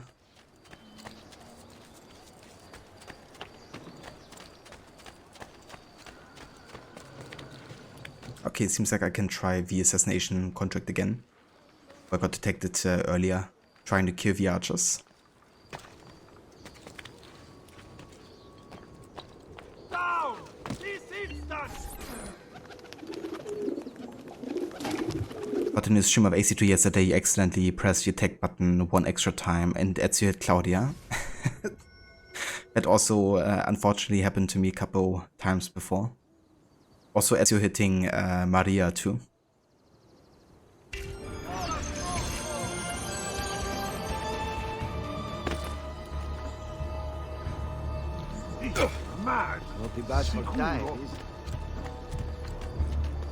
There's actually some thieves I could call. Would definitely help with taking care of the archers.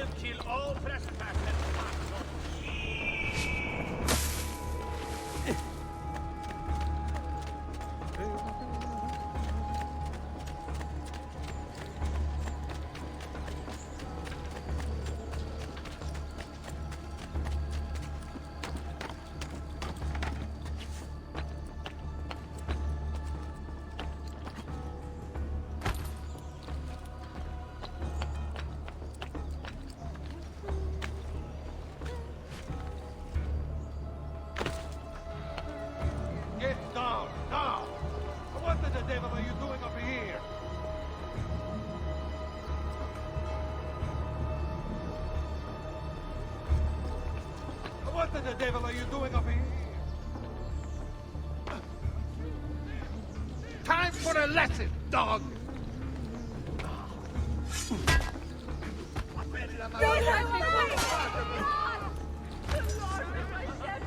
Thanks.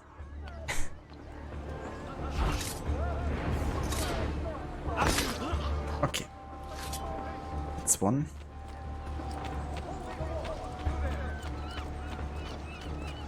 Don't be shy. Oh, what the fuck?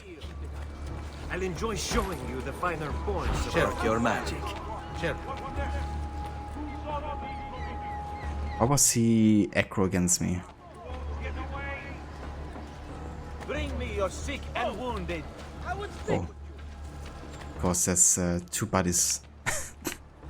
Never mind, let's go this way.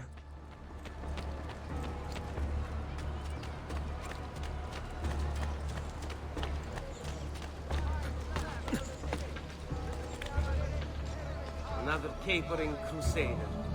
Che idiota.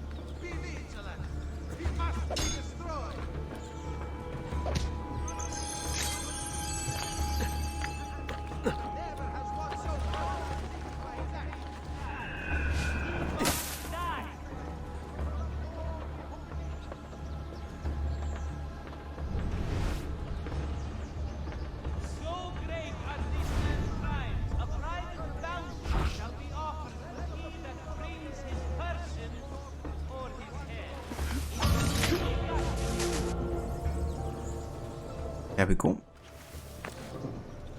That takes care of fallen archers. But the foulest of motivations driving him. He must die. I should really go back to Monteriggioni soon. Quite a bit of money in the treasure bank there.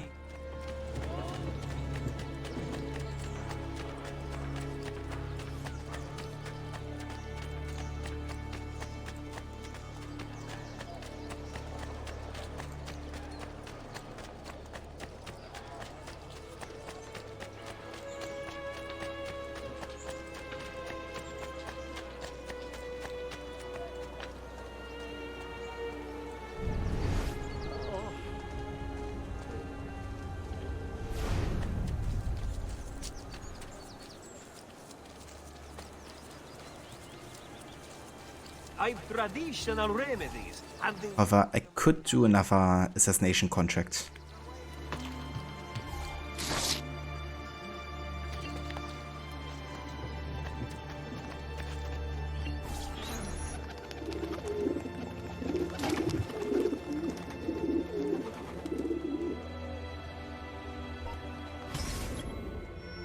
Political suicide. A member of his Synodia was working with a Pazzi to turn the tide against our family. He's located near the church of San Lorenzo, but kill him silently, he has powerful friends.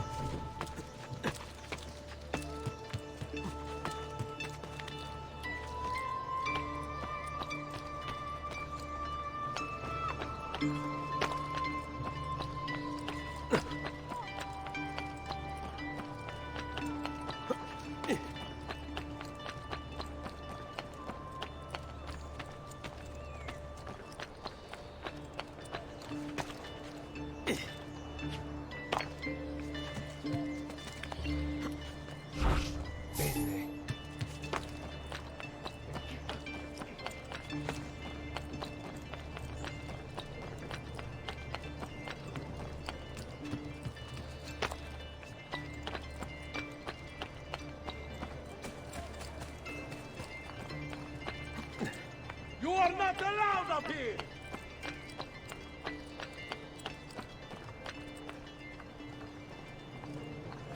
Down! This instant!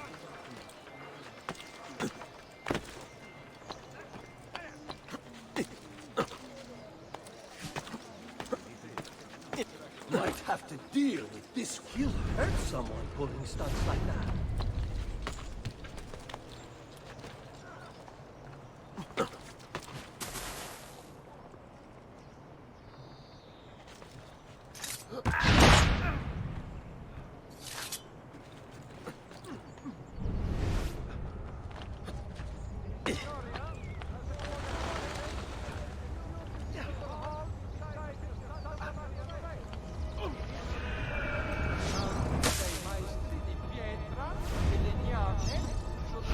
Okay, let's go ahead and lure away these guys here.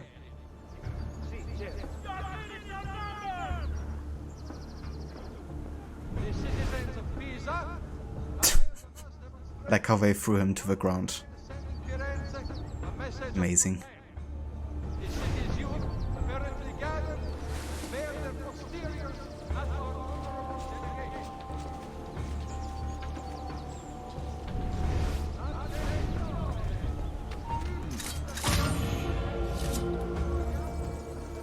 Nice. It worked.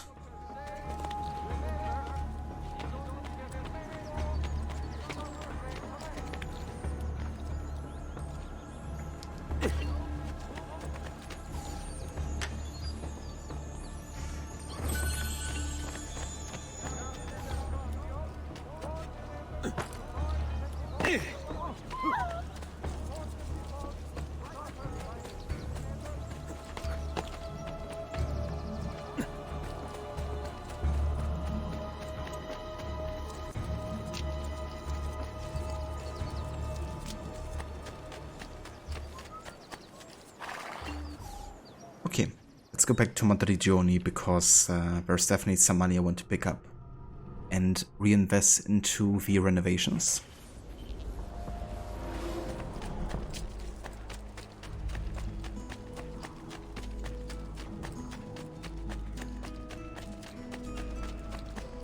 Or we could try to get the next kind of like set of armor.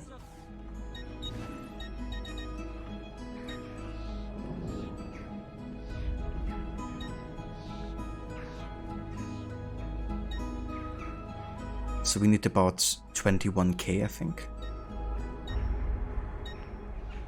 Yeah, like 21 to 22, roughly. I don't think we have enough money to get all of that yet. I was sure I had what it was we needed. What was it?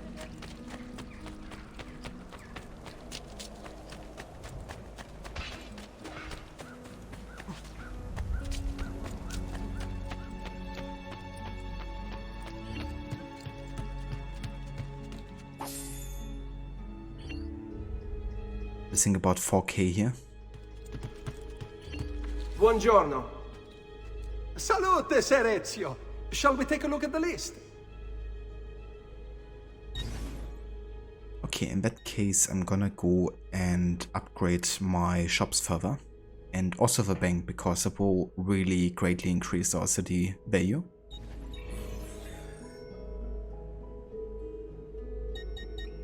Let's get the last tailor upgrade too.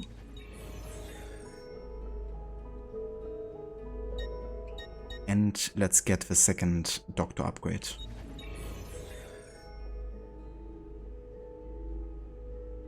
Buon viaggio!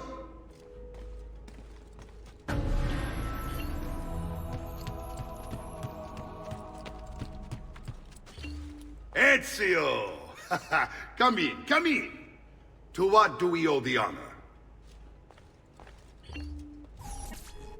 been sent from Firenze by Il Magnifico to attend to some unfinished business.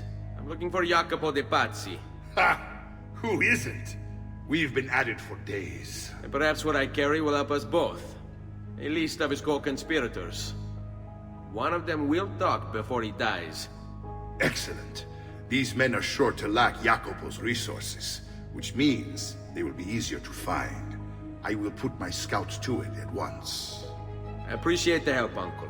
I've got something else for you as well. More codex pages. Ah, let's see what we can learn. What is this? What prophet? What did you find, Uncle? Just another damn mystery. The text here roughly translates to only the prophet may open it. There's reference to 2 pieces of Eden, but these pages offer no answers, Nipote.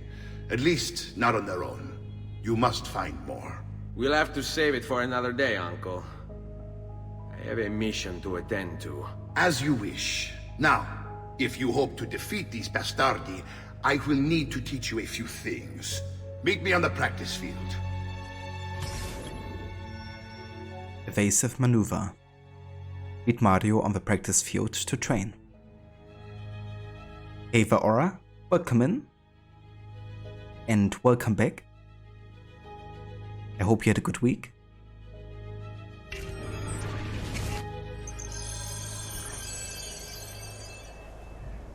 Alright, Ezio. You're familiar with counterattacking, but what happens when your enemy is as well? I don't usually give them the opportunity. Tough talk offers little protection against Templar steel. Then by all means, Maestro. Teach me what to do. Now dodge. Hurry up and die! I'm getting thirsty!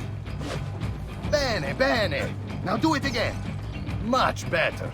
One last time now! Bravo!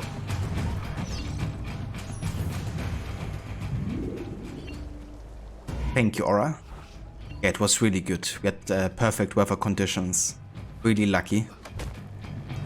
Because the week before they didn't have any snow and like +degrees, and the week after we were like this week everything is supposed to melt. So we were like extremely lucky to even have snow and the opportunity to ski and stuff. But yeah, it was really good. It's been a couple years for me since I did have like a ski vacation, so it's good to be back. Magnifico! Once again, you exceed my expectations. Signore, we found Jacopo's men, and they wait your word to strike. Relay the following. No man moves until they have spoken with Ezio. Intesi? It will be done. Go, Ezio. Visit with my mercenaries in the countryside. See if Jacopo's lackeys won't lead you to him, but be careful. They will be expecting you.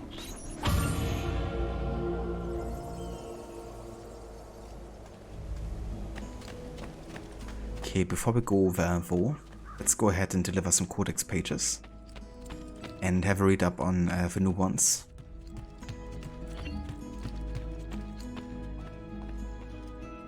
I think it's only one. Actually, it's 2. Page 1. I've spent days with the artifact now, or has it been weeks, months? I can no longer be certain. The others come from time to time, offering food or distraction. They say I should separate myself from these studies. Malik has even suggested I abandon them entirely. But I'm not yet ready to turn away. This Apple of Eden will be understood. It must be. Is it a weapon? Is it a catalogue? Is it somehow both? He who increases knowledge increases sorrow. The philosophy of such a statement I can understand. But for it to be true, literally true? A society that waged wars with ideas and information in place of steel and swords. Its function is simple, elementary even. Dominion, control. But the process, the methods and means it employs, these are fascinating. Those subjected to its glow are promised all that they desire. It asks only one thing in return, complete and total obedience. And who can truly refuse? It is temptation incarnate. I remember my own moment of weakness when confronted by Al-Mualim, my confidence shaken by his words. He who had been like a father was now revealed to be my greatest enemy. Just the briefest flicker of doubt was all he needed to creep into my mind. But I vanquished his phantoms, restored my self-confidence, and sent him from his word. I freed myself. But now I wonder, did I really? For here I sit, desperate to understand that which I swore to destroy. This is why the apple has a tale to tell. I sense the flickers of something great and dangerous. We are all at risk. It is my duty to do something about it. I must. I cannot turn away until I have found the truth. And that's how it begins. Altair's study into the Apple of Eden and everything it might be able to show him about the future, the past and present.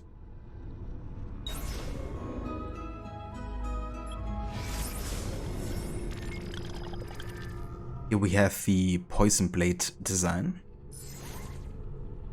Page 21. One may cultivate extracts from various plants found throughout the region. More exotic species can sometimes be obtained from traders and travelers, but the properties are less documented and require further examination. Traditional alchemical implements can be used to distill the poison. Care should be used as certain poisons can be absorbed through exposed skin. Many are those who have lost their lives to carelessness. One's blade should be hollowed according to the specifications listed herein. Deviation may create fractures within the metal, causing the blade to weaken and possibly break.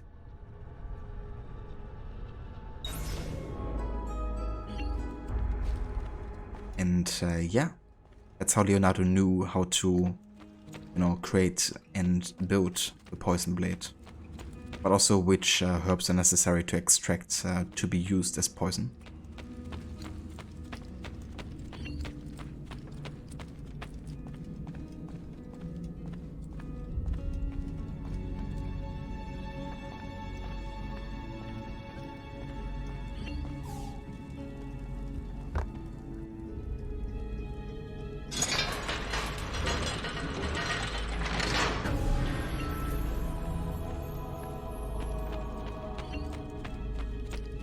That's 2 out of 6 assassin tombs done.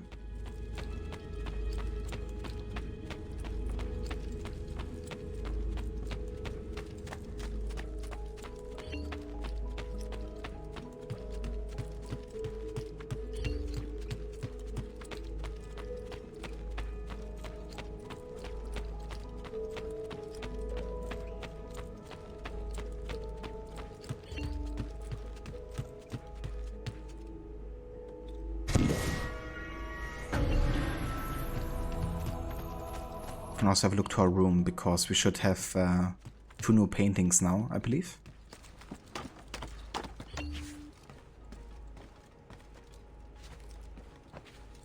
Yeah, we have Vieri de Pazzi.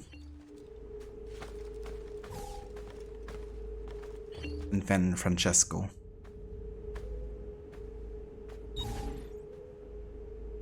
This is a picture of a Templar Francesco de Pazzi, head of the Pazzi Bank and perpetrator of the Pazzi conspiracy.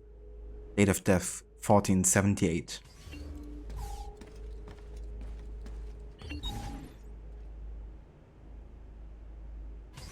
Yeah, he died a year before. And we have Umberto Alberti, Florentine Gonfalonier, of justice and a traitor to my family. Date of death, 1476.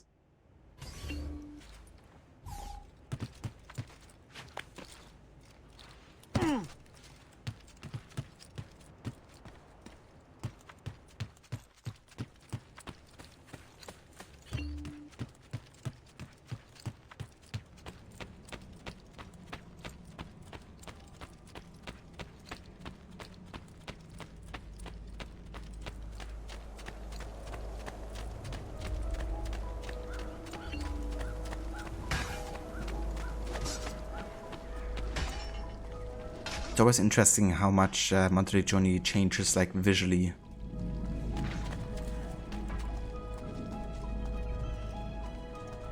Like small improvements, and even like everything seems to look a bit brighter at a certain stage in the game. Once you get like enough wealth and value for the city. Come Truly, I am blessed this day. You are the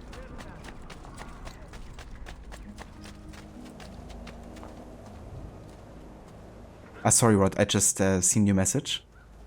Mario, it seems Ezio doesn't fully understand what it is to wield the blade. Perhaps you can show him what you know? It's kind of funny, you know, the similarity between that fighting practice place and the one in Masyaf in AC1. Fortunately, you don't hear that every single time you are, you know, getting to train there. Imagine every time you step out of the Villa Monteriggioni to pick up some money, there would be like a guy saying that to you.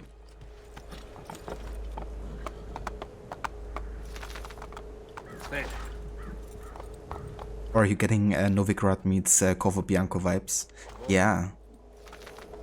It's definitely quite comparable, you know. In like a city, like a small place that you can care for and renovate and kind of like see grow and improve. And this is really like the blueprint they use for like a lot of the home bases in the following AC games, you know. And why it became kind of like a staple as well in the series.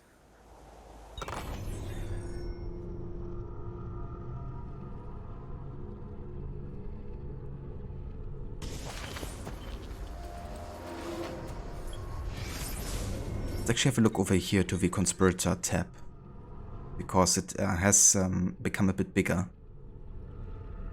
So we have everyone being connected to the Spaniard, Rodrigo Borgia, Roberto Alberti and Francesco de Pazzi. Now we have a branch to the top with Jacopo de Pazzi and the Pazzi conspirators.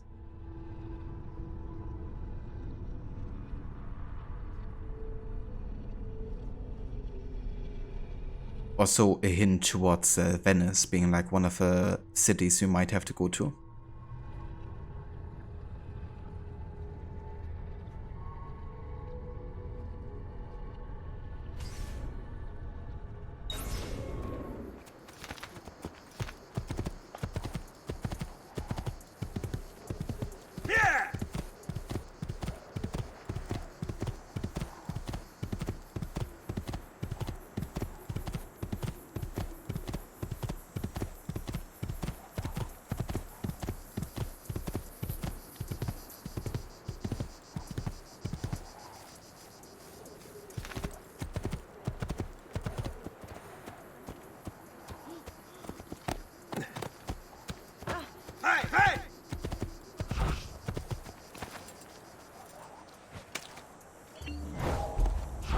Excellent.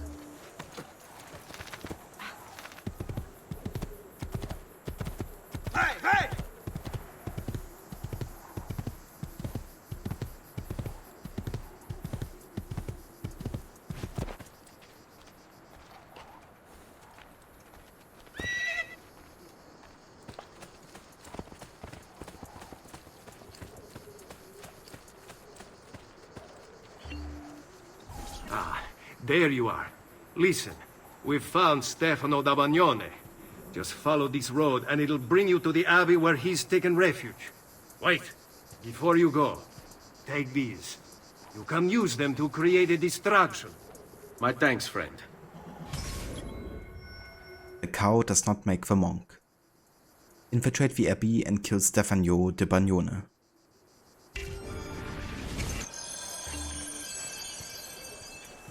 There's also a place where we have a glyph puzzle, apparently. I'm gonna do this mission first though, and then we can take care of the puzzle.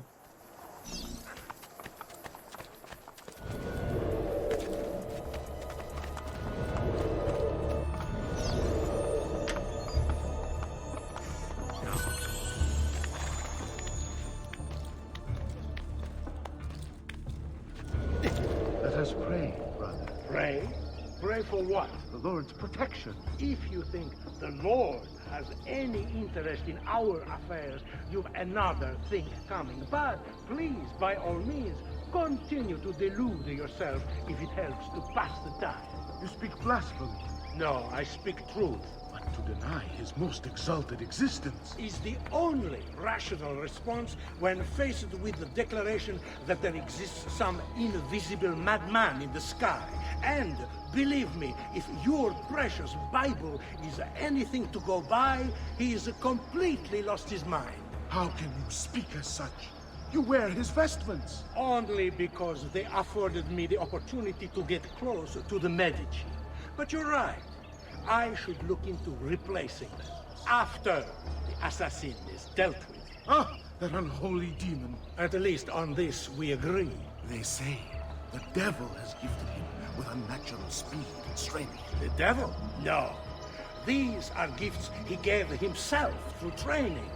It is disturbing how unwilling you are to credit people for their circumstances. I think you would make victims out of the entire world if you could. I forgive your lack of faith and forked tongue. You are still one of his children. I told you. What's the use? Enough of this. It is like speaking to the wind. I will pray for you. As you wish. But do so quietly. I must keep watch. Oh, I love the dialogue.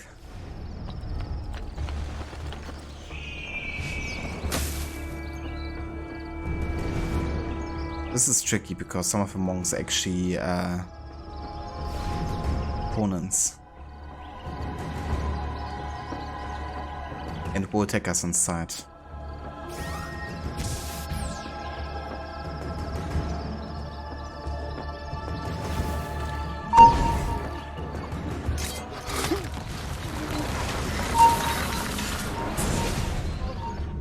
Now I will see who was right.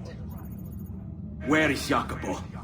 Nothing to fear, I suppose.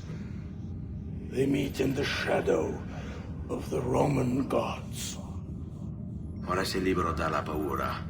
Requiesca di pace.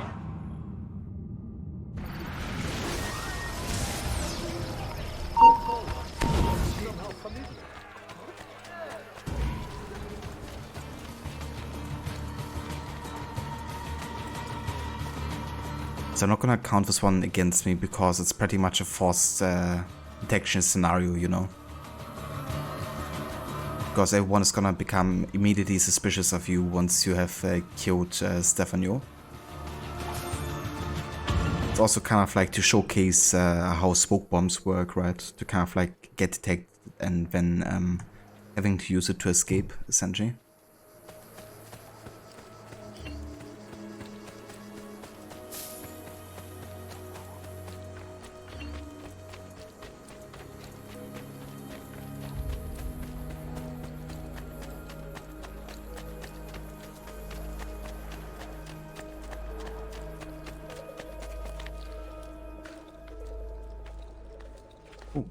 Never feather.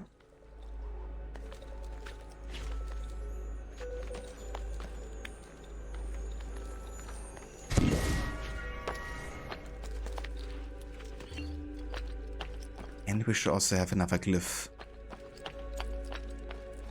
That is a step pyramid. Of course, often associated with Mayan, but also Egyptian culture. And it's another symbol of, you know, kind of like the hierarchy that the Templars see themselves using against the people, you know. Ordering from the very top, the masses at the bottom. But also a symbol, of course, for important Isu tombs that often have been beneath the step pyramids. Often containing, you know, important pieces of Eden or temples. Hey, if you are welcome in. Good morning.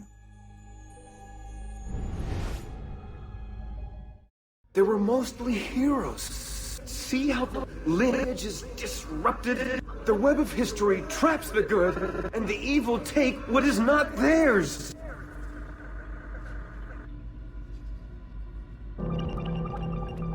Brothers.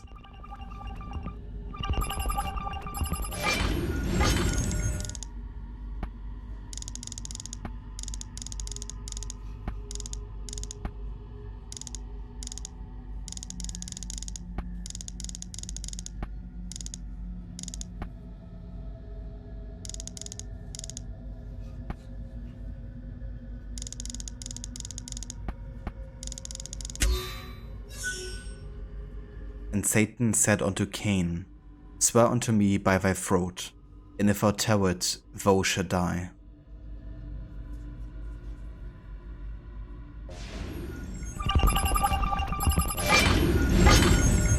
So the Cain and Abel story here, where Cain killed his brother out of jealousy, and in this case, out of Abel having a power that he didn't have.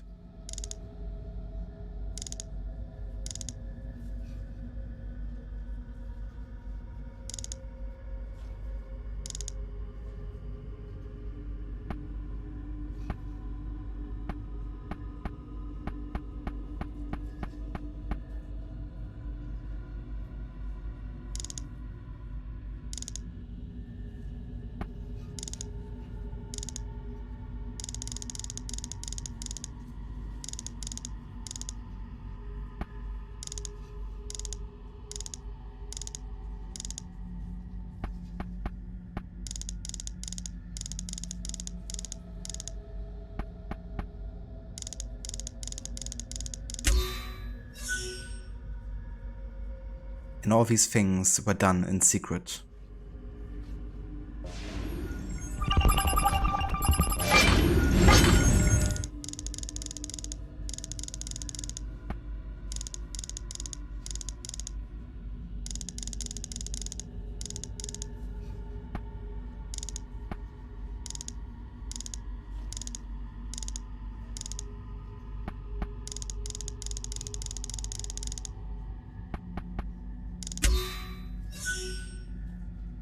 And Cain said, Truly I am Mahan, the master of this great secret.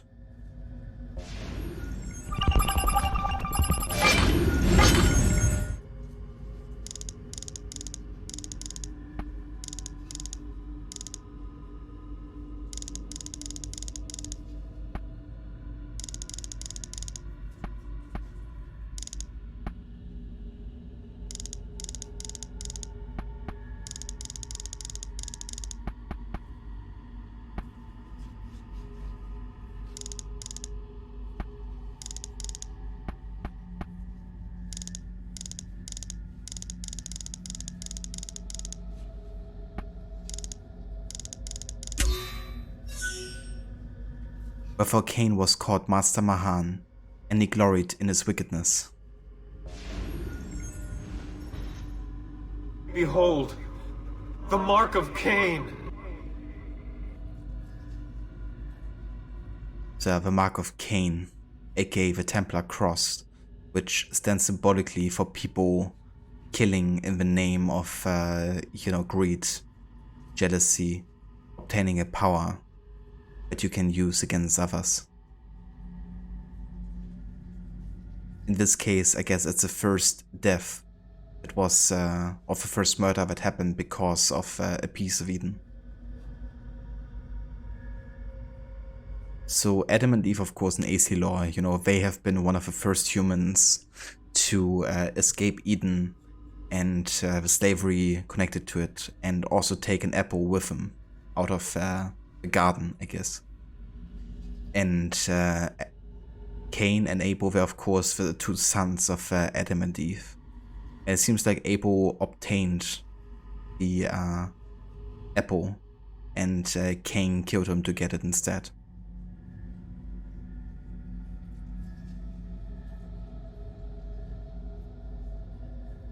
Yeah, Afro figured, I could come back with a longer streaming session to make up a little bit for the past 10 days I couldn't stream. People talk a lot about this The Truth movie and stuff, but they forget Brotherhood, that also had glyphs and stuff. Yeah, Brotherhood had 10 glyphs, or clusters as I call them, and they were also really good, showing us more about present day Abstergo in 20th century, which I really enjoyed.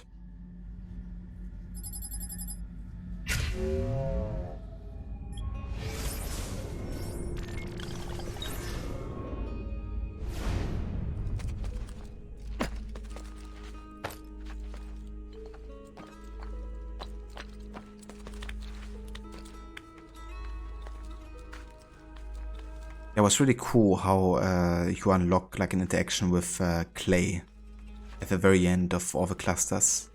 You got like an in-animus playable section as well.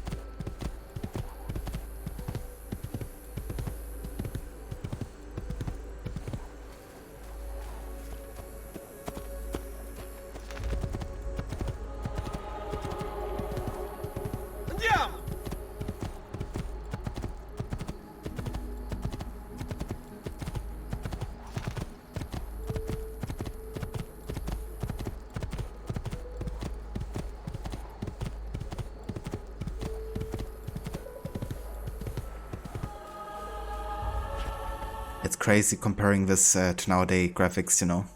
I mean, you still have games where it's like really bad pop-up and stuff of like textures. But yeah, it's quite noticeable the difference.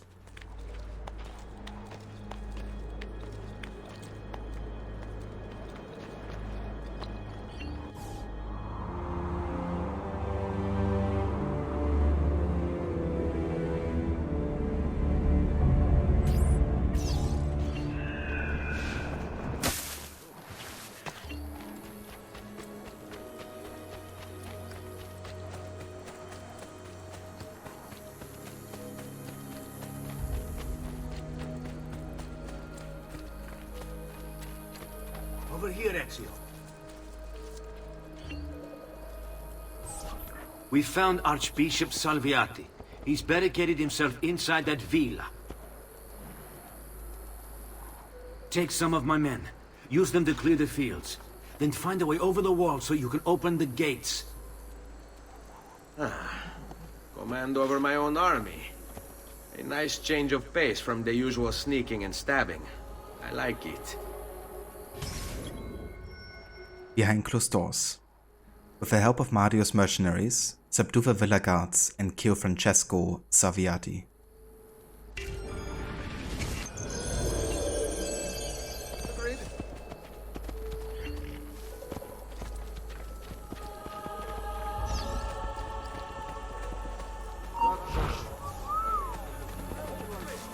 I see you there, assassin.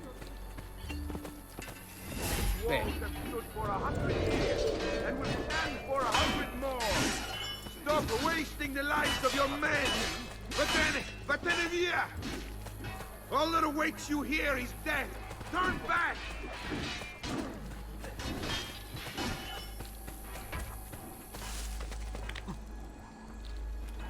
Damn, I can't go that way. It is a bit tricky. Men, prepare yourselves! The assassin has arrived! I need to find a way to open the gates. Okay, so part of our challenge is that in certain scenarios like this, you know, where there's just guards everywhere, really, detection is allowed after I kill the main target. So as long as I don't get detected before killing him, it's fine, essentially. I warned you to stay away, assassin! You should have listened!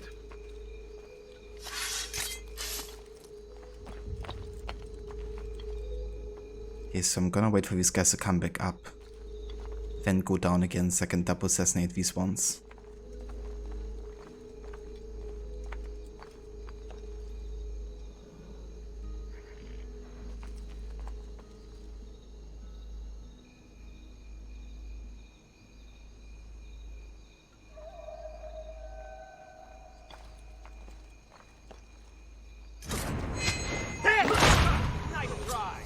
Come, let me... Never mind. They detected me.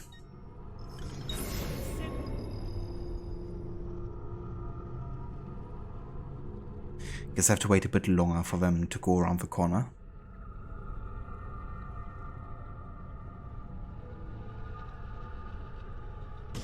Over here, Ezio. We found Archbishop Salviati. He's barricaded himself inside that villa. Take some of my men. Use them to clear the fields. Then find a way over the wall so you can open the gates. Command over my own army. A nice change of pace from the usual sneaking and stabbing. I like it.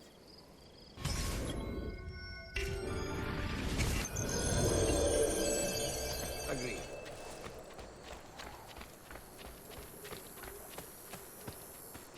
Hey! That is not a real guard! I see you there, assassin! These walls have stood for 100 years, and will stand for 100 more! Stop wasting the lives of your men! Vattene via! All that awaits you here is death! Turn back!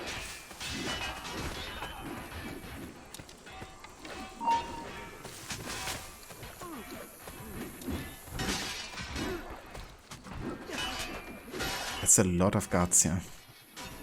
I gotta wait for them to also join the fight before I can try to climb over again. Okay, there we go. That's our chance.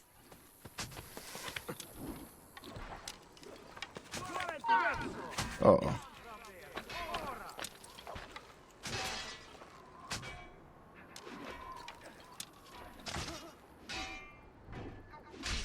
Come on. Turn around.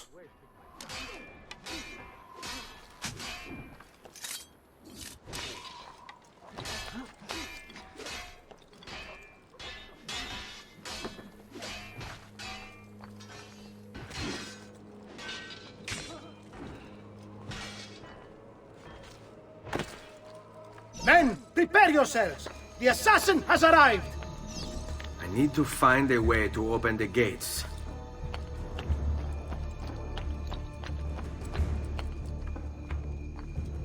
I warned you to stay away, assassin! You should have listened!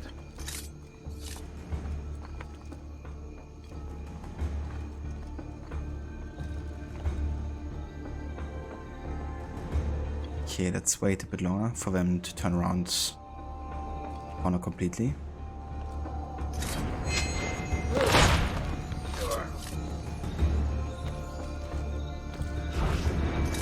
You Templars! Always singing the same song. Where is Jacopo? He knows you come for him, emerging only in darkness to meet with the others. That answers when. Now tell me where. La fede dovrebbe dare conforto.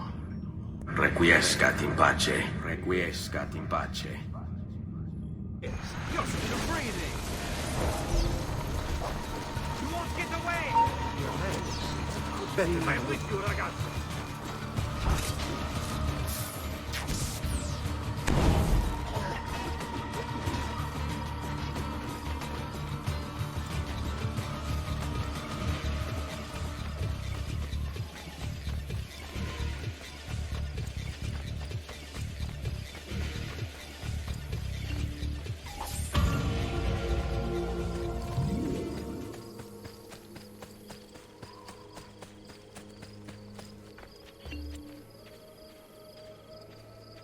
That's how Batman does it.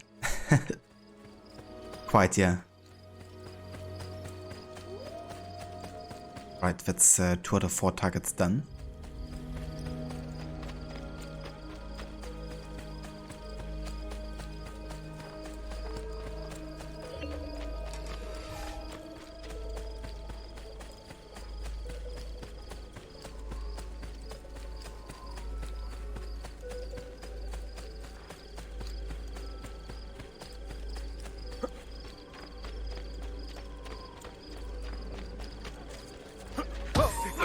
Stop him! Thanks for free money. You know what? I'm beginning to dislike you. Ask any, they'll tell you. That's a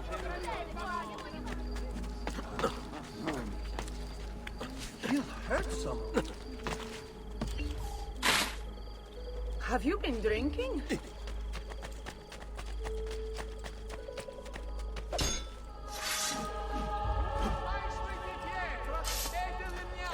Of the Guild of Blacksmiths. Don't be shy. I only aim to heal. Due to severe shortages, only 1/3 of the first order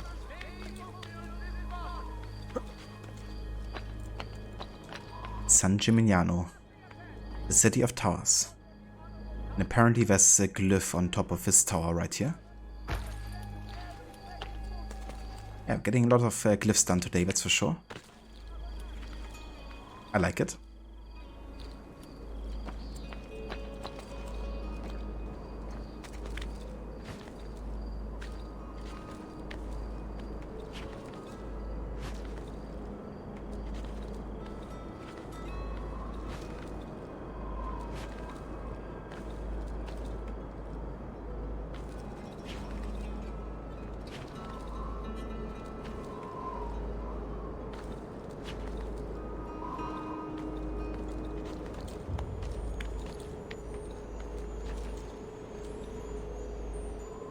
Ah yeah, this is the all-seeing eye surrounded by a pyramid.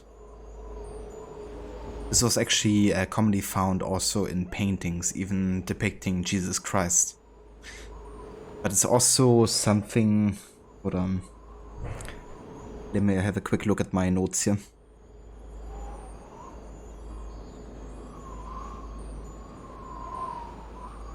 It's also called the Eye of Providence, and can be found on the US $1 bill as well.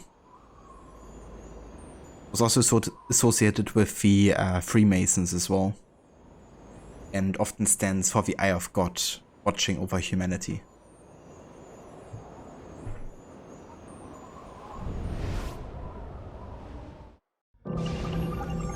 Keep on seeking and you will find. First plucked from a tree guarded by a snake, its powers perform miracles. Then worn across the ages, torn asunder, hidden under a sea of red. Reconstruct the timeline.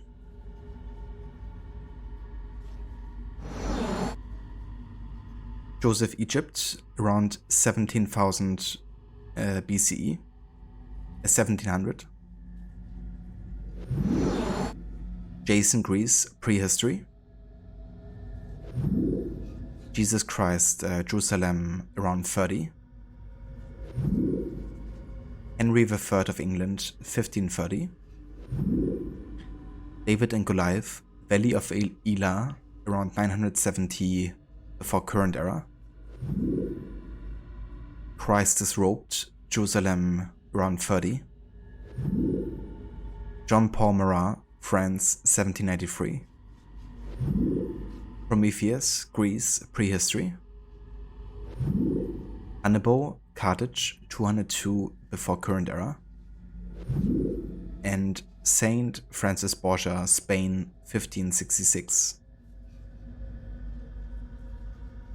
So we're looking for something that was worn across the ages, is red, and has been torn asunder. I was first plucked from a tree, so like an apple of Eden, but we're looking for not an apple, but another piece of Eden. And that is a shroud. Red shroud that Joseph has been wearing.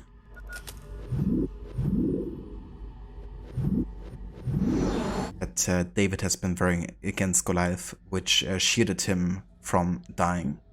Which is how he could defeat Goliath, who was much bigger.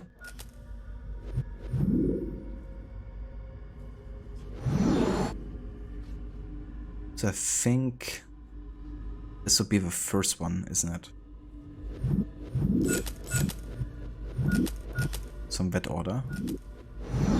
And we have Jesus Christ 30. And then when he's dead and being disrobed.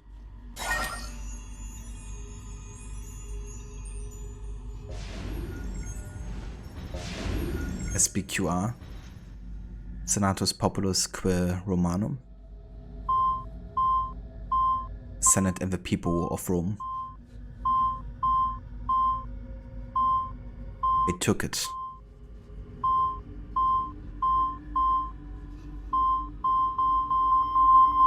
The shroud.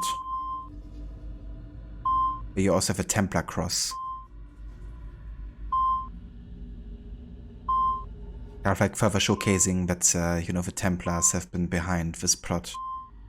It's also a good way to kind of like showcase that the Templars of course have existed way before they have been known as such, you know. The Mark of Cain, you know, transcends time really in history.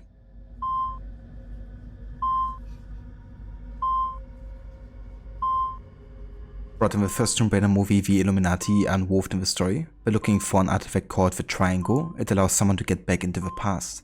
Interesting. Really cool, isn't it? How certain like symbols, organizations are kind of like to be found in like different franchises and stuff. Makes you wonder what would happen if you had like Tomb Raider meets Assassin's Creed kind of like overlay.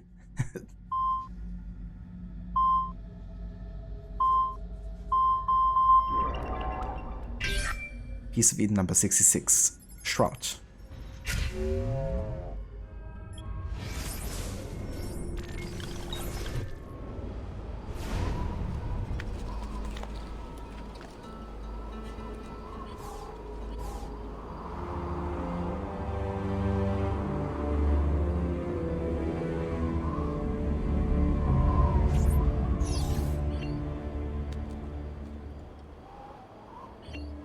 This made you think of Constantine, the movie. It's been like ages since I've seen that one. But I remember quite enjoying it.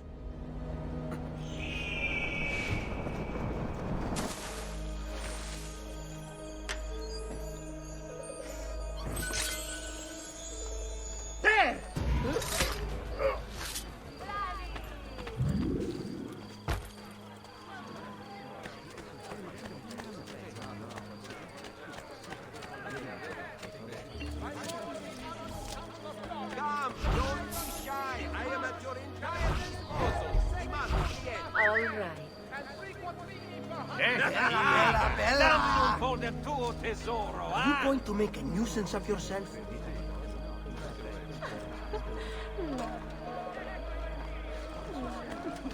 Ti va di provare un vero uomo? Oh, mi fai impazzire, Vela! Ehi, che bella mercanza! Shall we do another race? I think so.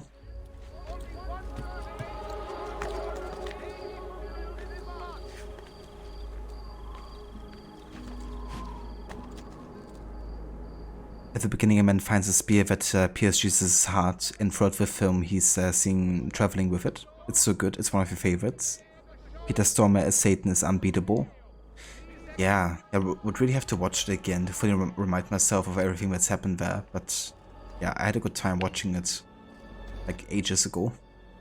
I think it's been like 15 years or something since I last watched that.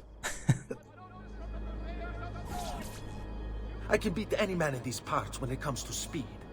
They say you might be a real test for me.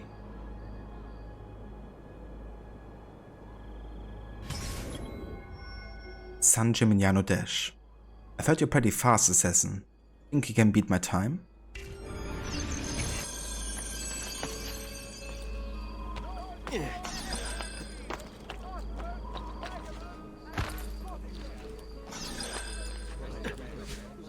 Oh yeah, absolutely. I was a big fan of Keanu Reeves during this time.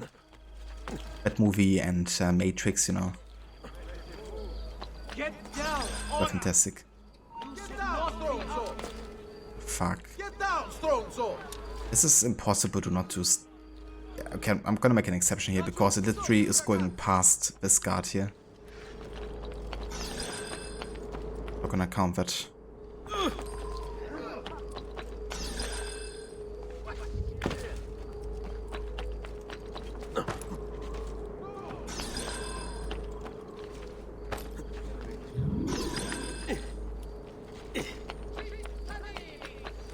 cutscene there. That's you! Guys, not get off so easy.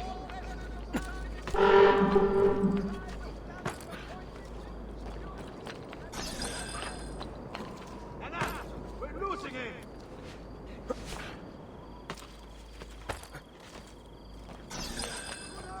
You are not allowed up here!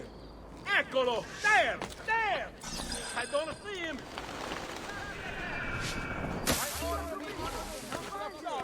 The tithe on this season's harvest shall extend to every second bushel after 10, and frequent feeding for 100 days. I will get him. There! After him! Hurry!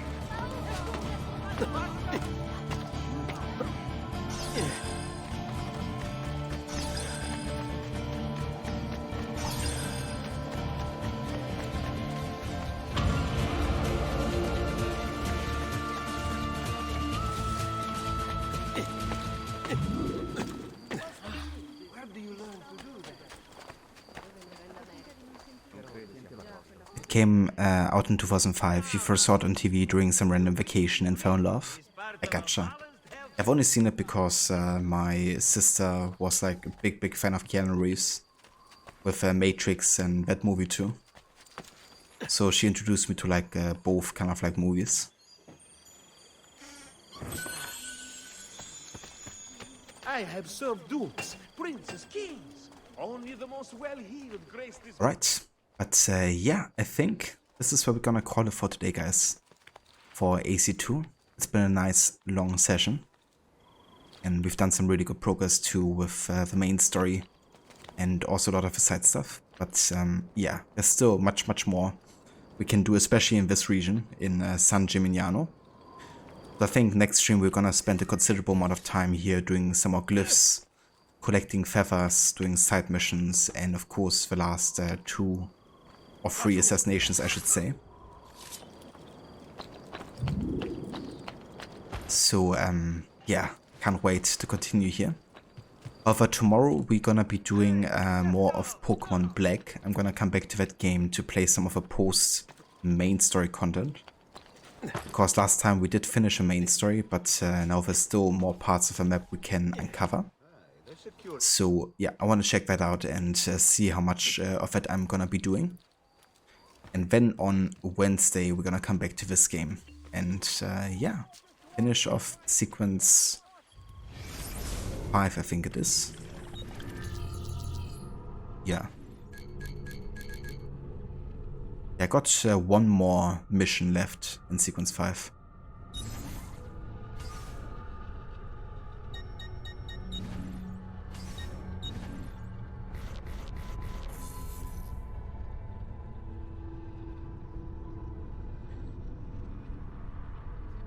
No worries, Aura. Thank you for joining us today. Pazzi has been detected 27 times when he had no choice. Yeah, it definitely has happened a couple of times where I couldn't really do much about it. But yeah, we're now 30% through the game. My favorite weapon is the Hidden Blade. I haven't flown any distance yet, but I also haven't gotten the flying machine. Distance covered on gondolas 9 meters. You restored 37% of Monteriggioni. You already have earned 76,000. And we have been blended for 1 minute and 20 seconds. I haven't actually killed any border curries yet, so gotta take care of that next time.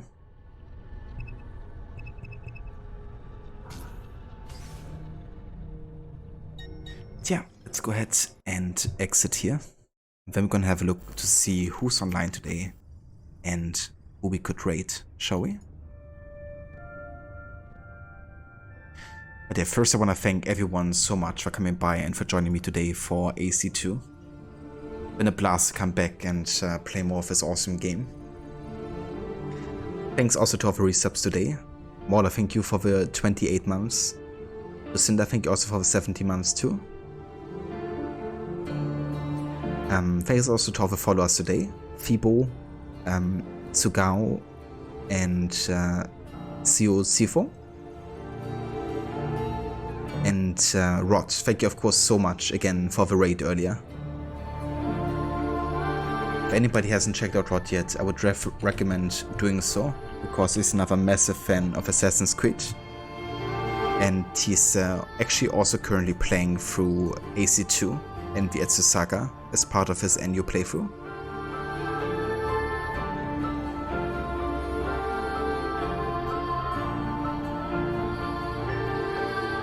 If that's a voice, Rod, thank you again for being here.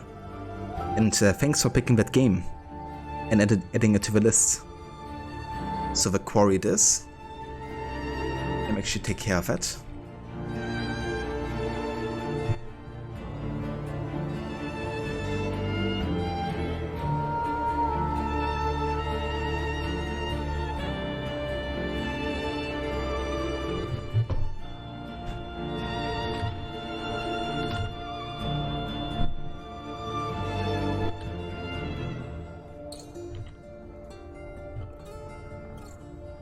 Alright, I added it to the list. Thanks for picking the quarry rod. Definitely heard good things about it. But you got a new, Molly, you got a new sweatshirt that you will hurt if you don't play Control. Now that's blackmail, isn't it? I can't let that happen to the sweatshirt. Catch you next time, Harbinger. Thanks for being here today.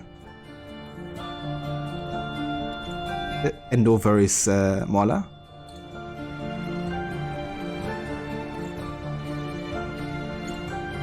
Thanks again for, you know, getting the sweater.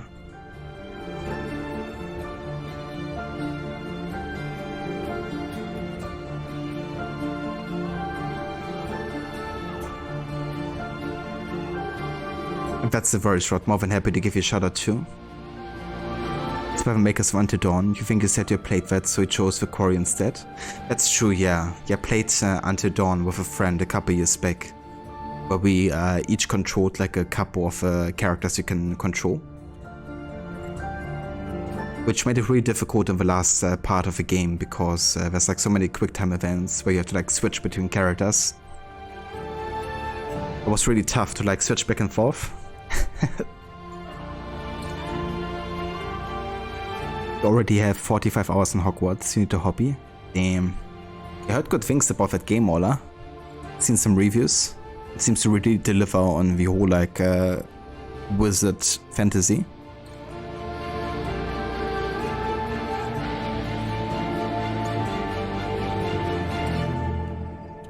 But yeah, I would say let's go ahead and start a raid.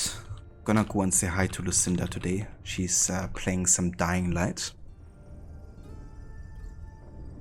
If you would like to join us for the raids, you can also copy and paste all the raid emotes that we have here.